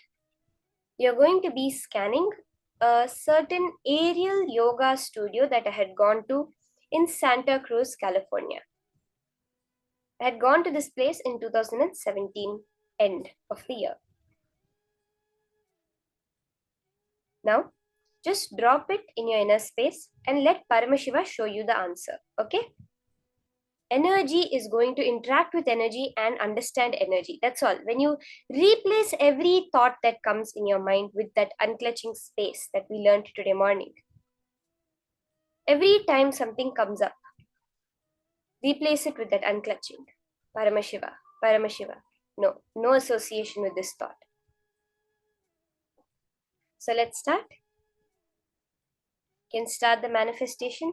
Post in the chat and on the Facebook page whatever you're able to see. If you post it on the Facebook page, we'll not miss any messages, because if you post it in the Zoom chat, there is a chance that it gets buried and we may miss the messages. So for this round of manifestation, go to the Facebook group, which is facebook.com/groups/Mahaparamashivoham. The name of the group is Mahaparamashivoham. Please go to that group and post whatever is appearing in your third eye.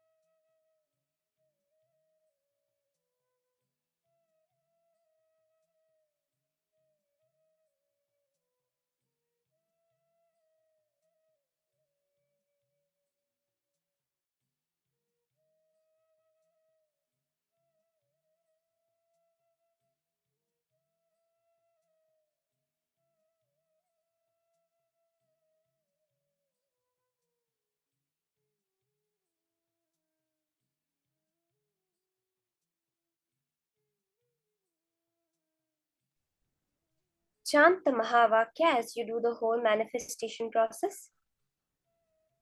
What's the difference as of now that we understand between matter and energy? The only difference is the frequency at which it vibrates. That's what we understand a little bit through modern physics as E equals mc square. Which Swamiji said they both are not actually separate. It's just the level of frequency. When something vibrates at a much lower frequency, we see it as matter. When something vibrates at a much higher frequency, we perceive it as energy. That same understanding. When you chant the Mahavakya, that sound, that vibration which is produced, automatically increases your frequency, makes you experience that energy. See, Swamiji gives us so many ways to do everything. He gives us how we can work on our body, how we can work on our mind, how we can create that cognition within us, and even gives us the mantra, the vibration that will raise our frequency.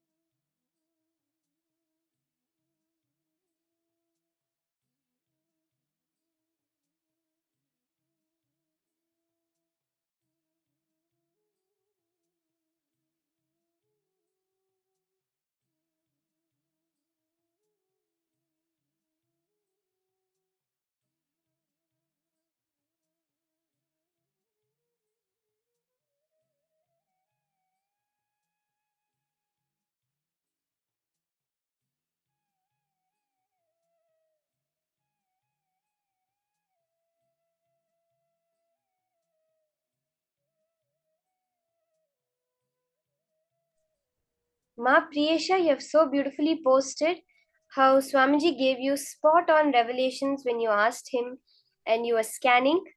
This is so beautiful, Ma. You've actually drawn it. I see. That's awesome. Let's do it as detailed as we can when we do the manifestation. Now scan the certain place in Santa Cruz, our aerial yoga studio. You're all scanning me now. You don't need to connect with another partner. All of you are scanning this particular place that I've just given.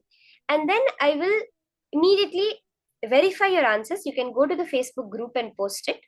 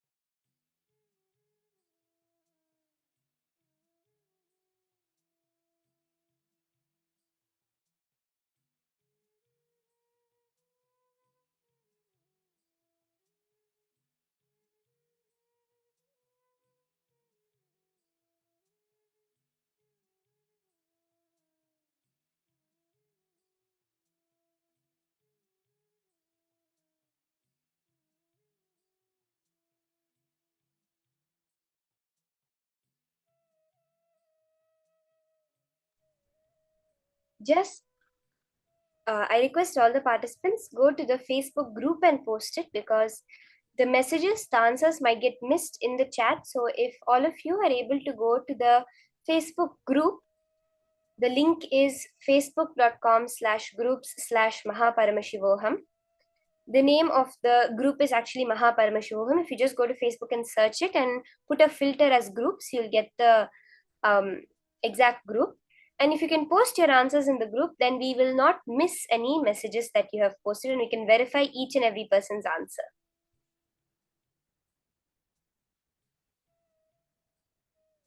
Scan it in full detail, whatever you're able to see. The more detailed you go, the more you will get it. You'll be able to understand that it's a manifestation happening. See, when you give very generic things, then you're not able to see the manifestation, because you feel that, oh, every house might have this. But when you give the specific details, you believe, yes, I'm able to see such small details, it must be a manifestation.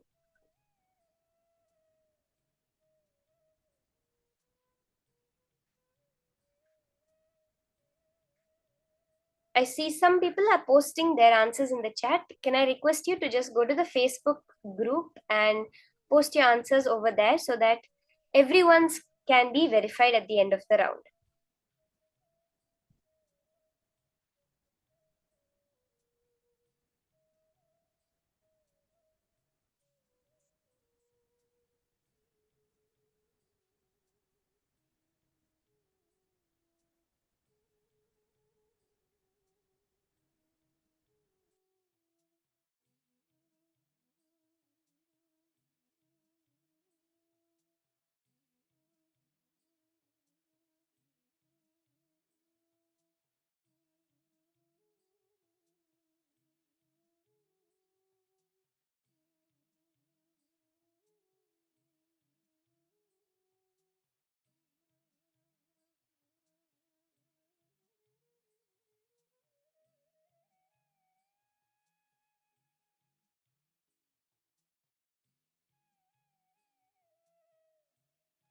Let's now verify. If whatever you've scanned, you can post in the chat now. Give you a couple of minutes to put your answers, and then I will tell you what the place is which I had been to in 2017, the Aerial Yoga Studio in Santa Cruz, California. You can go to the Mahaparamashivoham Facebook group and post your answers over there.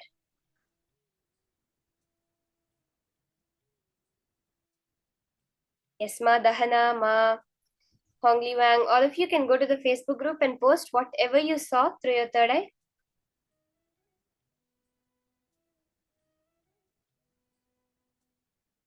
Yes, okay. Ma Geeta Devi has posted. I saw near that place mountains, entrances with the glasses, 2 floors, inside steps, ceramic color on walls, upper 4 rooms, downstairs, small hall.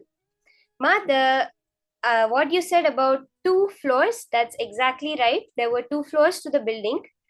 It was kind of a really large studio, it was. And I'll describe it and then I'll verify individual responses also. When you enter the whole hall, actually, if it's like you enter through the first floor, or the ground floor, whatever you call the first floor or ground floor, and it has glass doors, and the whole front place is completely glass. So the entire front area is glass, and only like it's a huge place, and only half, the front half of the whole studio has a second floor. The back half has a very high ceiling. Only the front half has a second floor. And when you enter, there's a lobby. If you go behind the lobby, there are stairs to take you to the second floor, and the second floor has the Aerial Yoga Studio, which has gray carpet completely, and very different colors like red, green, blue cloth hanging from the ceiling. So it's an Aerial Yoga Studio where people use this cloth and do yoga while hanging from the ceiling, almost like a rope yoga, but a little different. And in the back part, which has a tall ceiling, there are various gym equipment kept over there, and people working in the gym equipment over there. And towards the side of the whole thing, towards the, I would say from the entrance, the right side, there's a small room where you can like rest or sit over there, and like just a regular room over there. I'm not so sure if there were mountains over there, but I do remember that the whole area had some small hills running through it.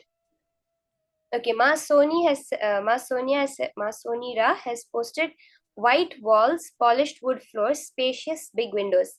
White walls is correct, Ma. There were white walls over there. It was a very spacious place. The whole entire place was really, really spacious. Wooden floors, yes, there were wooden floors in some parts of the whole place. A lot of the places were carpeted, and very thin carpet, not very thick plush carpet, but a kind of thin carpet, gray color. And there were light brown wooden flooring in many places also. That's very beautiful. Ma Sonira, Ma Geeta Devi, both of you have manifested. We're now going to be entering into the next session, the next jnana. Now we understood that we have been taught a very, very wrong idea about what we understand as life, right? What we understand as our gender, what we have till today diagnosed ourselves as, is such a limiting idea, we can say. Now, in the next session, Swamiji is going to give us the higher truths, cognitions on how to diagnose your gender. What exactly are you? When you define yourself, when you understand who you are, then you understand how to move towards what you want to achieve in life. Okay, let's now hear about these revelations on diagnosing your gender from Swamiji.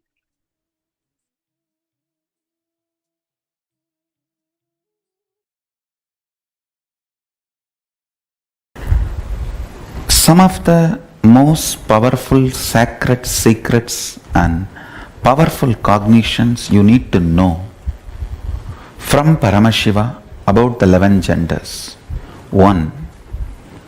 Gender is the totality of your identification with physical body, psychological layer, physiological existence, and your will about you.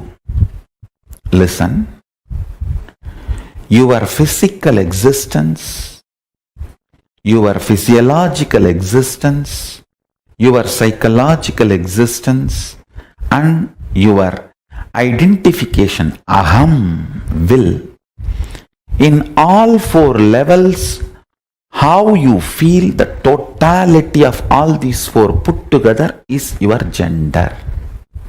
And unfortunately, society does not have this elaborate true understanding because this knowledge was kept with elite. Society has only the very rough middle class mentality, mediocre understanding of 2 gender. And now they are coming up slowly only to the level of 3rd gender. But actually 11 genders exist. The various permutation combinations of your gender identification in the physical level, physiological level, psychological level, and will, aham, the individual conscious level. So understand, when Hinduism, Vedas and Agamas asks you to be a celibate till the age of 21, the purpose is for you to realize in physical level what is the gender with which you feel comfortable. In psychological level, what is the gender with which you are comfortable. In physiological level, what is the gender identity with which you are comfortable. And your conscious, self-conscious level, what is the gender with which you are comfortable. Exploring it, understand, one of the biggest problem is till 21, if you allow somebody to explore you, or if you explore somebody, you collapse into the wrong identification due to powerless cognitions, and you build a wrong gender identity. Understand? Whether you feel oversexed or undersexed, womanizer or suppressed, any powerlessness or complication in the level of sex and sexual fulfillment or sexual desires, sexual guilt, and any problem you go through with the sex fundamentally starts with gender identification. I tell you, when your gender is properly identified, all the sexual problems just melt down. 3,000 problems sexologists have created can just melt down if you just diagnose your gender. That's all, nothing else. Please understand, multiple disorders related to eating can be cured completely. Multiple disorders related to drug addictions can be cured completely just by gender identification. Do not, first thing, just say no to society and society labeling you in any gender. If you are below 21, decide not to allow anybody to physically explore you and never explore another physical body. Wait. Understand, gender identity is like a mercury. It cannot be kept even in golden pot. It can be only kept in stone vessel. Only after 21, your system becomes a stone vessel. If you are below 21, decide no question of exploring another body or letting another body to explore you. And if you are already above 21 and you feel you have allowed people to explore you or you explored other bodies, don't fall into guilt, but sit and go through every incident and go for completing it. I am telling you, you need to cognize your will, the aham, tries to play with your multiple possibility, multiple permutation combination. Sometimes it tries to be physically male and physiologically female and psychologically gay. Sometimes it tries to be psychologically male, physiologically female and physically gay. It just tries multiple permutation combinations, explores itself during those periods. You just need to be with yourself. 3 worst things are done to you by society. First, trying to push you into 3 or 4 genders they are recognizing, like pushing you into either male or female or lesbian or gay. That's one of the biggest crime done to you. Second, not letting you understand that they don't have the ultimate solution. They are ignorant, but trying to push their off, unverified, not time-tested, non-foolproof understandings, ideas, concepts, cognitions being pushed into you, forced to digest basic truths about life. Your gender identification,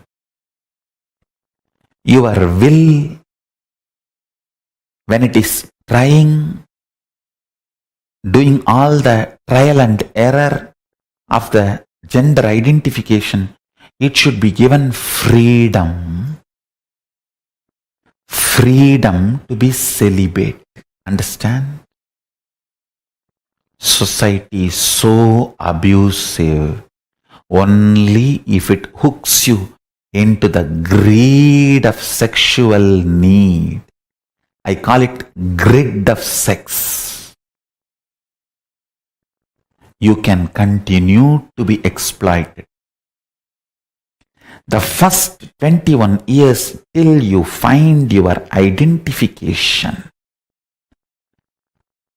and your beautiful alignment of the gender, which is the true integrity with which your physical, physiological, psychological existences feel complete. In these 11 genders, one permutation combination gives you a complete completion. Wow! The heaven experience in your body, your 6 feet body feels heaven. That experience to happen in you, you need to explore what is the gender you are really, in which one you feel, I know me.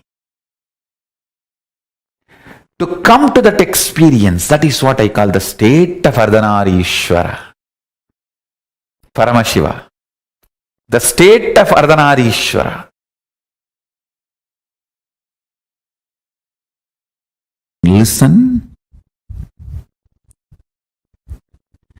If the integrity between physical, physiological, psychological components of you is not achieved about your gender identification, whether you are oversexed or undersexed, you will be constantly struggling. If you are undersexed, you will have so much of struggle in your dreams. If you are oversexed, you will have so much of trouble in your psychology space. Understand? Whether you are aggressive or passive,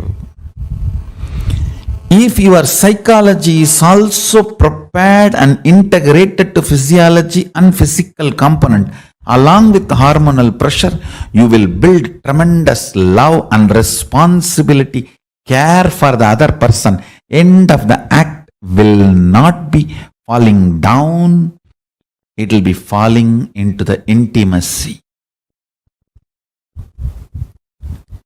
Every level, your gender identification matters. Understand? Whether you are a womanizer or a nymphomaniac, it doesn't matter. Whether you are a sannyasi or sannyasini, it doesn't matter. What matters is, do you feel inside your body, your integrity, your physical, physiological, psychological components, do they feel integrated about your gender identification? Understand? Your physical identification, that needs just a simple medical examination, nothing else. Physical examination, nothing else. But physiological identification, you need to look in. Whenever you feel excited, are you more in kama or moha? Understand, both of them are different. In kama, you just want to manifest the reality of you and the other person or persons involved in your life. In moha, you just want to exploit everyone for your pleasure. There are two different things. In kama, You are very sure you want the completion for everyone involved. In moha, it is all about you feeling complete. I should not even use the word complete. You feeling relieved. Listen carefully. Whenever your physiology is pressured, if your psychology feels calm, it is integrity. You will be such a beautiful being. Whenever your physiology feels pressured and your psychology feels moha, you will just be exploitative. It will be more or less like a masturbation with another body or a rape. That's it. Understand? The reflection of Paramashiva in you, Pratyagatma Chaitanya, the individual consciousness, as a freedom to align your gender identification in the level of psychology and physiology and physical, all three. I wanted to make a statement. By your willpower, you can change your gender completely, even physically. All you need is aligning. And when I say aligning, I don't want to say in physical, physiological, psychological, you need to feel the same gender identity. No. You just need to identify what you feel. That's all. If you identify, you will know why you are feeling what you are feeling, why you are behaving the way you are behaving. Understand? Realizing blind spot is curing blind spot. Nothing else. Realizing why you are behaving the way you are behaving, why you are doing the way you are doing, why you are saying what you are saying, liberates you.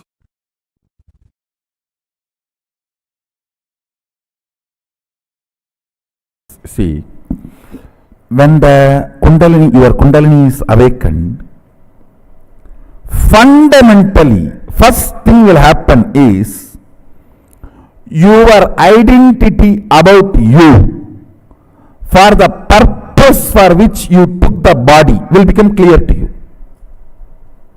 It will become clear to you. Then you are given a freedom to alter and align your body as you want. Understand? Swatantra, ability to handle yourself first, then the number of choices second. In Hindu tradition, Swatantra first, choices next. If the Swatantra does not grow first, directly choices are given. Depression is life. And I wanted you guys to know, all the fellows who talk about the so-called freedom in the modern way of thinking, the modern lifestyle, I tell you, it is absolute false. Where all you don't need freedom, you are given freedom. Where all you need freedom, you are not given freedom. It is like the cow has been put inside a cage, only the face is allowed to move, and you go, hey, see, the face can go up, down, right, left, center, 360 degree, it can rotate. What amount of freedom! That is modern society. And the cow grazes freely in wild forests. That is Hindu tradition.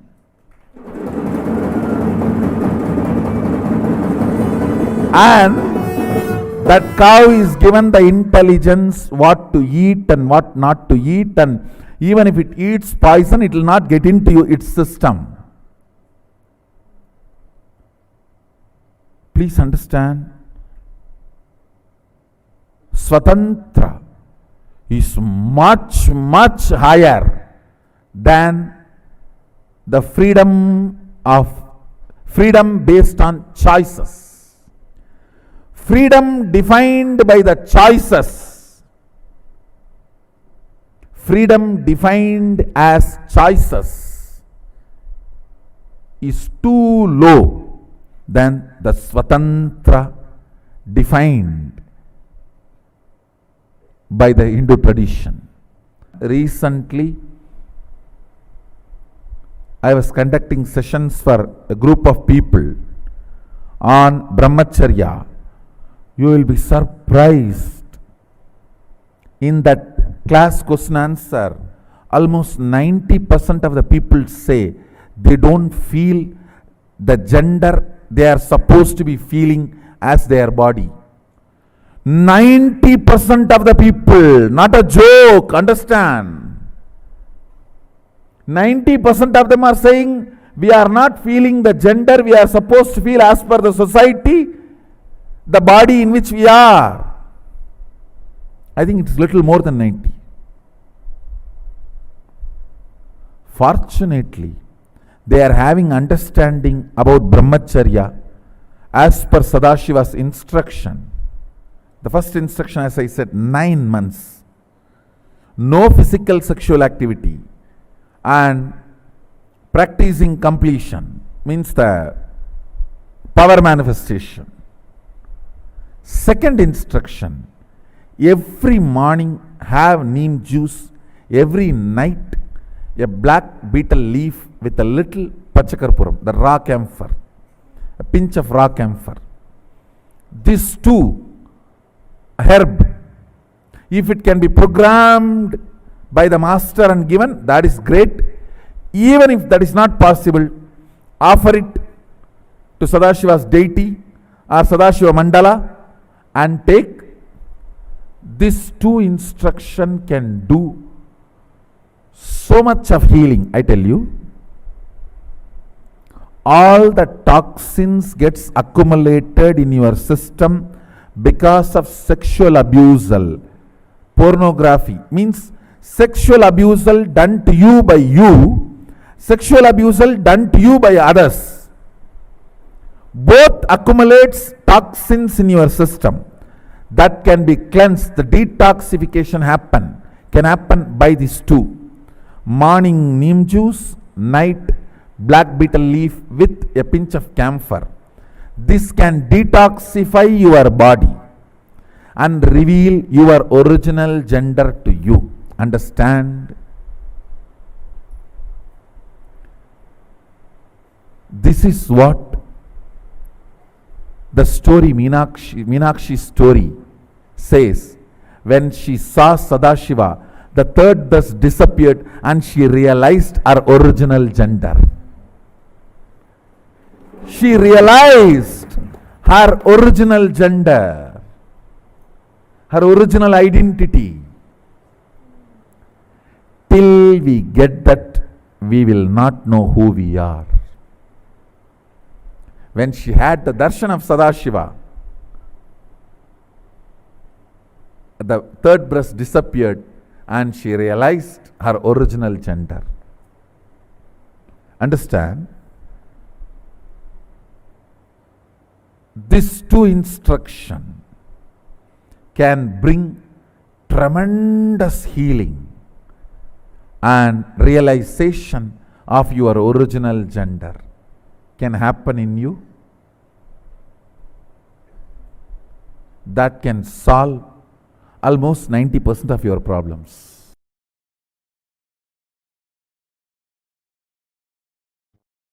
Center your gender identity on consciousness rather than your body or mind, then you will understand the science of engaging with life and relationships without getting into sexual act.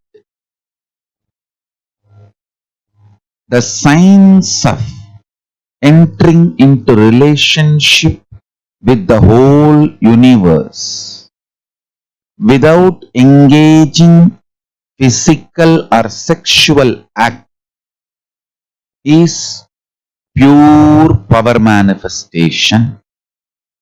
Listen. Listen. I'll repeat.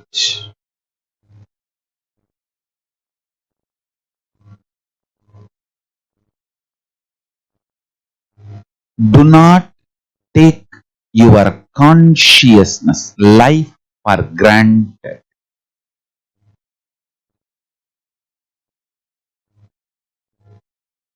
Center your consciousness on Paramashiva. Center even your gender identity. Understand, the science I am teaching you now is the most powerful, beautiful power manifestation science. Center even your gender identity on consciousness instead of your body. Listen, when you look in, even before you remember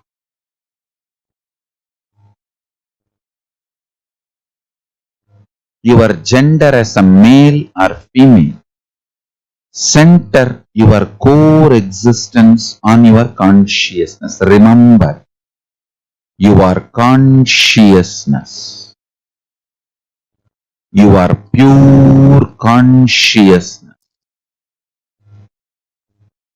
On that understanding, cognition, your pure consciousness. If you build your existence, understand, the more and more you remember your consciousness, more and more you engage yourself with the understanding your consciousness, more and more the nectar based chemicals and hormones will happen in your system. Listen.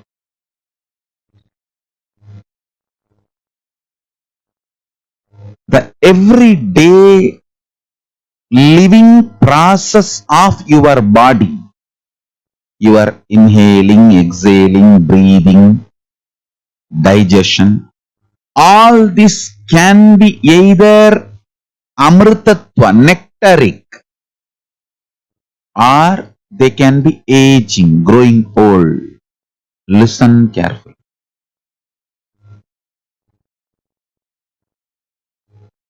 You need to understand the functioning of your body is centered on the ideas you cherish about you. The more you cherish, you are based on your body, the more you will engage with gender identities,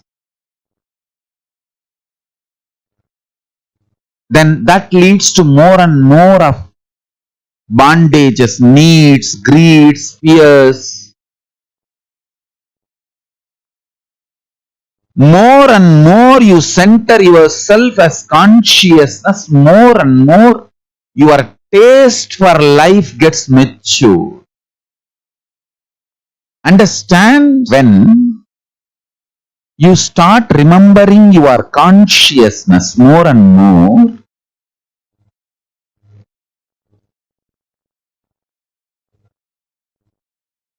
your identity will not be based on gender. Cognizing yourself consciously, from that cognition, your consciousness When you approach your physiology, it engages itself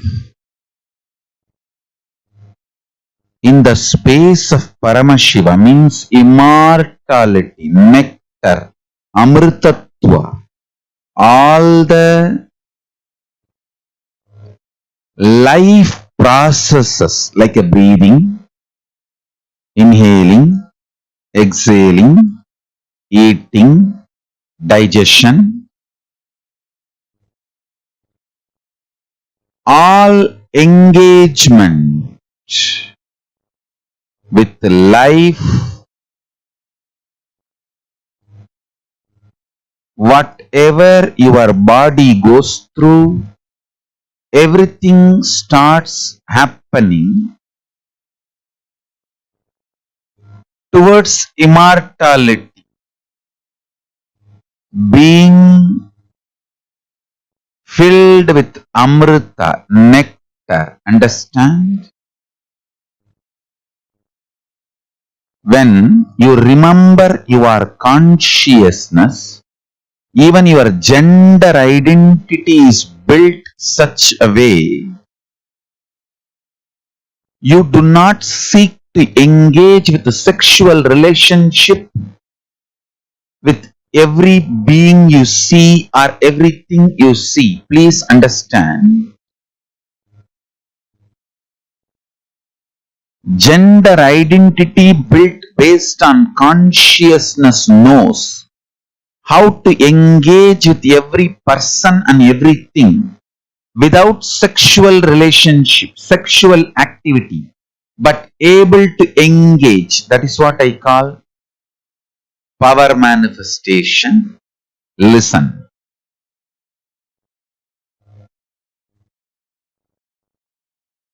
If you engage between two bodies, it is sexual act.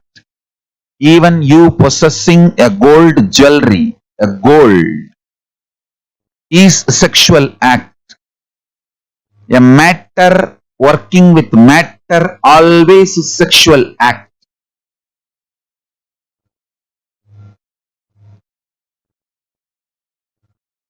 When you establish yourself as consciousness and being conscious, you build your identity and engage with life.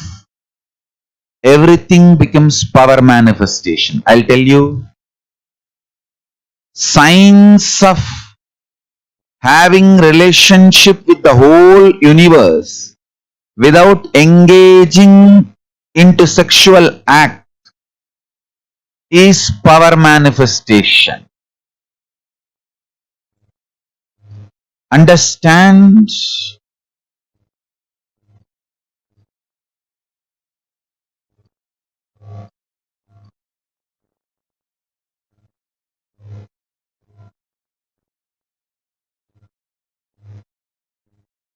Without consciousness getting matured, you getting aged is the worst curse. Consciousness getting matured more than your age is the greatest blessing.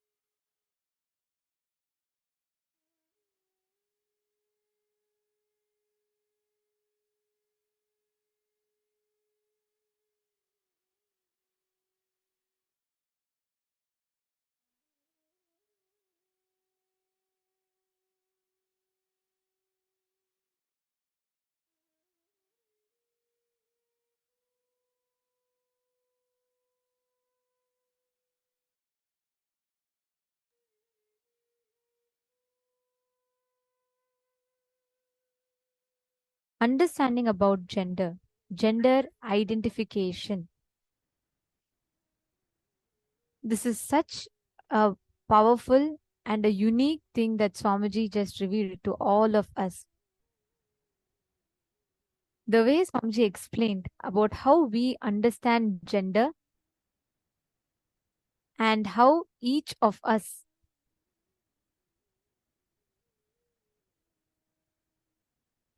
experience the confines of gender from the society. Please understand, Swamiji gave one of the most important revelations. We all carry so many cognitions and ideas about gender in us. Physiologically, psychologically, we all carry so many different ideas of gender. Today, if you see the kind of things that society feeds into us, even before a person gets to understand themselves, there's already like so many labels.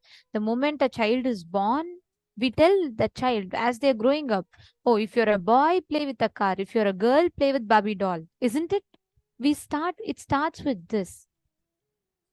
It is like every child that is born, so many conditionings, so many things.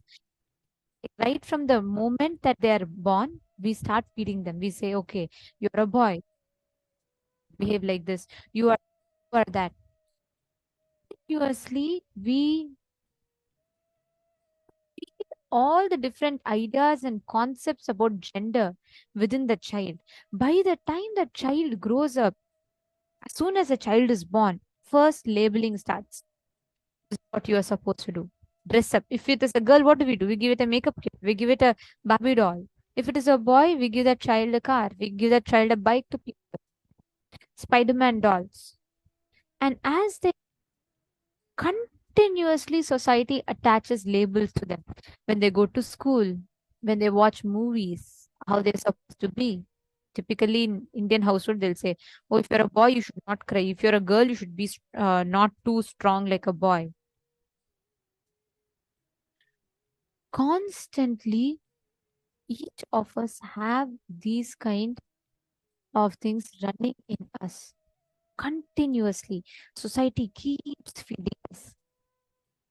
What did each of you understand about the 11 genders? What did each of you understand about gender identification? Can I request everyone to share? Yeah, I just wanted to also address Ma Geeta Devi, Ma Kella Berosad, and Ma Vaidegi. All of you are asking about camphor. This camphor that Swamiji was specifically mentioning about is called as the Pache Karpuram, and it is slightly different from the one that we use for uh, Arati, everything. It is not the same one. This camphor also burns, but it's called as a Pache Karpuram. I think it's more of a, it's slightly of a different variety. And you get it in many Ayurvedic shops. You get this, and it's edible also. So that's what Swamiji was mentioning about. Drinking neem juice in the morning and having betel leaf and camphor in the night. So we just need to be careful. It's called the Pachai Karpura mentioned. Right? So please understand this gender.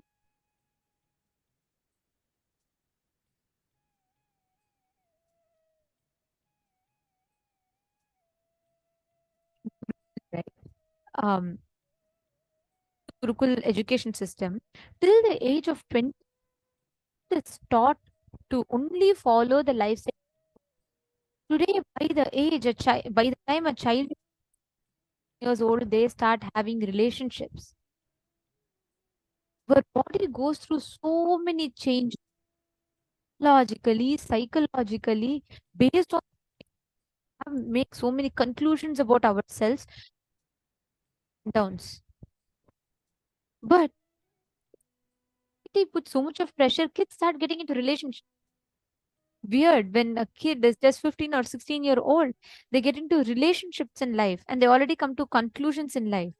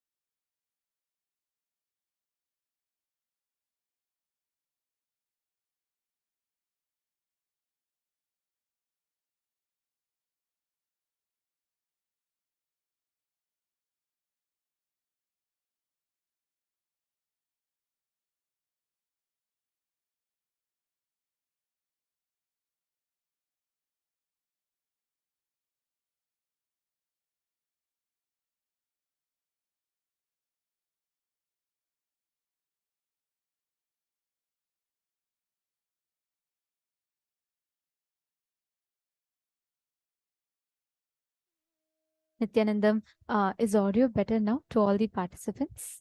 Nithyanandam, are you all able to hear us clearly now? If you're all able to hear us better, if the audio is not breaking for you all anymore, please could you all confirm? Great. Okay, I apologize for the inconvenience previously. All right. Okay, see, this is a very, very important session. We want to make sure none of you are missing this session. Can I request everyone to bring a paper and pen and please settle down in front of the cameras? Can I request For the next 1 hour, 1 to 2 hours, make sure that no one is disturbing you. You're not getting disturbed, distracted by anything. Be completely focused here. We're going to enter into a very, very, very important process. May I request everyone to please come and settle down in front of the camera? This is a very important exercise that we're going to be entering into. All of you need to be in the listening. So whatever you're doing, can I request you all to pause whatever you're doing and sit down here. Turn on your cameras and here. Please sit down. I request everyone to come on the camera.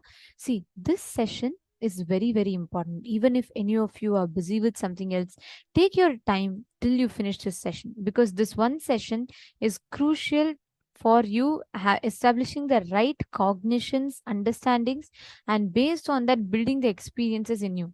So I request every one of you to settle down.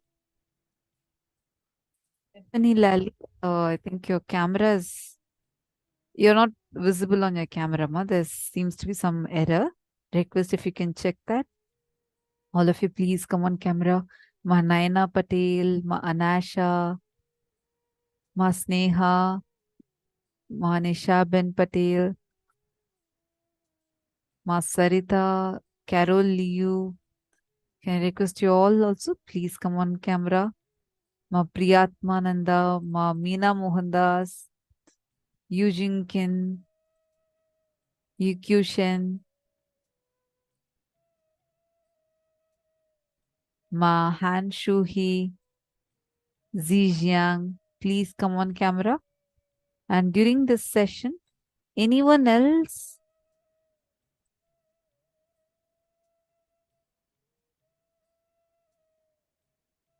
Anyone else you want to invite or be here? Please make sure you invite all of them. Make sure they're logged in. They're also sitting in the camera. Who all are here for the very first time and you're hearing all these concepts for the very, very first time? Please let us know.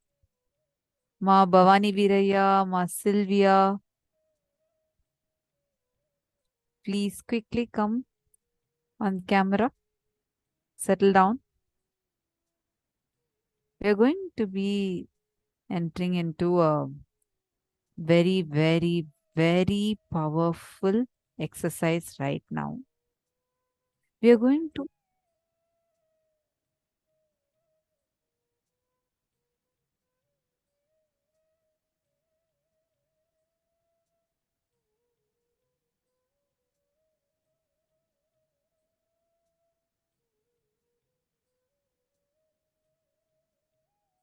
session. All of us are going to be first cognizing and entering deeply into first understanding our gender identity and completing with all the misidentification that have been caused, whether by us exploring our own body before the age of 21 or letting someone else explore our body before the age of 21. So this is a very, very, very important exercise, and we all need to do it very sincerely.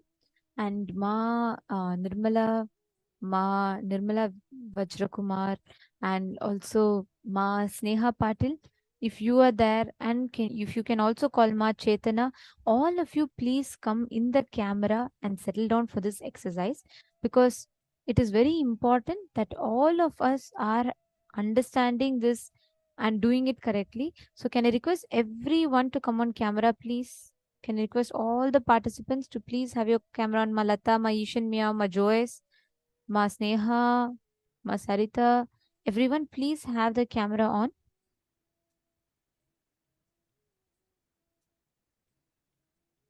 Okay. Now, please understand. First truth. The society has dumped upon us all the various ideas, misconceptions, everything about gender. We are constantly confined to just stick to one gender, and that is the greatest, the biggest crime that is done against us. Please understand, society has only understanding of two genders, but actually, like Swamiji said, 11 genders exist. There is no such thing as straight. All the genders are just a clothing to the body, like how we wear different clothes. When you like, you wear a skirt. When you like, you wear a frock. When you like, you have all of these different things that you wear, correct? Gender is also just a clothing. Understand, your individual consciousness has the freedom to align to a particular gender. Just by your willpower, you can make changes to your gender completely. Like Swamiji explained, right? The third breast of Devi Meenakshi disappearing when she meets Sundareshwara Paramashiva is a real example of how that whole process happens. Your individual consciousness has the ability, the power to make change and heal your gender completely.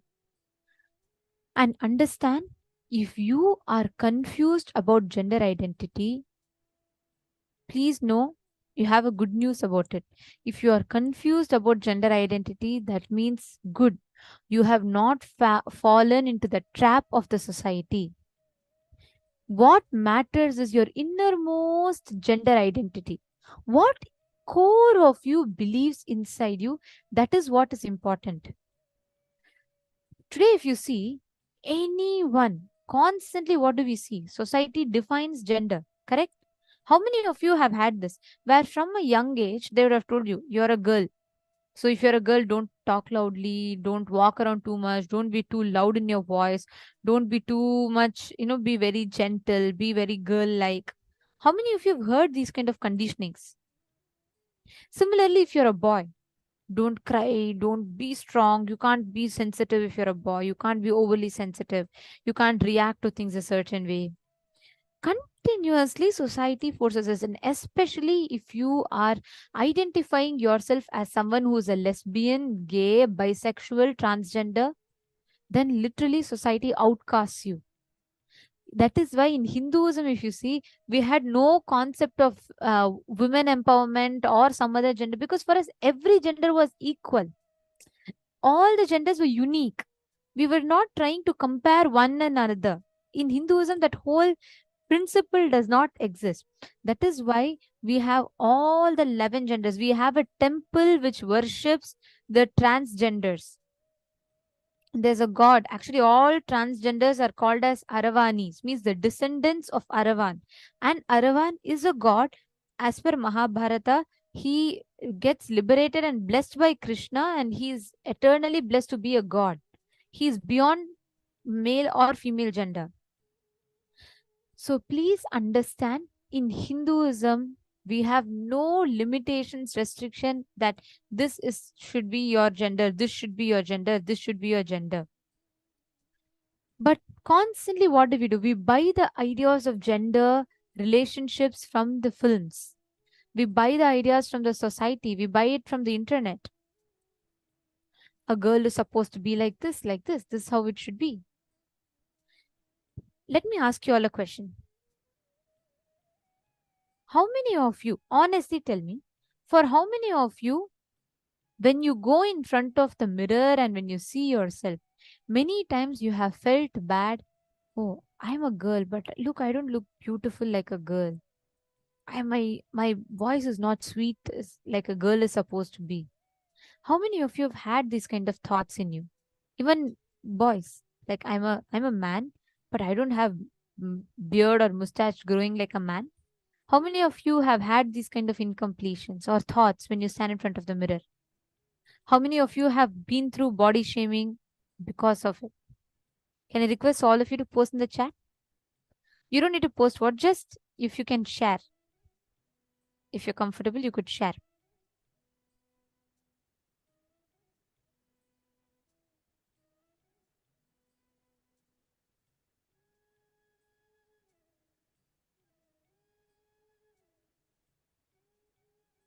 See, you all can see it for yourselves. How the whole thing happens inside of us. How many of you have these kind of questions in you when you stand in front of the mirror? And when you see the mirror, you have these type of questions running in your head.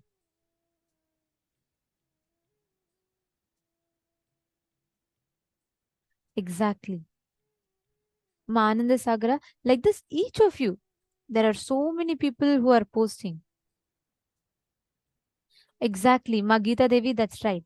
But whether it is your walking style, talking style, constantly what happens is, like when a child is born, have you ever seen a child tell, oh, I'm a girl or I'm a boy? No, the child has no idea of gender. They are free, right? All of us are born like that. We were also a child at some point. When you were a child, like how today when you see a child, you feel like, the child is so free, so innocent. It doesn't have any gender identities. We were also born at one point, we were also like that. But slowly, when we grow up, we constantly fall ourselves into this trap of gender definitions that society binds us with. We get stuck into that. Listen very carefully. Now, all of you are going to be writing the 4 identifications. Listen very carefully. Physically, physiologically, psychologically, and in your conscious will. What are the ideas that you carry that makes up the permutation combination of these make up the 11 genders identity? It is very, very important to understand this. All the cognitions that you have had, all the ideas, identities, and all the different cognitions you have had, it is very important for us to understand about these 11 genders and 11 gender-based identity before we, understand or come to completion about our sexual identity that we identify ourselves with. So now, I request all the participants to provide your complete listening. We are going to be listening to Swamiji's revelations on what these 11 genders are, how these 11 genders are identified, how the gender misidentification happens. So let us listen to Swamiji's. The future of the world is going to be this way. Future of the planet Earth is going to be exactly this way. Once you become 18, now you have the freedom to choose which country you want to live. What should be your language? What should be the field you wanted to enrich the world? And which faith you wanted to live? Which religion you wanted to pick up? Which gender you want to have? It is going to be very common, the gender exchange operations. Gender change operations are going to be just like a cough cold medication. It's going to be available every street. Very soon, you don't need to be bound in the gender you are born. You don't need to be bound in the religion you are born. You don't need to be bound in the country you are born. You don't need to be bound with your mother tongue. So naturally, all the people who promote love for your country, love for your religion, love for your mother tongue, love for your culture, love for your gender, they will all be outdated. Because politics thrives on constantly making you love the things which you don't need to love. Constantly generating, forcing the pseudo love. Why do you need to love a language? Tell me. Language is just for communication. Over. If you know what the other person is saying, if the other person knows what you are saying just, and he understands that it's over. Language is just for communication. Not for becoming fanatic and dying. Religion is just for enriching yourself and others, not for just killing each other. Country is what for country concept, so that we create better and better infrastructure and enrich the universe, enrich the world. But instead, we build more and more weapons in the name of defense and kill each other. The concept of language, concept of country, concept of religion, just see how many billions of people we lost on the planet Earth and all their intelligence. There are some religions, even while you are alive, they kill your intelligence.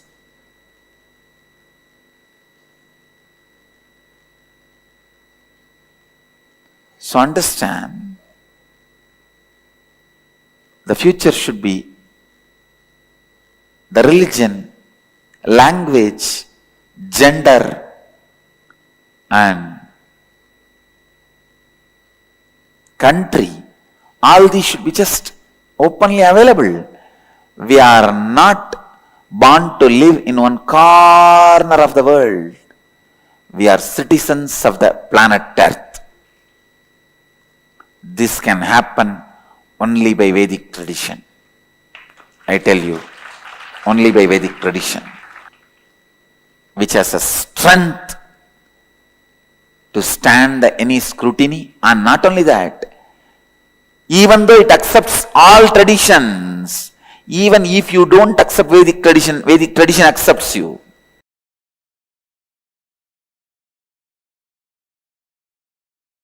I am revealing the original truths as it is from Paramashiva. One by one, understand first thing, there are 11 genders. Second thing, you just need completion, whatever way you are, below 21. So decide not to allow anybody to explore you and do not explore other bodies till 21. Even if you have explored earlier, decide to go for intense completions. All the cognitions inspired you to explore other body or allow others to explore your body. And after exploring physical relationship, the kind of the cognitions, emotions, mood swings you are going through, pen down all of that, effects and side effects and after effects of you exploring the another body or another person exploring your body. Go through the whole thing and completely. Go for completion. In Arunachala, in Tiruvannamalai, we have a beautiful deity of Paramashiva as Ardhanarishwara. Fortunately, the exact replica of the deity is made and installed in Paschima Kailasa, Los Angeles Adinam. I want regular worship to happen for that Ardhanarishwara deity in Paschima Kailasa. If you are in US, don't miss. Go to Paschima Kailasa to have darshan of that deity. It is done as a replica of original Ardhanarishwara deity in Tiruvannamalai, in Arunachala, who is a symbol of completion of all the gender crisis, gender problems and gender identity problems and gender crisis and everything.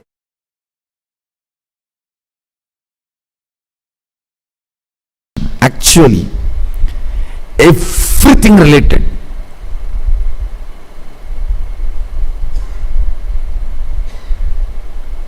Whether problems or difficulties, understandings related to sexuality can be solved just by this one understanding of 11 genders. The moment you identify your gender, problem is solved. Then you know how you are going to be functioning. It is a simple mechanism. See, body is the best outfit you can wear. Understand this word. Body is the best outfit you can wear. The food or the pressures your body has, your body feels, is just dependent on how you feel about your body. The moment you know what is you, all struggle will stop, will drop.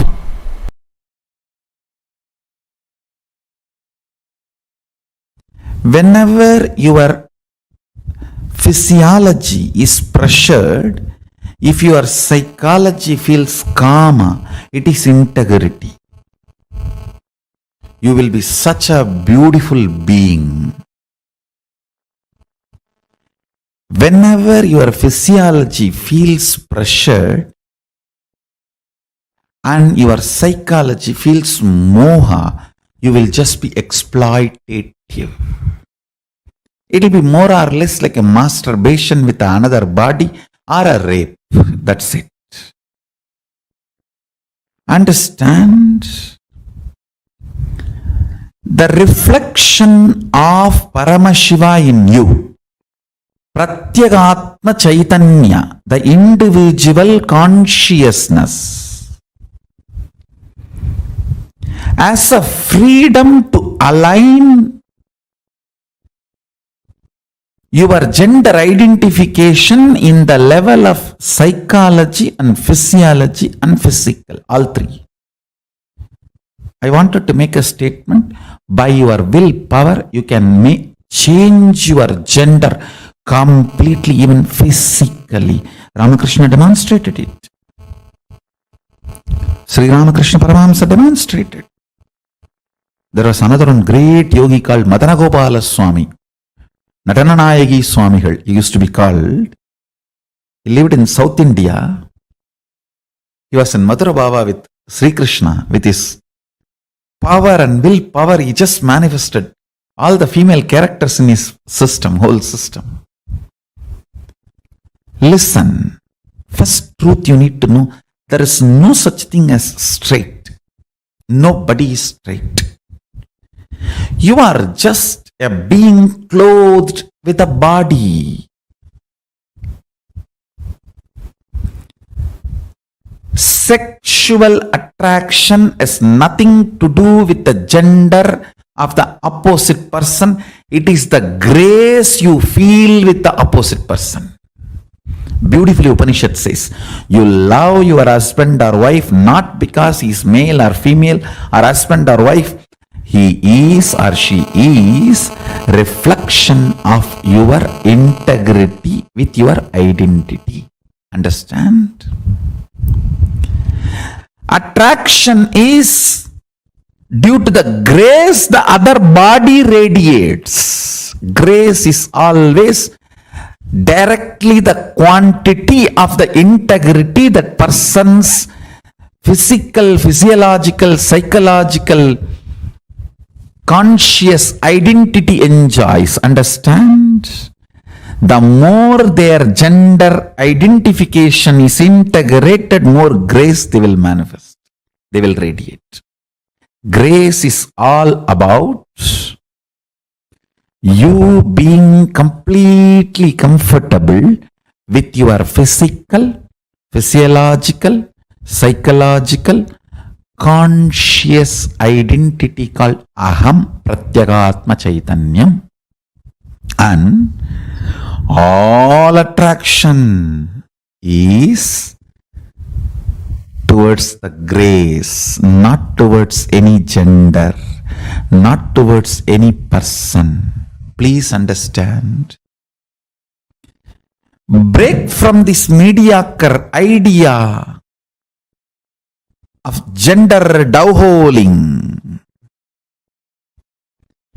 Feel completely relieved if you are confused about your gender identity. Understand, if you are confused about gender identity, feel good about it. You are above the mediocre people. Mediocre people have decided to have false belief due to their fear of society. It is the fear of society. You deny your confusion or the identity crisis and just accept something society says and go on torture yourself for your whole life to believe what society has labeled it on you. Understand? I want you to understand first what real identity you are enjoying. What is your real gender identity? I tell you. If you integrate your gender identity, whether you are a sannyasi or a grihastha or a womanizer, you will be such graceful being. You will be such graceful being. I have seen the most graceful sannyasi and the most graceful womanizers. I have seen both. And sometimes I used to wonder how both of them radiate such grace. I realized it is not about the action. It is about the integrity and identity you feel in physical, physiological, psychological and conscious level. Most graceful celibate I have seen is Yogi Ram Surat Kumar. He is absolute brahmachari, but such grace. And the most graceful grihastha I have seen, Raghupati Yogi. He had 14 kids, but his grace is, I'll say, equivalent to Ram Surat Kumar. The most graceful women I have seen, Kuppammal, my guru. She lived with only one husband and 4 kids. All 4, such graceful beings, because the grace comes from inside completion. It is nothing to do with external action.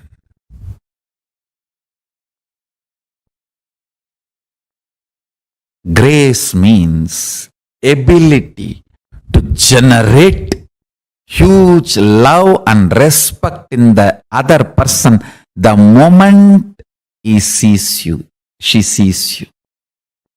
Just by sight, if you are able to instigate, invoke tremendous love and respect, that is called grace. Beautifully, Valmiki describes when Sita entered the court, the whole court stood up, including Janaka. Understand? Janaka is father.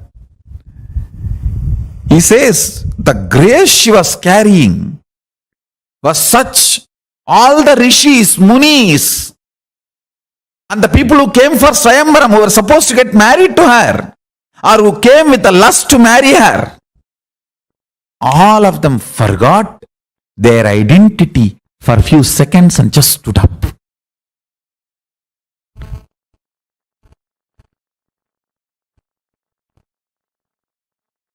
The grace she was radiating.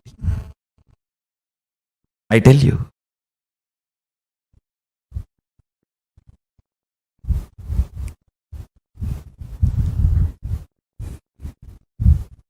I wanted to get into the details. All the mood swing women suffer and feeling exploited women feel is just because their three layers are not integrated. Physical, physiological, psychological does not feel the same gender identity. There is a mismatch. There is a confusion. That is why women feel disgraced every time they enter into a sexual act and come out.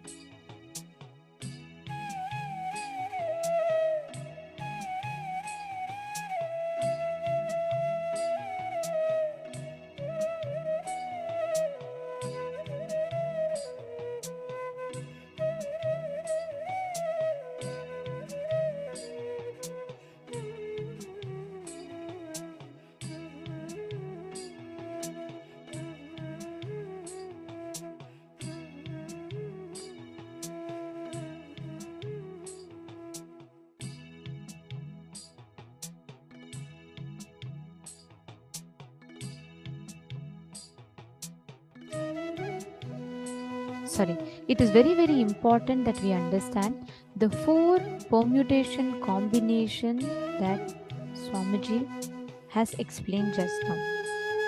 Gender. Our understanding about gender is from these 4 permutation combinations. The 4 of them, which are your physically, how do you experience yourself? Physiologically, how do you experience? Psychologically, and conscious will. In your conscious will, what do you experience? Understand, almost all of us sitting here, we think that, oh no, I think I am very clear with my gender identity. I don't think I have any such confusion, and I don't even want to entertain such a thought kind of confusion, because we think that we are very clear about ourselves. We know ourselves very clearly. The truth is, because certain concepts, cognitions have been forced into us, we have suppressed so many parts of us.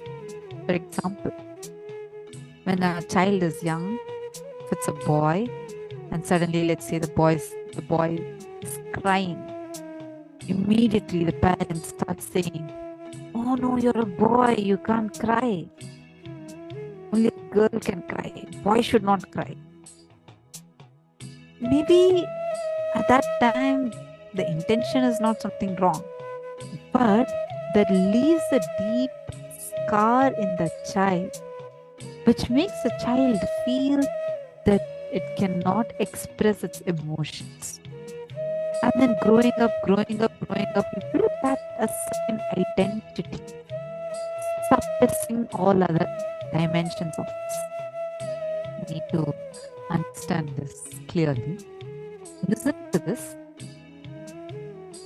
In the physical level, physiological level, psychological level, how you feel about you, identifying it, and in the conscious level, how you feel about you, identifying that is too important. Who you are, there's nothing much you need to do. You just need to sit with yourself and identify ourselves. That's it. See, I'm seeing some of you are posting it in the chat. I request you all, don't post it in the chat. Listen to this carefully. Look inside of you. Identify who you are really in all these levels. I'll give you a simple example. Like when I was very young, I heard that a girl is supposed to be very organized and always keeps everything very organized. And I had this habit of being very disorganized, keeping things here and there. And they'll say that, oh, you are behaving like a college boy. And I used to not even like that comment. I used to keep hearing that. And I used to have that as a feeling in me. And like it was a kind of like an incompletion. See, where it's not a gender confusion, don't get me wrong. But inside of us, in every level, how we identify ourselves is too important. We just need to analyze and understand ourselves. That's it. This is not for you to go and tell to someone else. Or see, only when you look in, when you understand, when you become your best friend, you will understand that what you have been learning, what the society has been trying to force into you, how all these cognitions are not really yours and are not really you. You just need to identify yourself. That's it. Suddenly, that awareness is enough. You'll multiple levels, it will start healing.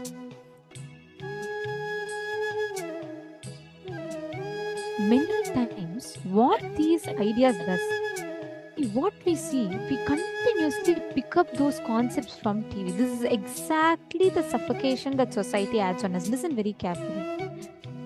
Physically, you may many times identify yourself, feel comfortable with you being a female, but physiologically, you'll identify yourself as a male. And this confusion that you fall into is the biggest confusion. This forms a big identity crisis in you. What happens is, till the age of 21, you are still working on discovering this. But by then, what happens? You watch movies, you pick up these concepts. Society forces upon you these ideas, and you're forced to pick from one. So you go and pick from one. And what happens? You are automatically falling into that. So the moment you pick that up, you say, okay, I go into relationship. Neither you are ready nor the other person is ready. And without that inner maturity in you, when you get into these relationships, you completely get into that confusion. You mess up your very existence. And you start suffering with identity crisis, because that confusion becomes even more deeper, much more unstable inside of you. So what does physical means? What does psychological means? What does physiological means? Physical means your body. How you look, how you feel about yourself physically, what you are physically. Then physiological. Physiological is, like, for example, your voice, or your hormones, including whether you feel attracted to the opposite gender or the same gender. All of these, what you feel attracted to. It's not that it's a very clear cut. Sometimes it's like 90% and 10%. It's not a watertight compartment. It's like one continuum. You're only, understand, don't approach yourself with, okay, you need to have this.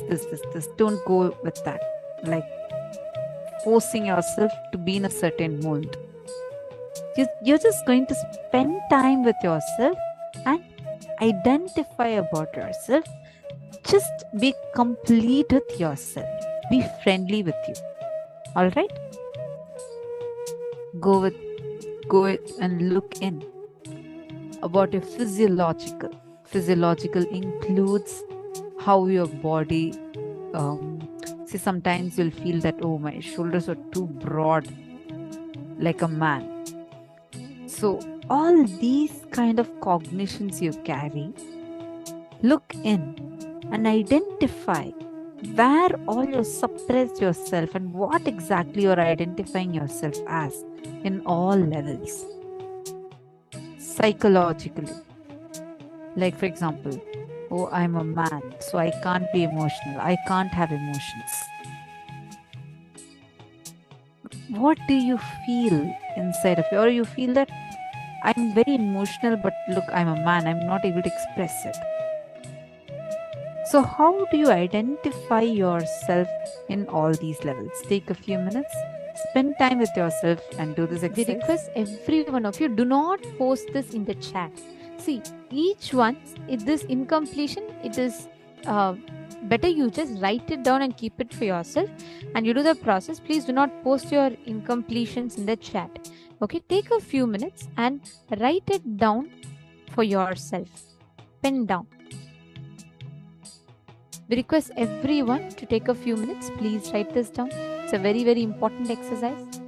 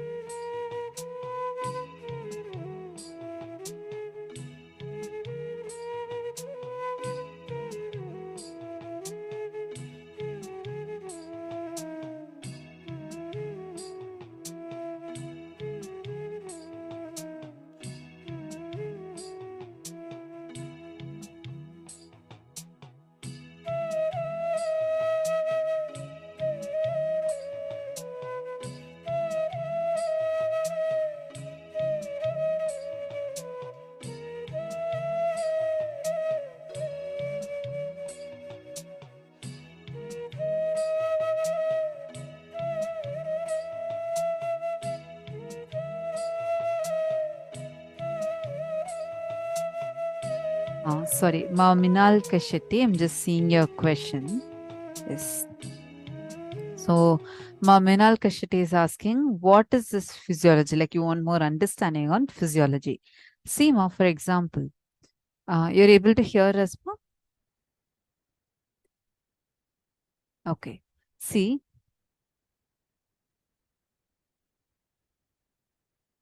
physiology means one, how you feel about you in your physiology, like your voice, like things that are not really visible. It's not like a clearly visible thing, but subtle things that exist, like your voice, or sometimes like how your hormonal reactions are, and how you feel inside of you, and whether you get attracted to your opposite gender. All these things come under physiology. You understanding, ma Minal Kashetti?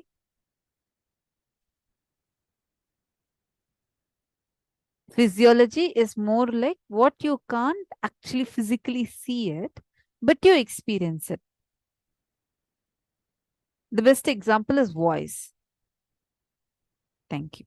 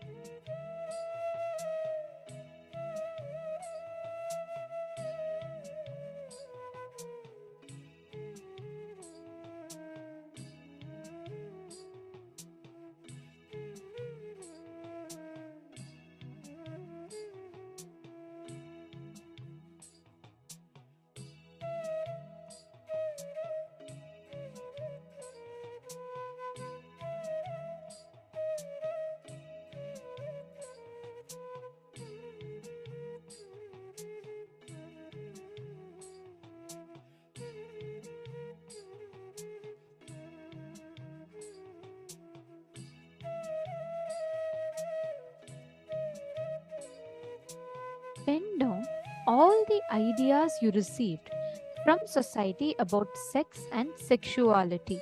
Ideas about suppression and expression. Listen very carefully. Write down everything that was told to you about sex and sexuality. Maybe people told you don't be too expressive, people told you don't be too submissive, and they told, when from your young age, when you would have asked some questions, seeing the romantic scenes in movies, your parents would have told you it's all very dirty, don't talk about it. All the ideas, please only pen it down for yourself. Please write it down just for yourself.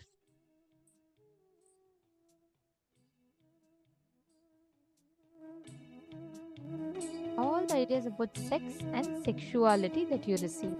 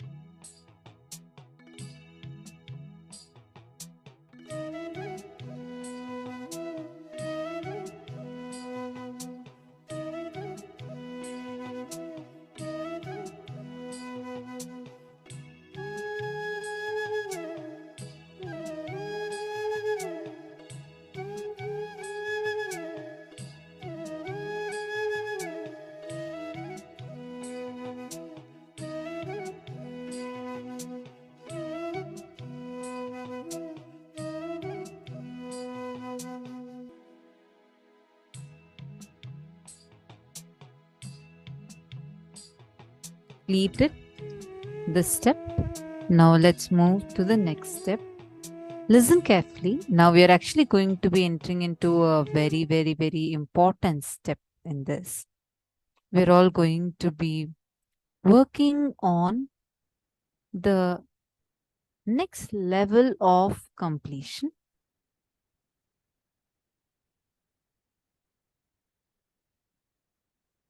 We understood about the gender identity,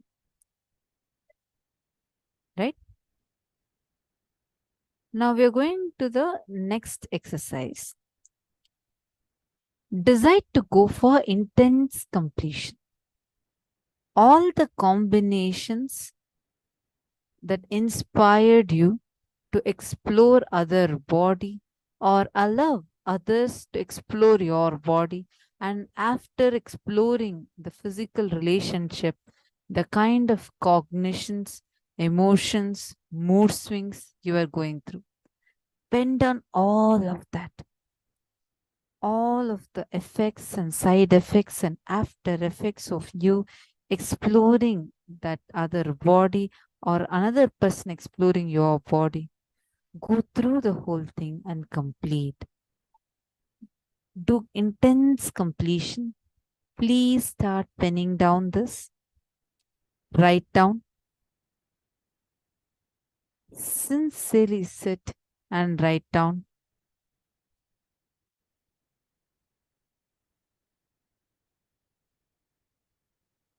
Requesting all of you to sit and write how you exactly felt the first time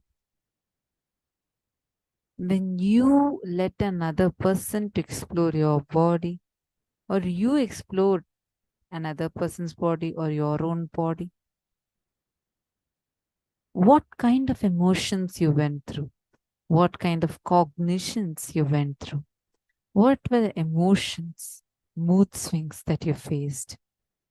Please sit, start penning this down.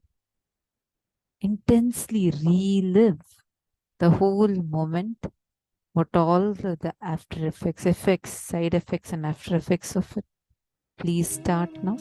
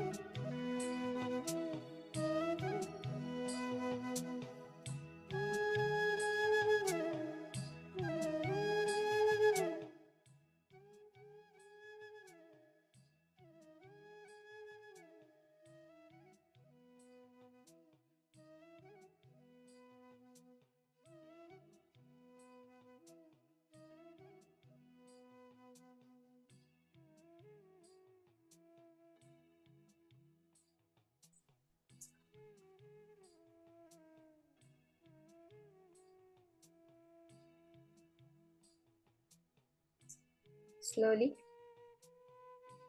settle down. Just in that space of intense completion.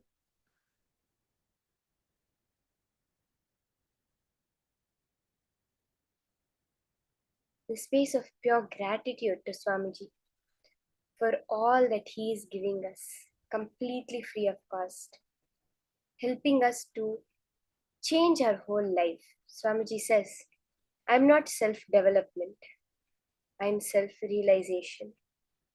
You are realizing who you are. You're not developing who you think you are, you're realizing who you really are. I think this process sums that up really, really well.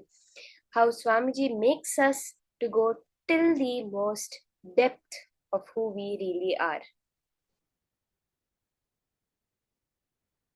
Now, we'll be entering into the power manifestation session. Now, we're going to be understanding about a next level of power manifestation. So from the morning, the power manifestation that we have done, we've been doing the power of remote vision, scanning a distant place. In this round, we're going to move to another level of the same power manifestation, which is manifesting with alchemy products. What is this? That's what we're going to be learning now. Alchemy products are certain energized objects that Swamiji has downloaded the software to make you manifest powers.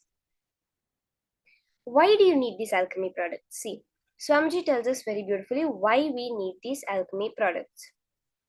For example, mirror. You can get a mirror and get it energized. There are various alchemy products. It does not need any maintenance. See, the first point Swamiji says is it does not need to be maintained in any way. It will answer and respond to you just like a deity. Spiritual alchemy products work on your neurological system. Understand? Swamiji says, I work on your body, not on your mind. It works on the very circuits of your brain. And this becomes your reality when it works on your brain circuits. See, everything we perceive in life is a certain circuit in our brain. The spiritual alchemy product is an external object, an external deity that Swamiji has energized to work on the circuits in your brain for power manifestation to become your reality.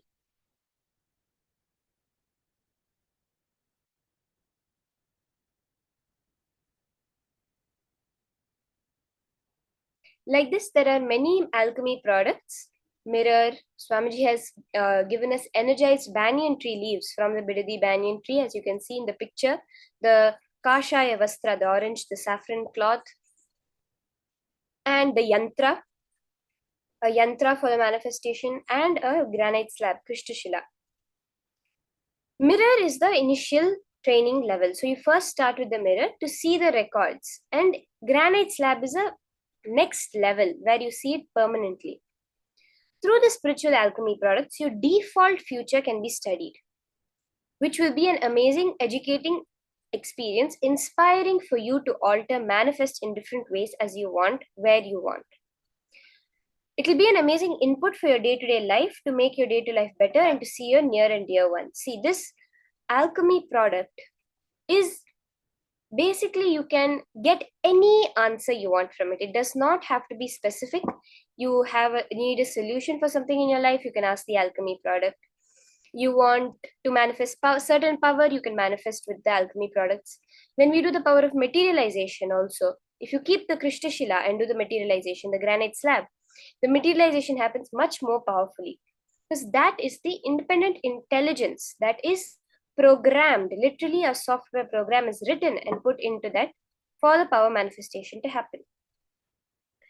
Very beautifully, this this alchemy products have been mentioned by Swamiji when he was telling about when he was in Madurai Adinam.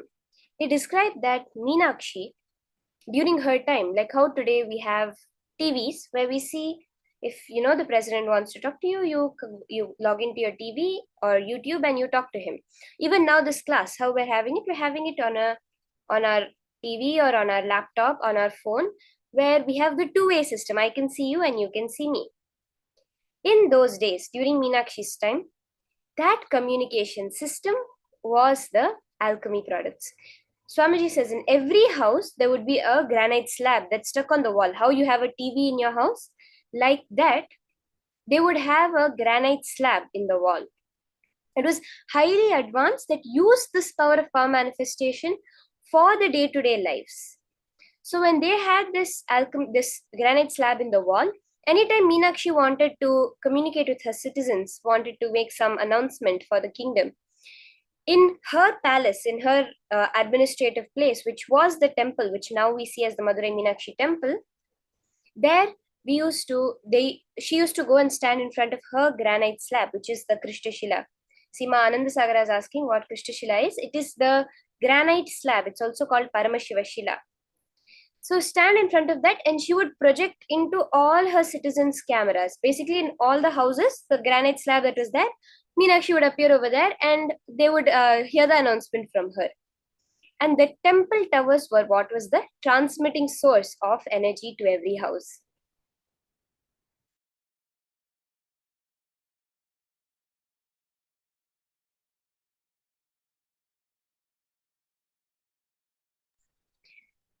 So we'll understand the Shastra Pramana for this power of seeing in an alchemy product.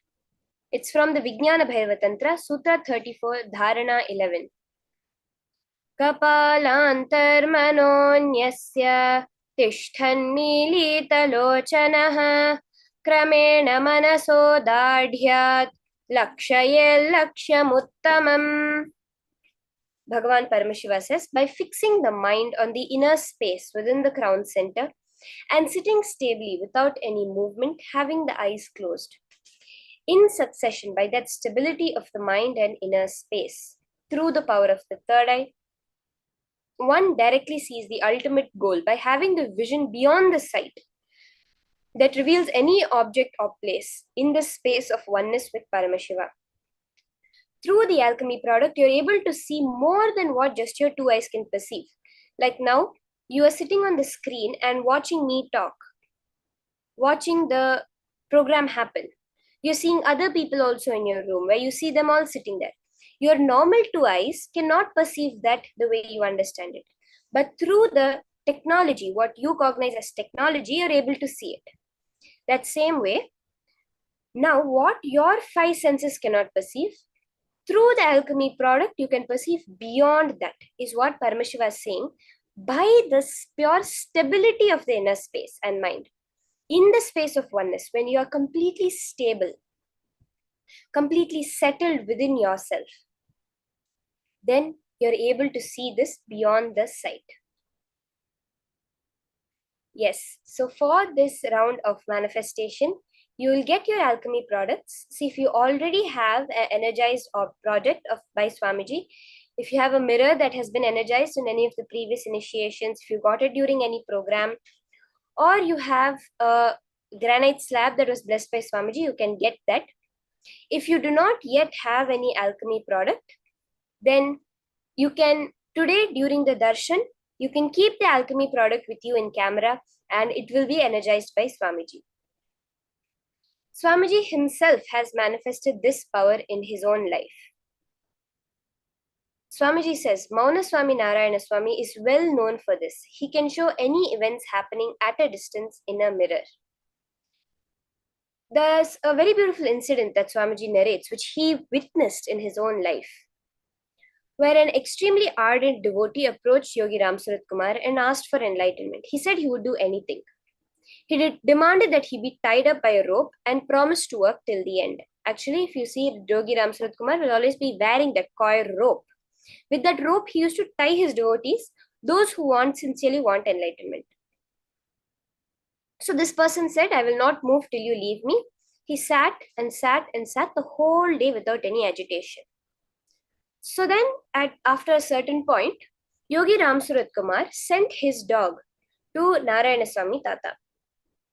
And Narayana Swami Tata was very famous for this power of remote vision. Even the police, etc. used to come to him for this. So Yogi Ram Surat Kumar said, okay, show him what's happening in his house with his wife once Narayana Swami Tata had arrived.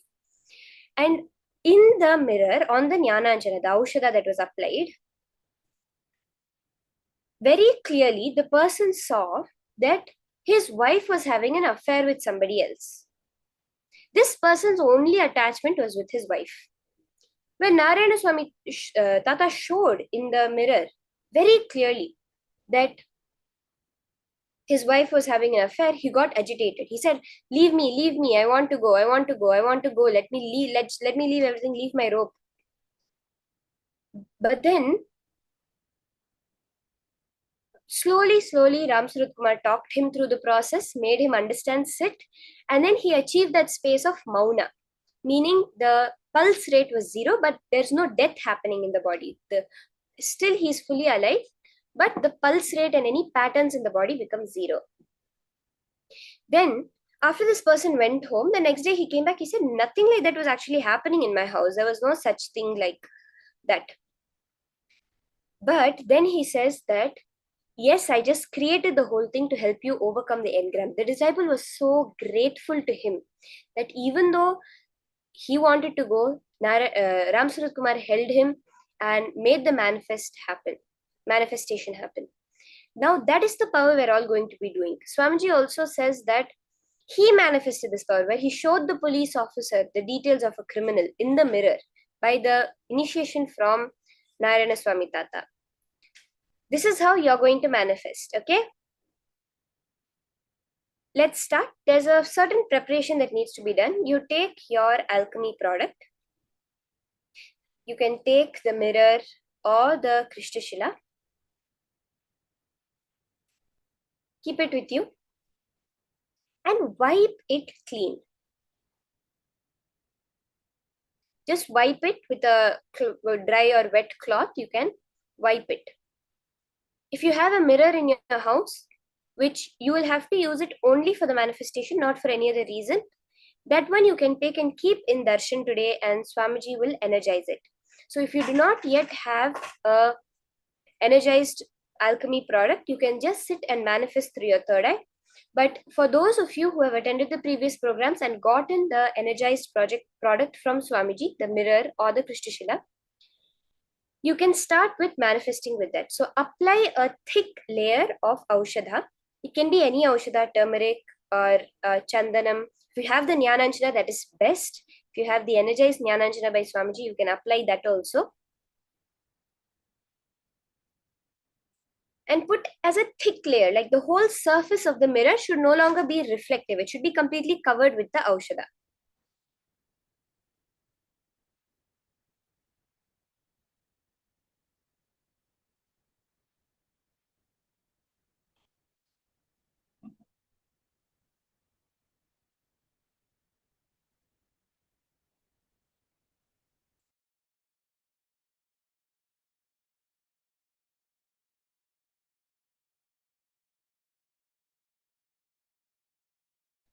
Till today, every time you looked in the mirror, you only had your own darshan.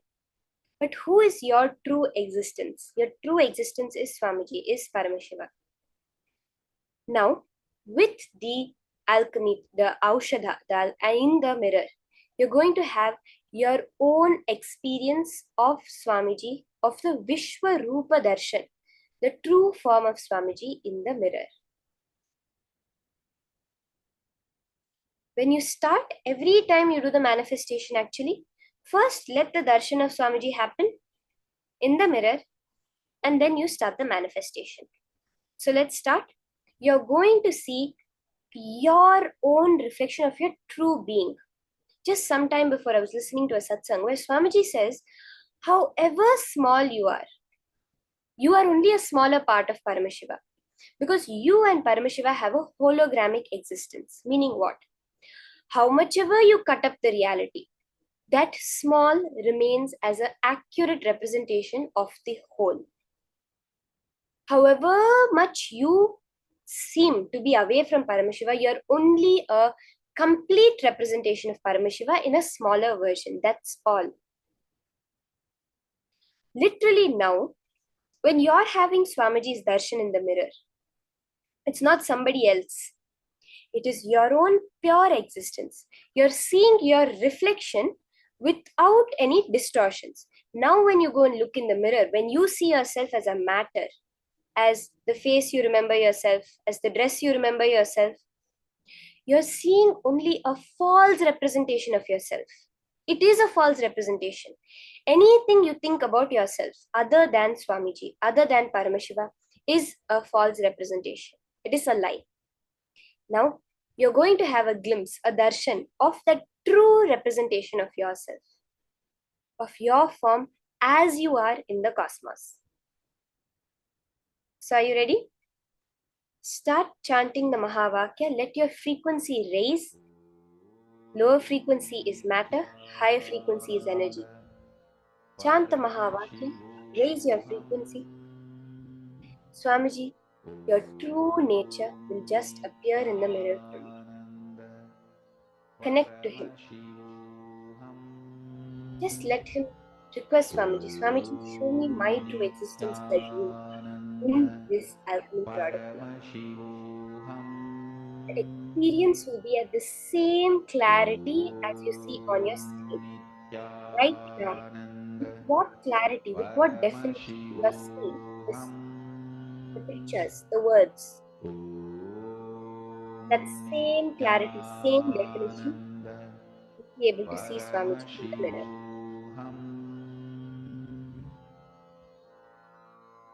Mahavagya, spiritual lullaby for samadhi, and Suprabhatam, wake up call, wake up song for Paramashivam. This Mahavagya is spiritual lullaby for you to fall into samadhi. Suprabhatam, wake up song for Paramashiva to wake up in you.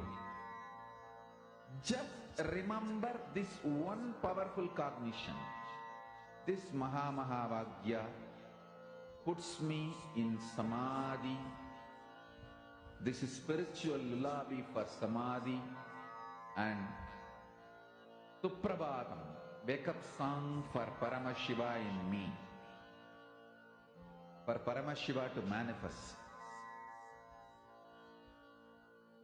With this one spiritual powerful cognition, chant this Mahavagya.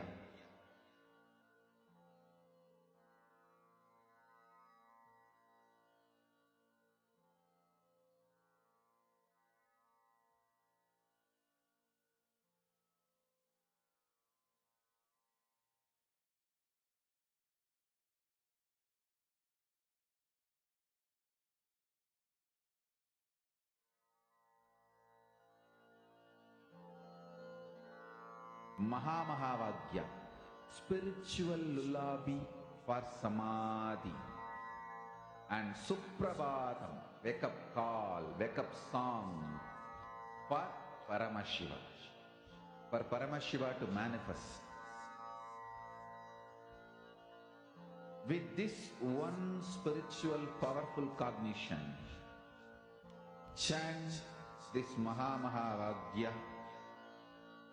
Om Nithyananda Paramashivoham.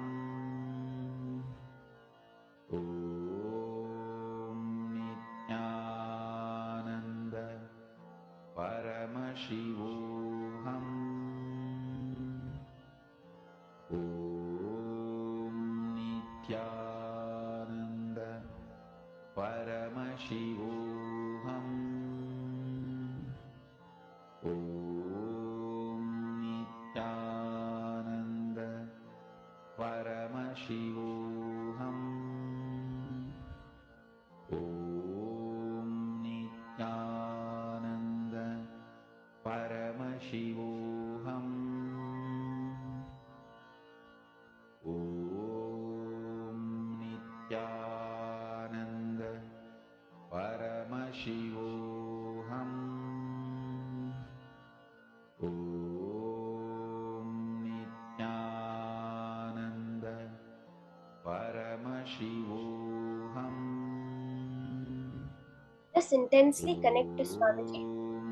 Very clearly his darshan will appear. It will be literally a 5 sensory experience. not just be a sight. The Krishna Shila connects all your five senses. Swamiji has said, the third eye is not just a vision point, it is a sixth sense, meaning all your five senses can be experienced at the next level through your third eye. So when you're doing it, it will be a full, your all five senses, you'll be able to sense the happening of Paramashiva, of Swamiji's Vishwambar darshan over there.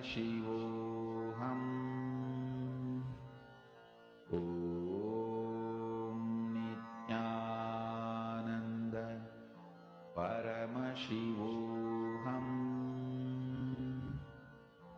Om Nithyananda Paramashivoham. Om Nithyananda Paramashivoham. Om Nithyananda Paramashivoham.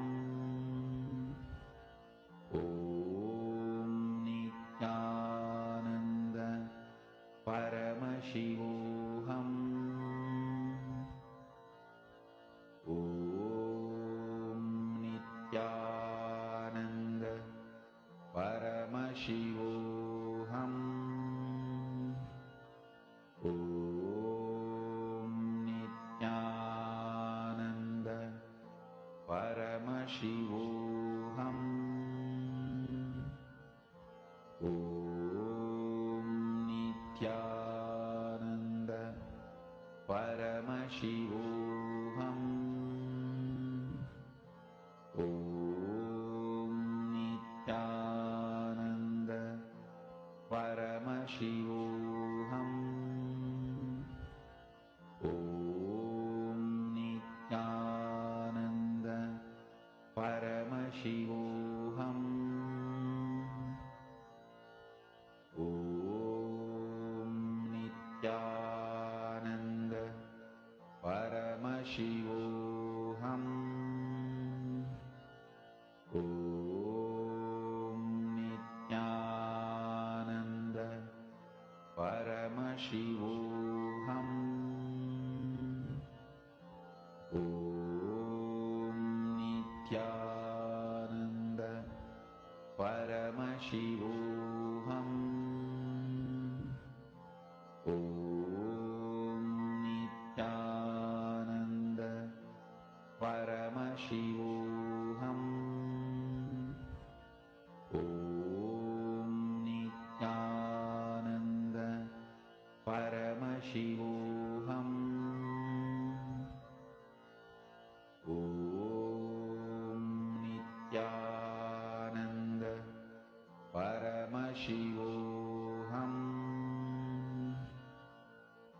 Om Nithyananda Paramashivoham.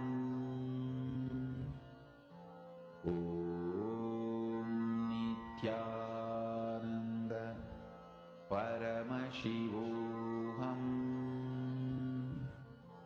Om Nithyananda Paramashivoham.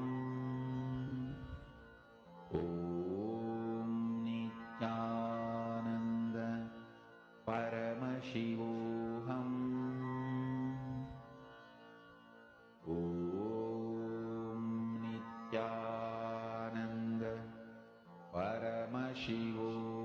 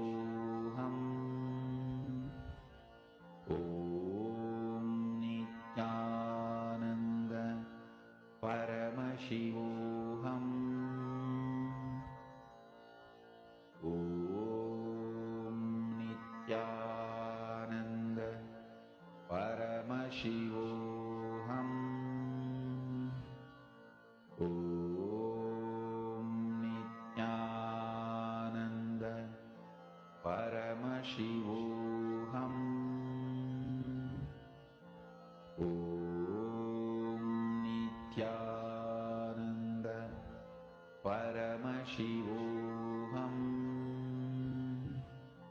Om Nithyananda Paramashivoham. Om Nithyananda Paramashivoham. Om Nithyananda Paramashivoham. Om Nithyananda Paramashivoham. Om Nithyananda Paramashivoham. Om Nithyananda Once you have the darshan of Swamiji, share. Just share it in the chat. What type of darshan, what form of Swamiji did you see in the mirror? Very clearly, like an electronic screen, you will see Swamiji over there. Om Nithyananda Paramashivoham. You can post in the chat, share. How was your experience of seeing your reflection as Swamiji in the mirror? Paramashivoham. Om Nithyananda Paramashivoham. Om Which form of Swamiji Nithyananda did you see? How did you Paramashivoham. have the experience of Swamiji himself? How did he look? Was it some picture you've seen before, or was it completely new, a form of Swamiji that you had never seen before in the past? Do post. Whatever your experience was, whatever you were able to see, how did Swamiji give you his darshan as the Antaryami sitting within you, manifesting physically outside you as Swamiji?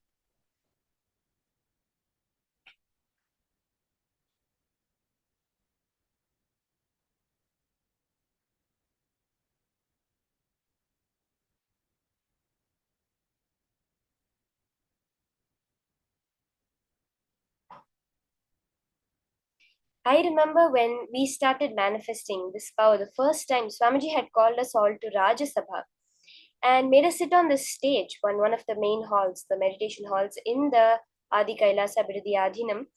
And he gave us these huge granite slabs, and Swamiji told, now start the manifestation. You will clearly have the darshan of Paramashiva, of me in the mirror. So we all started, we were sitting, and at that time we were sitting, and it was like few hours we were sitting there, and nobody was having the darshan yet. So that time, the principal, the teacher over there, she told all of you, you can do third eye reading, right? So at that time, we were all doing the blindfold reading. She told all of you, close your eyes and have the darshan. If you close your eyes, you'll be able to see everything in the Krishnashila. Somehow that clicked with us, where we say, yes, I can read with my eyes closed. So I closed my eyes, and all of us closed our eyes, and very clearly we immediately had the darshan of Swamiji. Take whatever cognition clicks with you and manifest it as power manifestation, as having the darshan of Swamiji. It's your own reflection you're seeing. You're not seeing the outer covering of you as this material world. You're seeing that core of you, who you are as Swamiji, when you have his darshan in the mirror.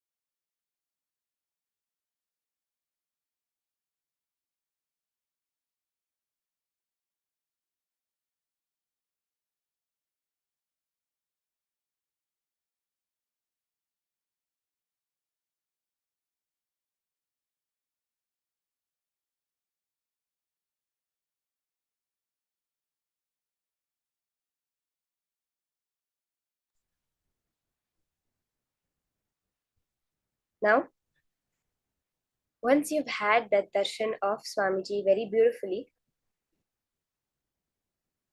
we're going to be understanding. I saw many people posting how your understanding of what was Tantra was so different from what it actually is. Now, Swamiji is taking us to deeper levels of understanding Tantra and how we can apply it practically in your relationships. This is what the next session is going to be about. Listen carefully and do apply it in your life. At every aspect, make your life filled with Paramashiva. Let's now hear from Swamiji.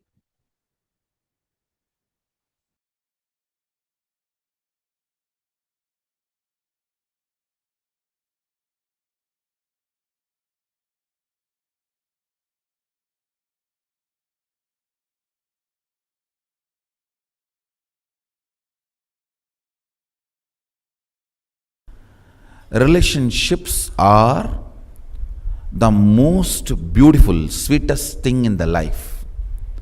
When Sadashiva declared, "Let me become many and enjoy myself," it means he himself has decided to enjoy the joy of relationships, the ecstasy of relationships.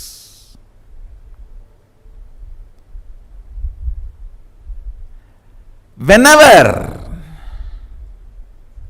you have a problem, difficulties, bitterness, boredom, tiredness in the relationship, find out something other than the truth. Delusion has entered the relationship. Relationship itself is not failure. The delusions entered into relationship makes it tired, bored, sickening, suffocating. I was coining and using a new word called sexless intimacy, where you explore the soul of the other person. When you explore the body of the other person, how long you will be exploring the same curves? You will be tired and bored. Husband and wife are the most intimate enemies. Tired and bored, sickening, but tied together. In Indian tradition, literally with 3 knots. If it ends just with exploring of the body, it will be most tiring, sickening, boring relationship.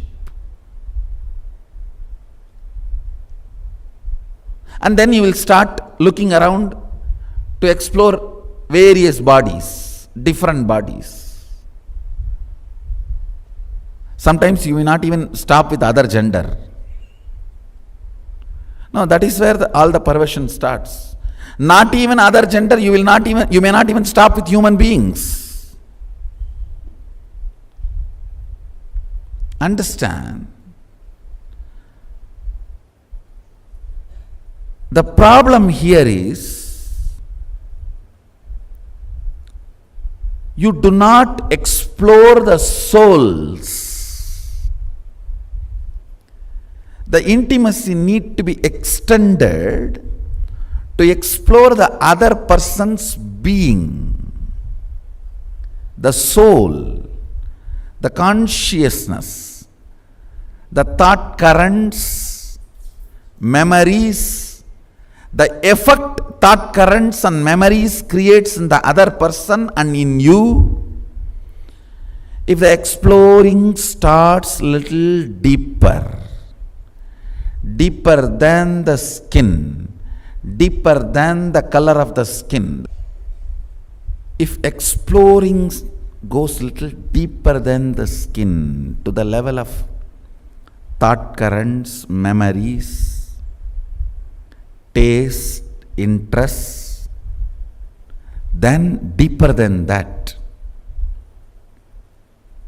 conscious journey together towards the higher possibilities, enlightenment, power manifestation, Sadashivatva.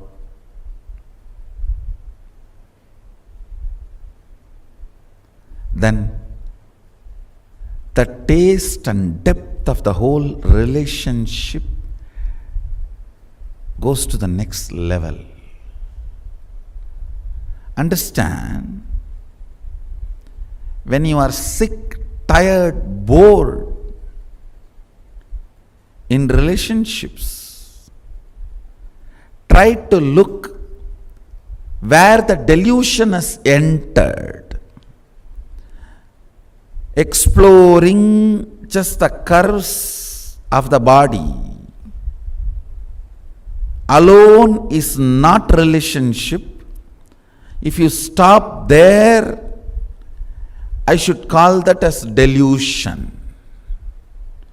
I should call that as non-involvement. I should call that as life negative.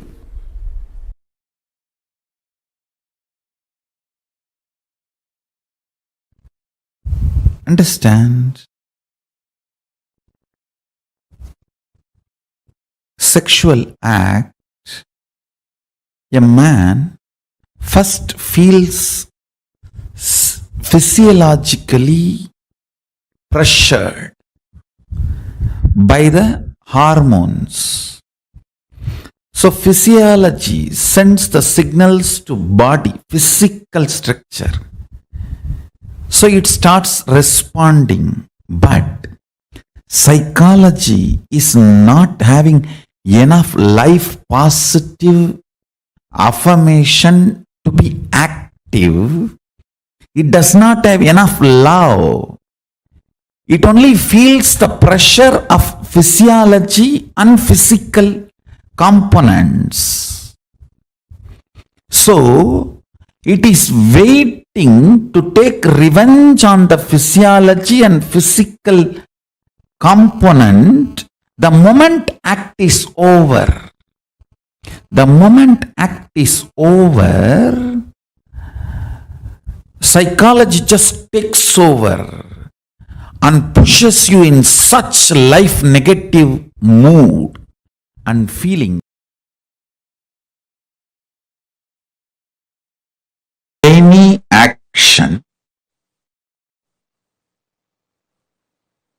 whether breathing, thinking, eating, any action is expression of Shakti. Paramashiva Shakti. Listen.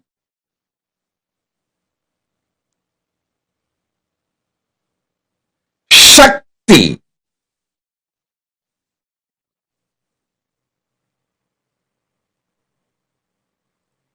is embodiment of love. Shakti is embodiment of love.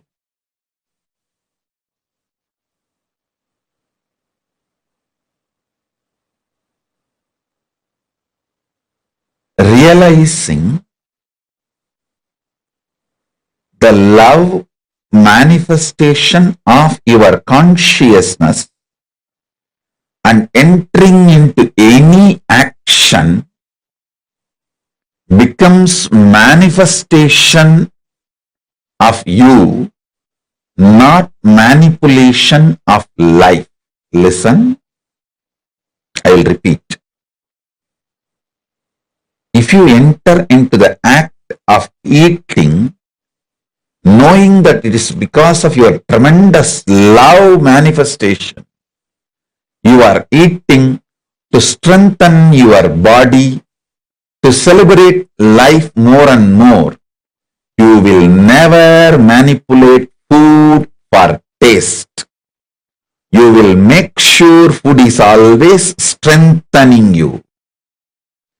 You will like, you will enjoy, you will be addicted only to healthy food.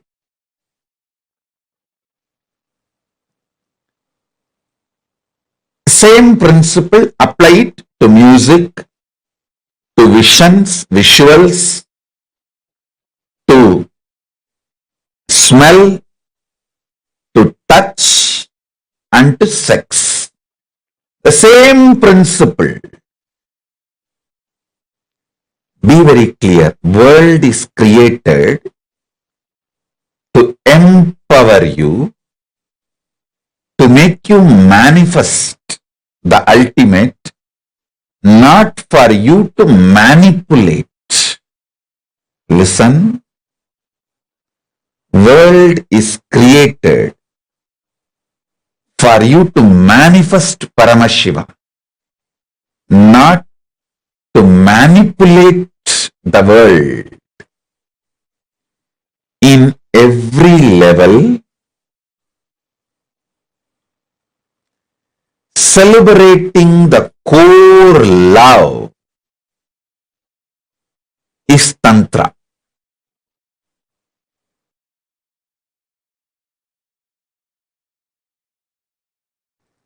Tantra is consciousness-centered tradition.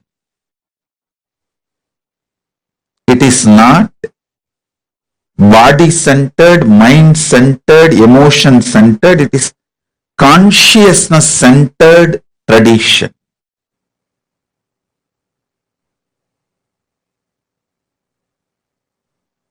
The Mooladhara Chakra, symbolic conscious representation of the sex energy, is described with 4 petals, lotus. 4-petal lotus.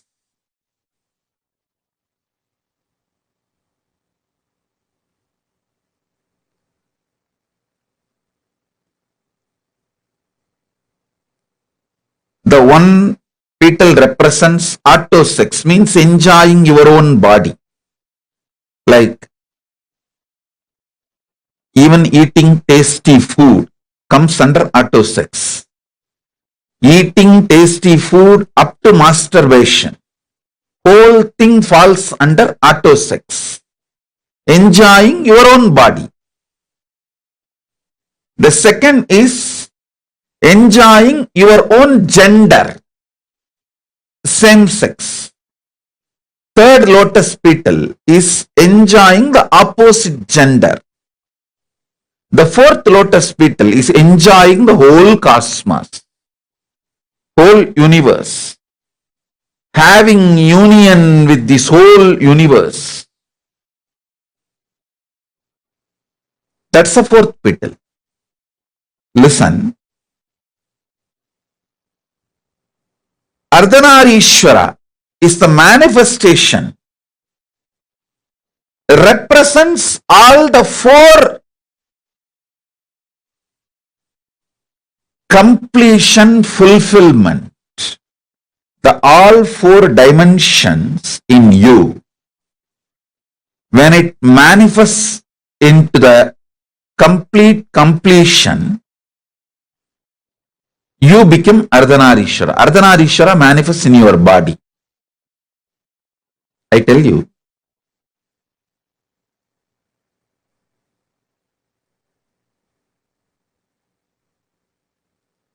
most powerful sexual energy is radiated by the kids who are taught from young age to connect with Krishna or Muruga.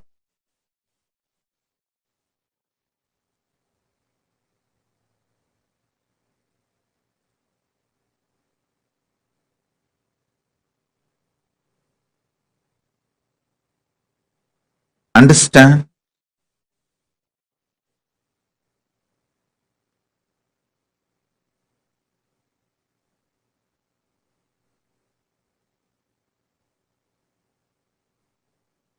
In Hindu tradition, if you are born from Vaishnavite family,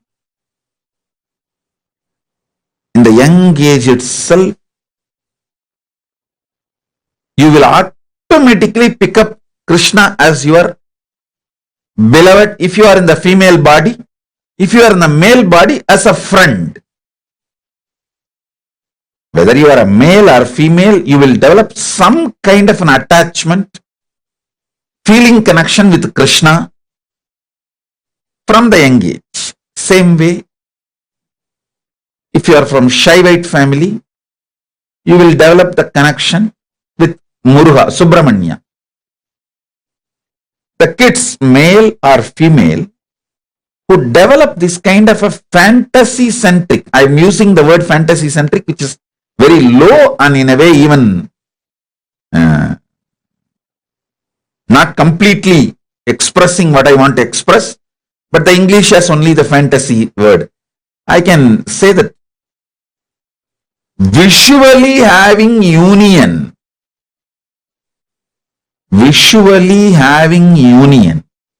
with Krishna or Muruga, even intimate friendship,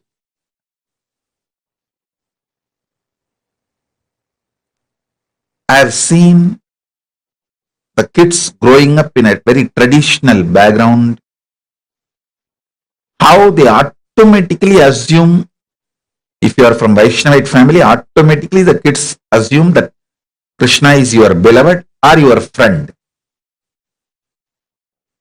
If you are from Shaivite family, Muruga is your beloved or friend. That is the way flowering of the first dimension of the auto sex happens. Understand? People many times ask this question: is masturbation right? Paramashiva answers this question in Tantra. In masturbation, you don't accumulate new muscle memory, but you accumulate biomemory. So, who you remember, with whom you connect, fantasize, imagine, visualize, and have enter into the masturbation act, you receive that person's biomemory. Listen carefully.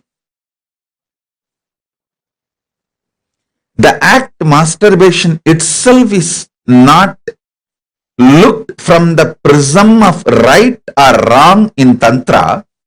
It is looked at profit loss. If you connect with the higher conscious beings, even masturbation, you receive their biomemory. See, when you enter into a physical sexual act, you receive muscle memory, bioenergy, all the three from the other person. You should know even male receive from female and female also receives from male. It is give and take. That is why if you have multiple partners, especially who are lower than your consciousness, you may have pleasure but not peace. You may have pleasure but not peace, because the exchange of muscle memory, bioenergy complicates and makes the inner space mess.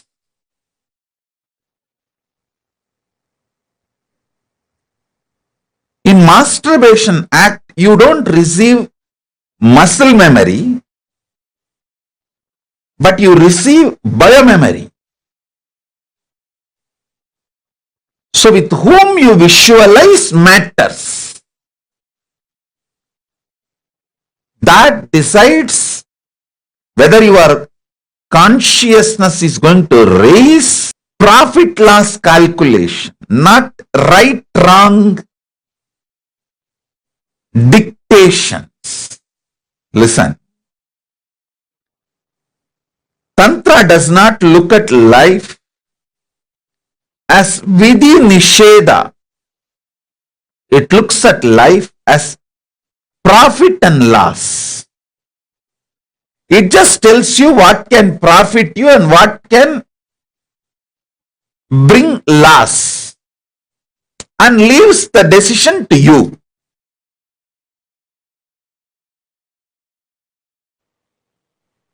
any tradition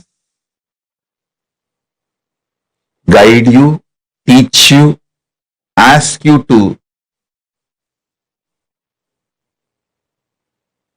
do something and not to do something. But Tantra is a unique tradition. It changes only your conscious perception. The way you hold you and the way you hold the other person involved with you in the sexual act and the way you understand the sexual act, only these conscious perceptions are changed. Immediately, the action becomes yoga, path for you to have union with Paramashiva, cosmos. Listen.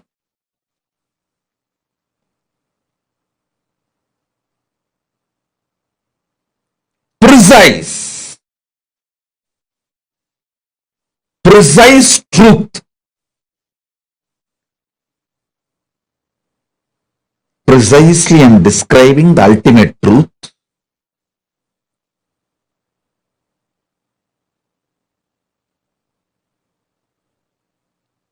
With anything you have yoga, union, that becomes part of you. Whether the food you eat or the music you listen, visuals you see, or the smell you smell, or the touch you enjoy.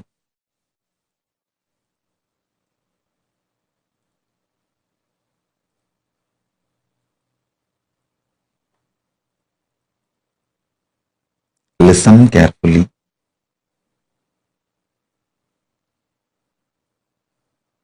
Here I want to tell you one great truth I learned from Arunagiri Yogeshwara. If you live with 5 rich people, associate yourself with 5 rich people, you will become a 6th rich person. If you associate yourself with 5 enlightened beings, you will become the 6th enlightened being. If you associate yourself with 5 people who are building body, doing yoga, gym, you will become the 6th person who builds body and doing yoga, gym. If you associate yourself with the 5 fools, you will become the 6th fool. If you associate yourself with the 5 negative people, you will become the 6th negative person. If you associate yourself with the 5 seekers, you will become 6th seeker. Arunagiri Yogeshwara told, this is what is the truth for inside and outside. These 5 senses,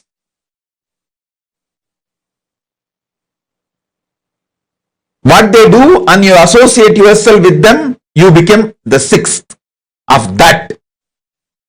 Whether outside 5 people or inside 5 senses. If your 5 senses are all the time seeking Paramashiva and you associate with those 5 senses, you will become Paramashiva. If your 5 senses are always seeking pleasure and you associate yourself with that 5 senses, you will always be the pleasure seeker. If your 5 senses are living Paramashiva and you associate yourself with that 5 senses, you will become Paramashiva.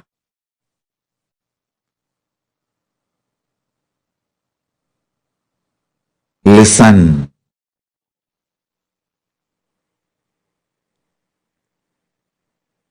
Tantra is all about making your 5 senses manifest Paramashiva.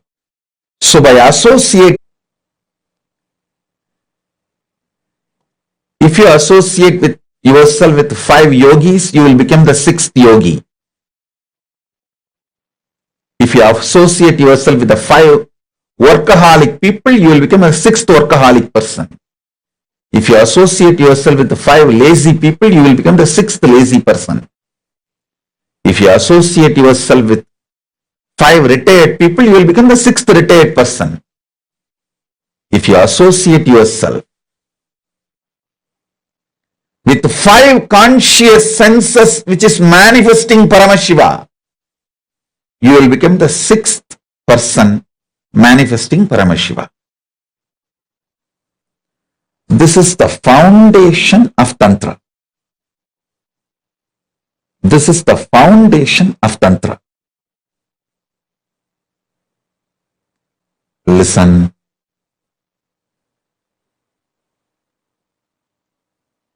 Constantly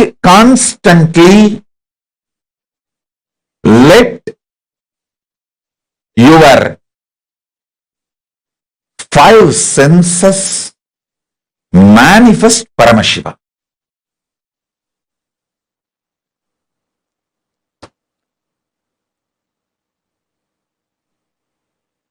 Constantly let your 5 senses manifest Paramashiva.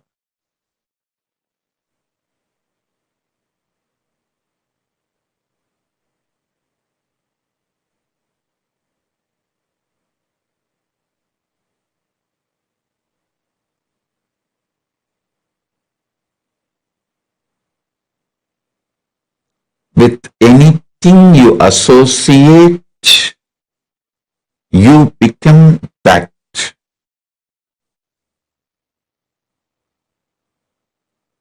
The food which is higher conscious, means cooked by higher conscious person, offered to Paramashiva by the higher conscious person and eaten, makes your taste sense higher conscious person. With each sense, the physical touch or the intimacy or relationship with the higher conscious person makes you higher conscious.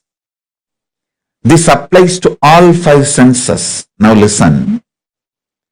The music, poetry created by higher conscious being, when you consume that, you reach the same higher consciousness. With this understanding, look at the whole life. Many times, naturally, you will not get a higher conscious person to touch or the experience the nearness. For that, Paramashiva gives the solution. For the time being, you and your partner can raise yourself to higher consciousness through the powerful cognitions about yourself and about the other person, about the sexual act. Then enter into the act. That is what is called tantric sex, tantric relationship. Elaborately, Paramashiva explains multiple tantric rituals to manifest various powers. Various powers, third eye power, so many other powers. Usually, I can say, I am trying to generalize and give you the basic understanding.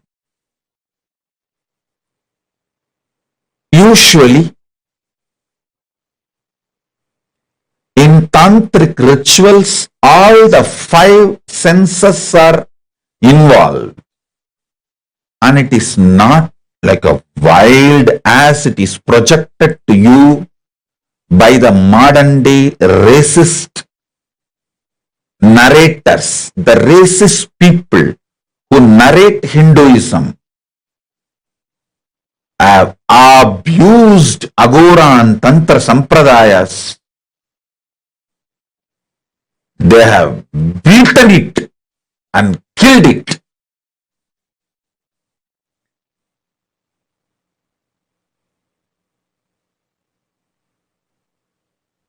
And unfortunately,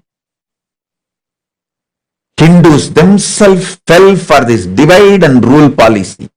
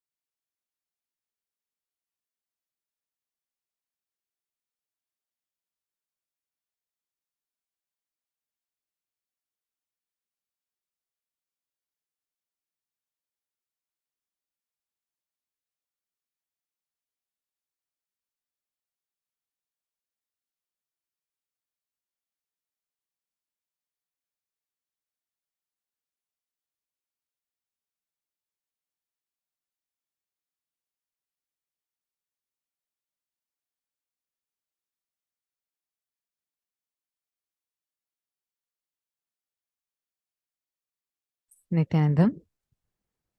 Nithyanandam. Did all of us understand and click with these phenomenal revelations from Swamiji? Oh my God. To what extent Swamiji has answered some of the questions that we can never even, like, people generally feel so they don't even know who to ask or how to have these understandings.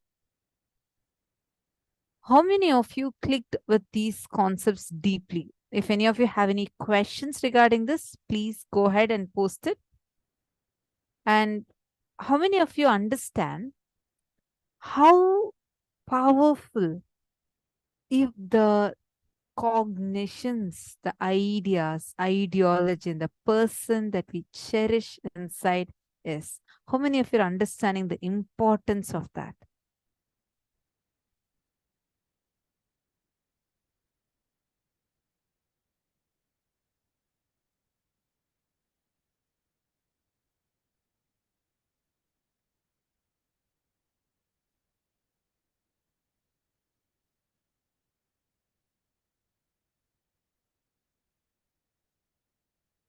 Can all of you take a few minutes and share? How many of you clicked with this? What Swamiji just revealed? Come on, Nithyanandam. All the participants that are sitting here with us. How many of you got several clicks in the session?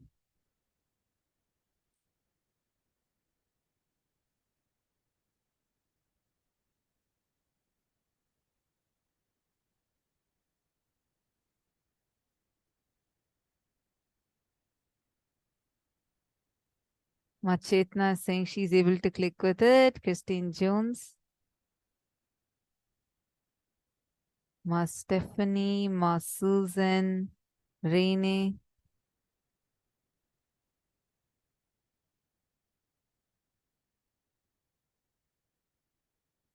Okay. See, because now what we just listened to is something very, very, very important. Like something too important. Because understanding, just the understanding changing impacts the way we see. Simple example. When you eat, what you cherish inside matters. When you eat, let's say you're enjoying your food, and if you watch any violent movie while you're eating, understand it directly goes into your biomemory. How many of you are understanding this? It goes into your biomemory.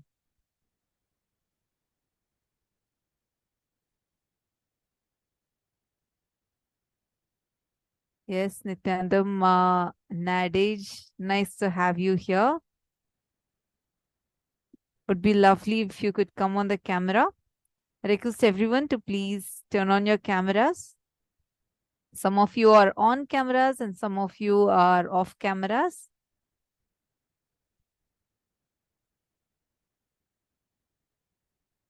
Actually, Marine, there are many similarities between the Hindu tradition and many other ancient civilizations, because Sanatana Hindu Dharma was spread in 56 nations. So you will find traces of this in multiple traditions, multiple civilizations. A lot of things would be common. Like, for example, there's a specific African tribe that worship Paramashiva, that worship Nandi. They have a very similar but slightly different name in their language. But they worship, like you'll see the description, everything matching the same way. They also have jatas and they also follow these traditions. Because Sanatana Hindu Dharma was spread in so many different countries. Marine is saying, yes, there are old deities of Shiva in Africa and South America. True. Because Sanatana Hindu Dharma was spread in 56 nations. Okay, come on. I want to hear from all of you. What are the different understandings and clicks each of you had? And did you guys have any questions regarding this?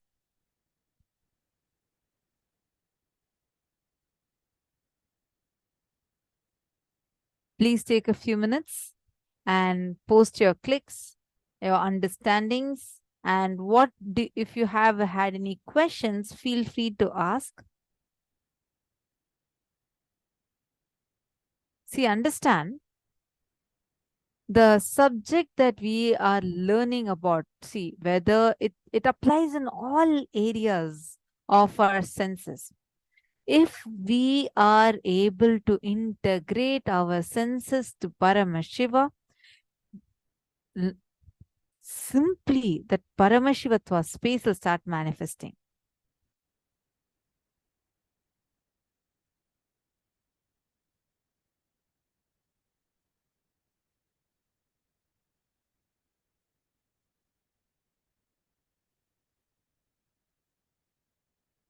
All the male participants, if you all have any questions also, you all can feel free to post it in the group, the Paramashivoham Facebook group.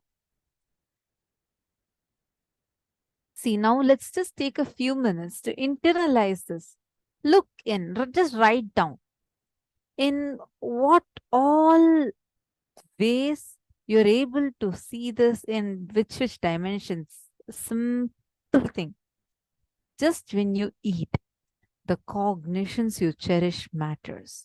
When you do yoga, especially when you do yoga, why do you think we have very specific visualizations for each asana? Because when you are bending your body, doing the yoga, and especially when you do the Nithyananda yoga, your kundalini is raised such high, and your whole body gets into that integrity with the cosmic geometry. And whatever ideas and cognitions you cherish will directly enter into your biomemory. If you want to change the way you appear, you want to change how your body is looking during yoga, just before yoga, if you can consciously visualize and take the sankalpa and do the yoga, you will see beautifully your body will align to that. Same way. Madharananda saying, yes, I wonder why.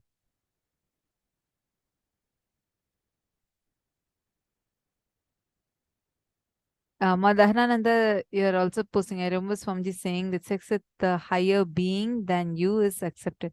See, it's not about acceptance or rejection. It is about profit or loss. Like how Swamiji explained. Whether, I'm going to take an example with food. If you are, see, like how Swamiji explained, whenever there's something low conscious, someone of a lower consciousness, and if you enter into a relationship with them, it is like you lose energy. But what you cherish inside matters. If you are cherishing powerful cognitions, powerful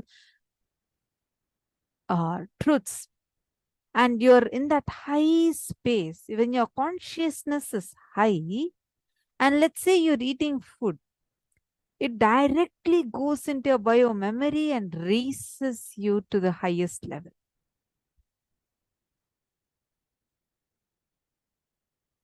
Understand the profit loss. If you just cognize this, same thing with music. That's why whose music you hear matters. If you see during the darshan, the musics that you hear is the same music you are hearing without the darshan being there. And if that's not the, see, there are some actually now, like whatever darshan songs that we are listening to these days, all of these are kirtans. So the kirtans are itself sung with deep oneness, continuously remembering with the devotion spaces, Swamiji.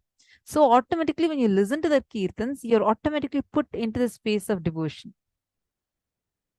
Are you all understanding? Same way, when you are hearing some other singer, let's say someone very depressed and that person is singing, even if the voice is very nice, if that person, if the singer was singing from a very depressed, low level consciousness, irrespective of the words, just hearing it, you would be pulled to the same.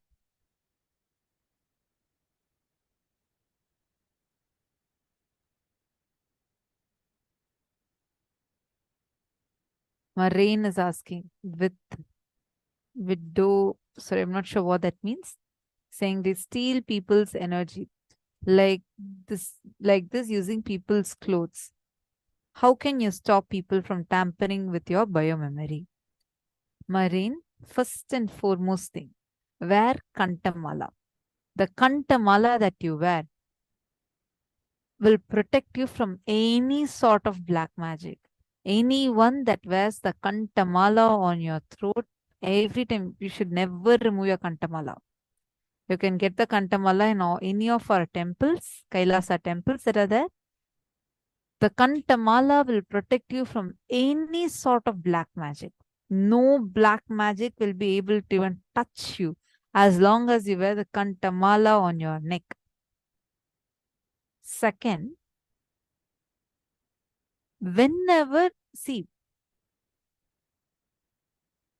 your strong feeling connection with Guru is the protection, kavacha. It is the shield, the protecting shield from all negative energy. Not just black magic, what people try to do on you, but even the planetary influence that the planets can have over you will just become irrelevant, redundant, because they will have no more effect on you. The power of Guru Bhakti is such that nothing, no negative energy can even pull you down.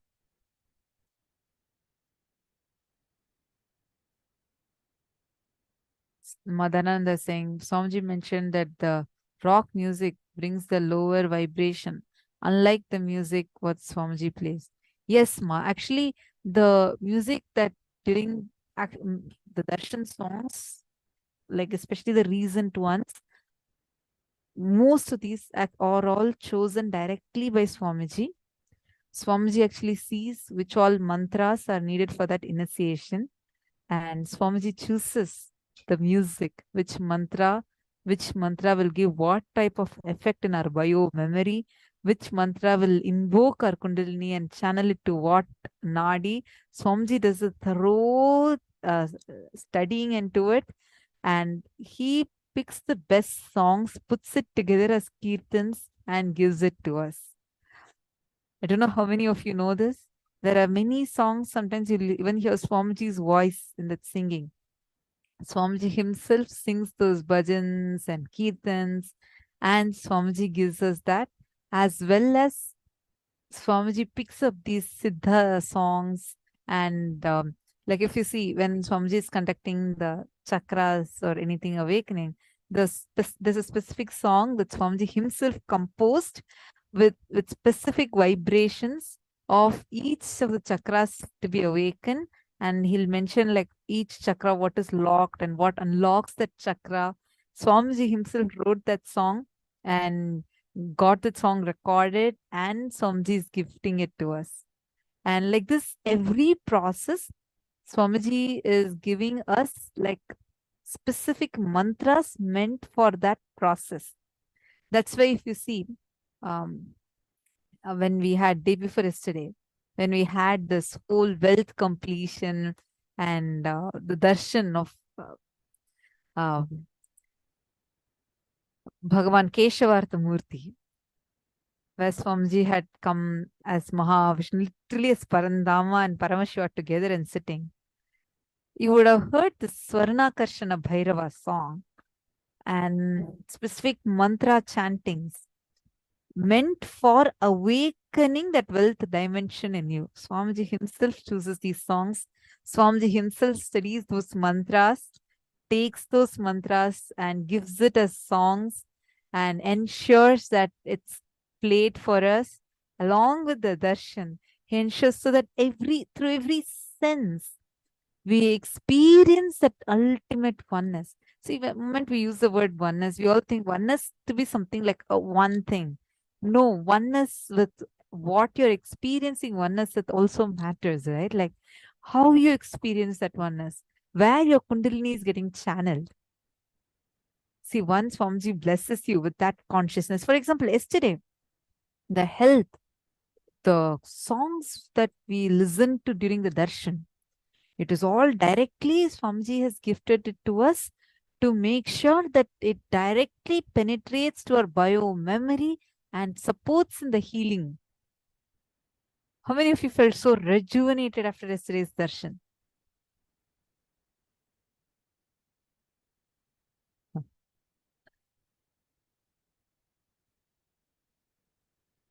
Ma Sonia Rao was asking, what are the Kantamala powers versus the Atmalinga powers? Ma Sonia, see, first thing, Kantamala is like it's full, it's like lifetime, you should just be having this. It's a life savior, protector, and just having Kantamala on you. See, I see some of you who are not having Swamiji's dollar. Please make sure you are having it. Swamiji's dollar also should be there on your Kantamala. If it has fallen, broken, or anything, make sure you fix it back or get a new Kantamala from the local Kailasa temple and wear it. Kantamala will be like continuously. See, the Shiva Mula mantra should be continuously chanted by us.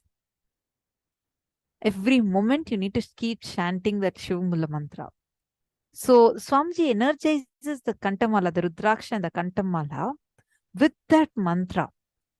And so when the moment you wear it, it's like it automatically gets activated and it keeps vibrating that mantra in your throat continuously. And second, it's like a insurance, like a cosmic insurance that you're having. And see, normal insurance comes after your death. Cosmic insurance protects your life. It makes sure that nothing happens to you. No kind of negativity can even touch you. Atmalinga is like a Paramashiva in your pocket, like literally him with you, and continuously he'll be available to you through that. Atmalinga also protects, but wearing Kantamala is too important. Because many times you move your Atmalinga, you remove your Atmalinga and keep it aside. Kantamala will have to be it's Kantamala, means the mala that's sitting on your Kanta, the throat. So it has to be continuously there. Got it, ma?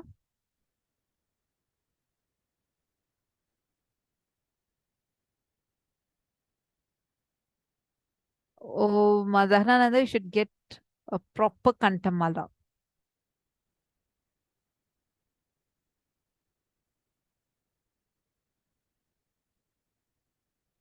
Okay.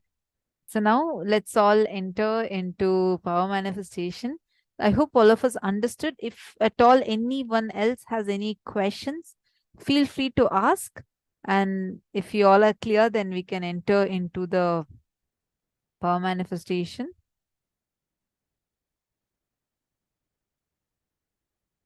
Satyojata Shiva has posted. Swamiji says Guru is the Shubha Graha. He drags and runs all grahas, making it happen. This is why negative planet influence and doshas are protected from us.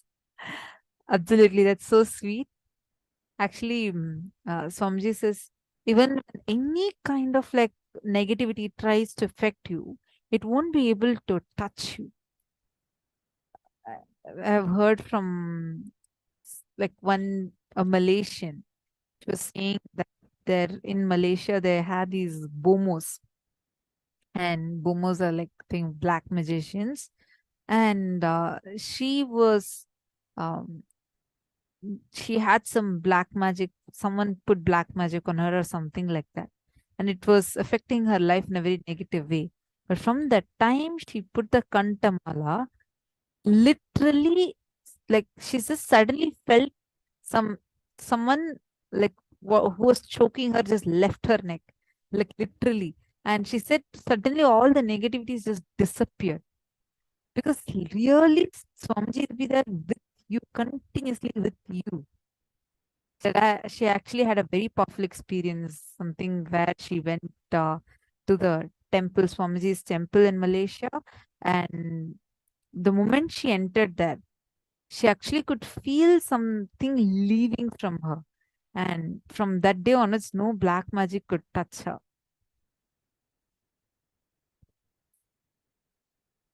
Where can I get a proper Kantamala, Ma Dhanananda? Whichever place you're living in, Ma, fine. Locate the closest Kailasa temple and you can go and get it from there. Let's enter into the power manifestation session. And male side, what are the questions you all are having? I request you all to go to the Facebook group and post. Please go to the Paramashivam Facebook group and post. All right, now let's do a quick round of power manifestation. I see all of you are enjoying the power of remote vision, and many of you have manifested the Krista Shila power. Now, we're actually going to do the next level, where we're going to see a particular place in the mirror. That's the next power that we are going to be entering into. Are you all ready? See, now, seeing a particular place in the mirror, meaning be having this is only for the people that have the energized mirrors. If you don't have an energized mirror, if you don't have Aushadha energized or the mirror that was blessed by Swamiji, please do it just through your third eye, because you won't be able to see it with your normal mirror. This needs to have the energized mirror. Today, Swamiji will be giving the darshan.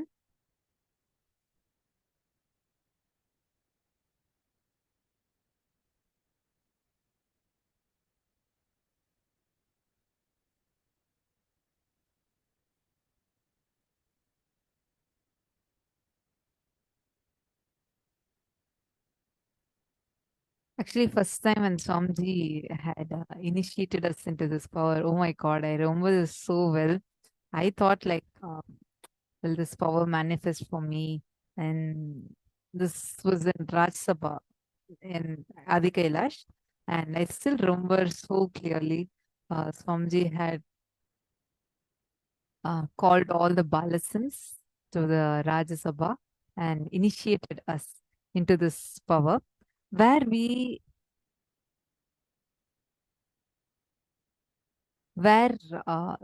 was giving all of us this beetle leaf. And first the power started at giving the initiation, like where we all are to see it in the beetle leaf and scan a particular place. I was thinking, Swamiji said that all the kids who are doing the third eye, seeing through your third eye already, you'll be able to see this fastest. I thought, okay, maybe I may not manifest this power. And I felt like, okay, let me just not try it. And then I left it. And a few minutes later, Swamiji was sitting on the stage. We all were like, Swamiji was on the stage and we all were sitting around Swamiji. And we had this Nithyananda Yogam program participants who had come. So all the Swamiji called the participants. Swamiji just called all of us and initiated all of us. And after initiating all of us, immediately Swamiji said, come on, now you guys will be able to manifest. And Swamiji got the Nithyananda Yogam participants to sit with us and test us. So I thought I'm not going to do, and I didn't go and get a partner for myself. So I was like, I just went to the back and I sat there, and Swamiji suddenly like bent forward and looked at me and said, Kanna, are you not manifesting? Where is your partner? I'm like, okay, Swamiji, I'll get a partner. And then Swamiji was like, no, you will be able to manifest. Just sit and take the beetle leaf you'll and apply Jnana Anjana, you'll just be able to see. And Swamiji blessed me again. And I was like, okay, Swamiji's told me specifically that I can manifest.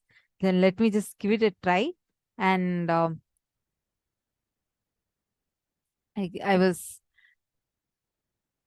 went, Swamiji called one Nithyananda Yogam participant and made her sit near me. She gave me a place. And I just put Jnana Anjana. And I was looking at Swamiji, and Swamiji's like, you'll be able to do. So that's all.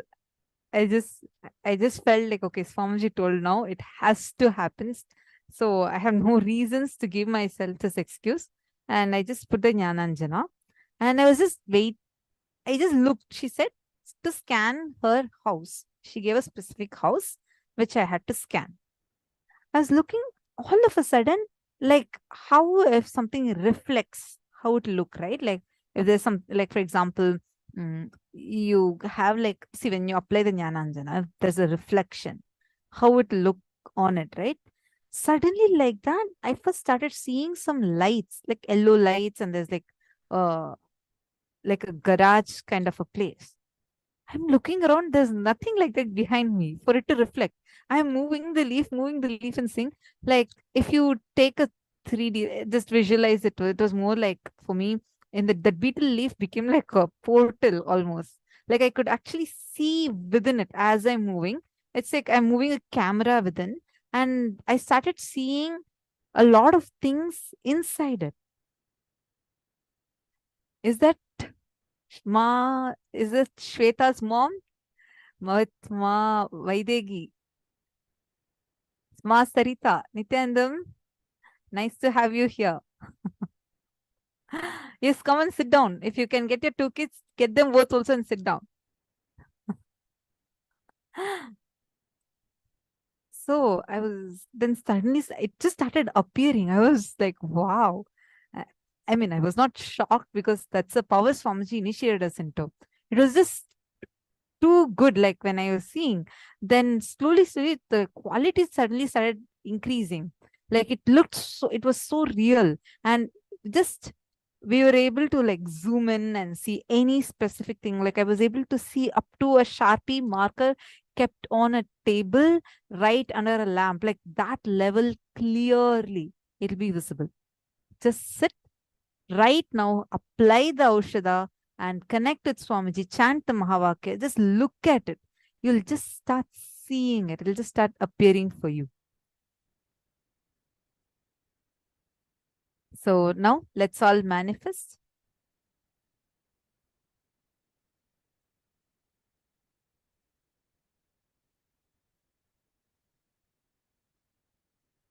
Please sit and start chanting the Mahavakya.